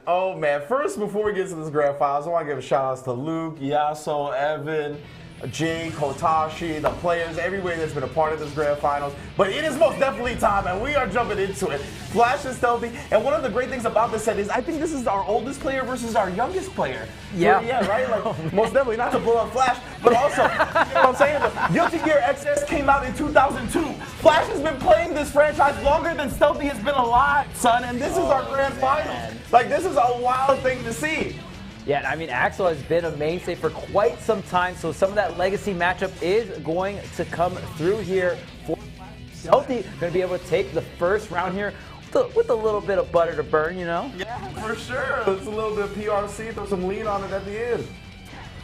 Yeah, and this is going to be so interesting, too, because I feel like what Flash doesn't want to fight against is characters that get in and do a ton of damage, right? And I feel like just Axel in general, a little bit more slower pace, a lot more neutral pokes and stuff like that. Yeah. So it might be an environment that Flash is more comfortable in. Yeah, exactly, right. You would figure that, but I think because of Axel's options, the long range, right, the fact that he can kind of annoy Kai in that type of game that he wants to play as a kid of a character, Axel is kind of better at that, and that's why we see this first game going Stealthy's way, and this momentum seems to be out of control. Yeah, and because Flash is more of a control-like player, he's in a situation where he has to rush down Axel, right? And, I mean, maybe not the most pressure-orientated player, and that could show some weakness here against Stealthy, and Stealthy abusing that mid-range to long-range, right? Yeah, that's what we were talking about before, that Flash is this player that likes to control. He wants to manipulate his opponent, wait for them to come to him. He can't really do that up against Axel, and you can see he's turning the switch a little bit, changing up the game plan, leading to success in this game, too. All right, so, of course, Flash is in the winner's side of things. So if Stealthy wants to take the entire tournament first, he has to knock Flash into the loser's bracket and then win again to knock him out of the tournament. So Flash has got some cushion to work with here, has some time, and Stealthy is going to have to just win 2 in a row here, already up 1-0, of course. Coming into this game number 2. Gets the explosion. Yeah, that was a little funky. Oh, and the animation actually made it bypass the Sacred Edge. You're kidding me. The jump edge putting down the Foudre arc, and the command throw one more time with it. Oh, it looked like he ended up messing up that one vision. Either way, he just stays persistent, knocking on Kai's dome over and over again. Hold up, though. Flash is not done with this round. Gonna get the setup here. Oh, try to get the overhead. Good blocks, and then a micro walk out to avoid the jump in and punish. This kid is amazing, man. And that made him go onto the other side and was able and ready with the 5K afterwards. So clutch, and like you said, you're so young. How do you know how to do that in these situations, right? So good, man. And to be fair, he has a Dragon Ball background. That was a popular defensive strategy from that game, right? So that's the only game he really played. He started when he was 12. He's only 16 now. Yeah, I mean, Tene even started with Dragon Ball as well. So a lot of these younger players transferring over from Dragon Ball FighterZ in to Strive here, getting a good amount of damage. Flash, you need to close this one out, get himself on the board. We're gonna ride the lightning into this game number 3. I like that. Stabilize the neutral right there. I got a hit. I got 50% tension. Well, I know I can confirm it into ride. One up here in the first set of grand finals. Yeah, and I think we're going to see more Ride the Lightning in general just because of how low of a health bar Axel has, right? So for the most part, in most situations, you'll probably be able to Ride the Lightning just to like finish off the game and finish off the health bar here. So we'll see. Flash just needs 2 more wins on the board to close out this tournament, and of course Stealthy needs 2 more to get the grand finals reset. Here is the burst coming out. Ooh, oh, Sacred Edge actually blocked so good from Stealthy. Hesitating for a moment. Oh, wow, Flash actually bursting here. He wants to keep this corner. He's very confident because Stealthy doesn't have any burst or YRC meter. So great burst from Flash. It might have looked a little funky at first, but it pays off big with the round. Yeah, and again, Ride the Lightning going to be enough. Against some of these other characters, maybe that health bar percentage not going to be enough to close it out. But yeah, we're not. And we're even seeing the Sacred Sword a lot from Flash as well. Even if you can just push your opponent to the corner, get that shock state on them, right? And just keep the offense going here. Main thing is positioning here against Axel. Okay, going to convert off the PRC here, yoink them back in, going for the left-right overhead here. Nice stuff from Stealthy, putting it perfect on the board to tie up this second game, or third game, excuse me. All right, so burst not available, but coming up here for Flash, getting this first opening here. Gonna get the meaty fireball here. Oh, yep, there's the run-up throw. Now the strike throw strategy coming in for Kyle. Big block. Oh, and then he takes the advantage of that charge stun and air dashes out, but gets caught pressing buttons on the Foudre arc. Okay, now no burst here for Stealthy. Plus frames, yeah, he's got to respect it on the shock state. A lot of meter being used for FD here. Stealthy really valuing the space between him, getting the counter hit on the fireball, getting the yoink in, baiting the burst here. All the stars aligning for Stealthy to take this set, or take this game. So with the Sacred Edge, oh, avoiding the stun edge. Oh, but the Foudre arc again, rearing its head, catching Stealthy off guard a bit, and now 2-1 to Flash. Man, and Stealthy almost clutching it out. It's just crazy because there's so many situations where Stealthy has very little health, has to go against the burst, gets the burst, getting so close, but Flash surgically going to go ahead and finish off that round there. Now Flash up 2-1 here, looking poised to take the entire damn thing from winner side without dropping a single set. And Stealthy with a reversal super here, gonna get some breathing room back as he was forced to the corner by Flash. Oh, baits out the DP perfectly. Just takes the damage as well with the TK Bomber. Yeah, and in this situation, you can't really burst from full screen. Axel just having a grand old time. Send up the Rensen, send up the explosions. Just watch the fireworks. Flash right now looking to get his way in without taking too much damage, but that is not going according to plan. Empty low on the cross up. Yeah, I mean, Stealthy loves that situation, right? Oh, can go left or right with the overhead or land with the empty low, the 2K into the 2D. And Stealthy, as quick as this was 2-1, it's looking like it might be a tight up set here. Flash, though, trying to keep him jailed up in that corner. Ooh, a little bit funky after that air button whiff. Oh, the tech, the PRC to keep the positioning. I love it. Okay, what's the mix? And the empty low is enough. Man. And in a situation like that, yeah, for real, you're expecting him to do that air dash back jump H again to keep the corner, right? At least if he's blocked, he still gets the corner. But right there, he commits to going with the cross up low, catching Flash off guard and forcing a final game in this first set. Game 5 here. We'll see if this set will go the distance into the reset. Of course, Flash wanting to close it out right here, right now. Has a bit of the aggression in the beginning. The burst being utilized here, but automatically gonna, you take Stealthy off of you, but you kind of put Axel back in that range where he wants to operate, right? And the 2H getting the big PRC combo again. That's a lot of damage. Flash though, the stun dipper coming out. Conserving the meter as well for that dragon install. Put it on. Okay, I mean, Stealthy has a bit of health here, so maybe just looking for the long-term investment for this meter. Yeah, Fudre Arc didn't go the way he wanted him to, or didn't send Axel the way he wanted him to. It's a lot of chip, and yeah, Stealthy. Now gonna stop that. Oh, and it actually goes into the stun dip for big damage. Again, the Fudre Arc putting him back mid-screen. Constant Flash a couple of times now. He needs this W, and he gets it. Woo. Oh, man. Yeah, if he lost on that, that would have been quite the tilter for sure. All right, and starting things off with the counter. Oh, are you kidding me? Stealthy! Reading the fact that Flash likes to do that jump over air dash back and gets the air throw. Okay, is able to get the air throw, but can you get out of the corner? Oh, sure. Okay, gonna get another throw here. Flash looking to close this one out. The tap just the red RC to make it safe. Tries to go for the low here. There's the burst coming out from Flash.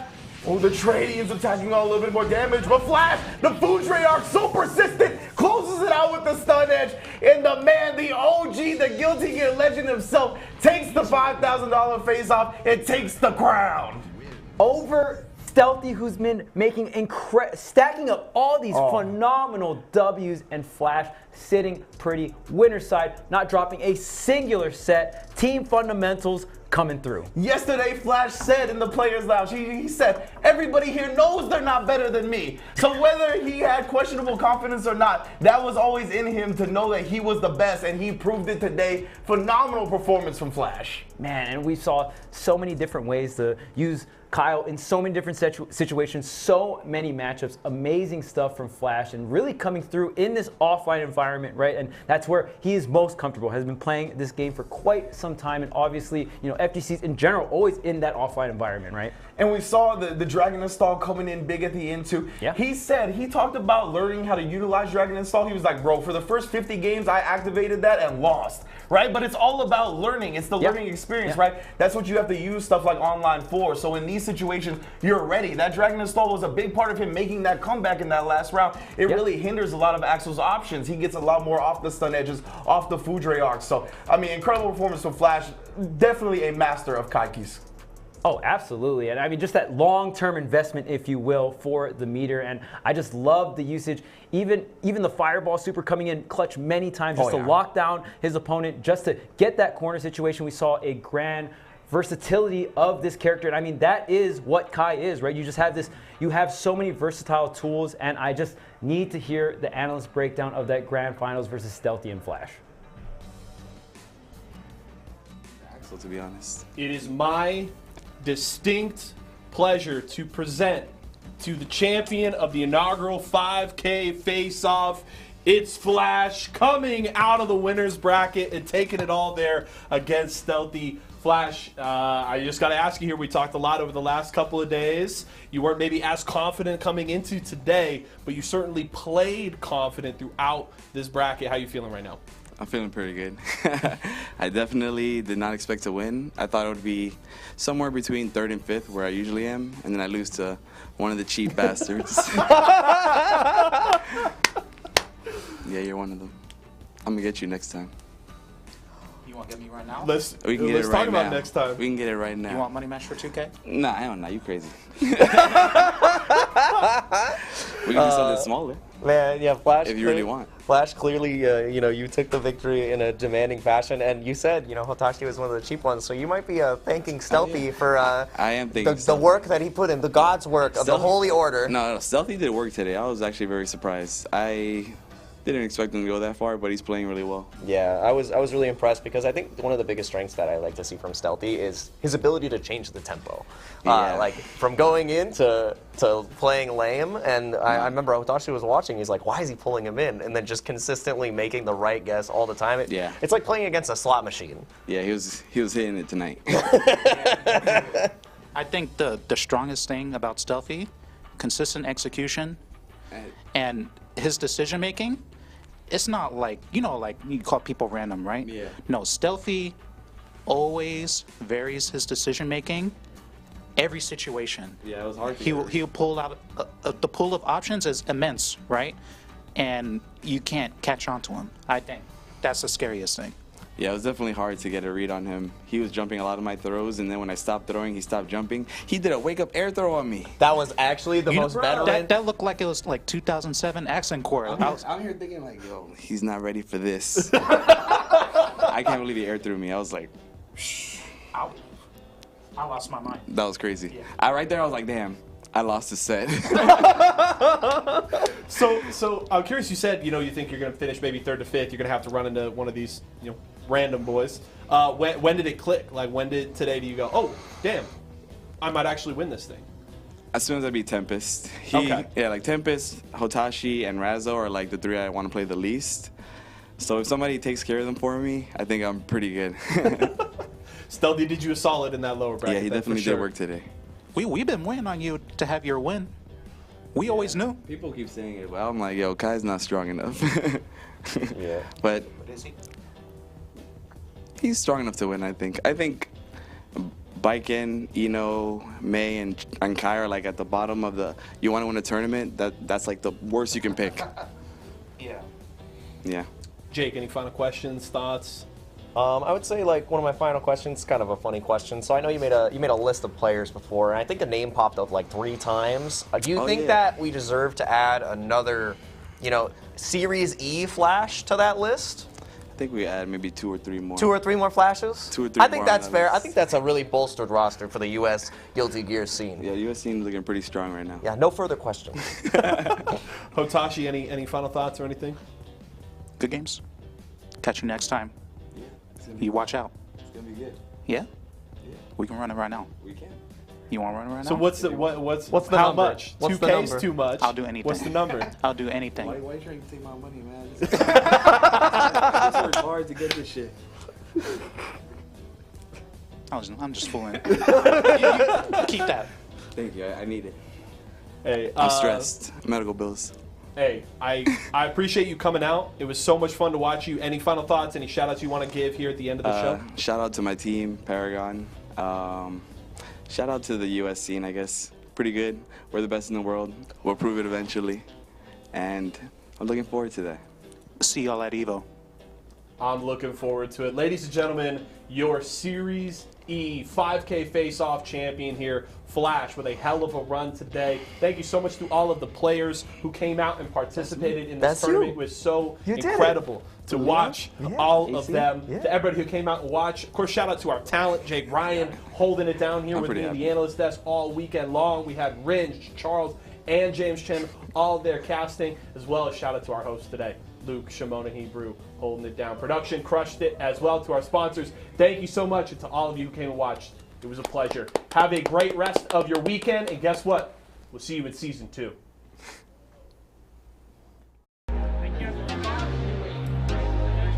We're gonna do it in 3, 2, 1.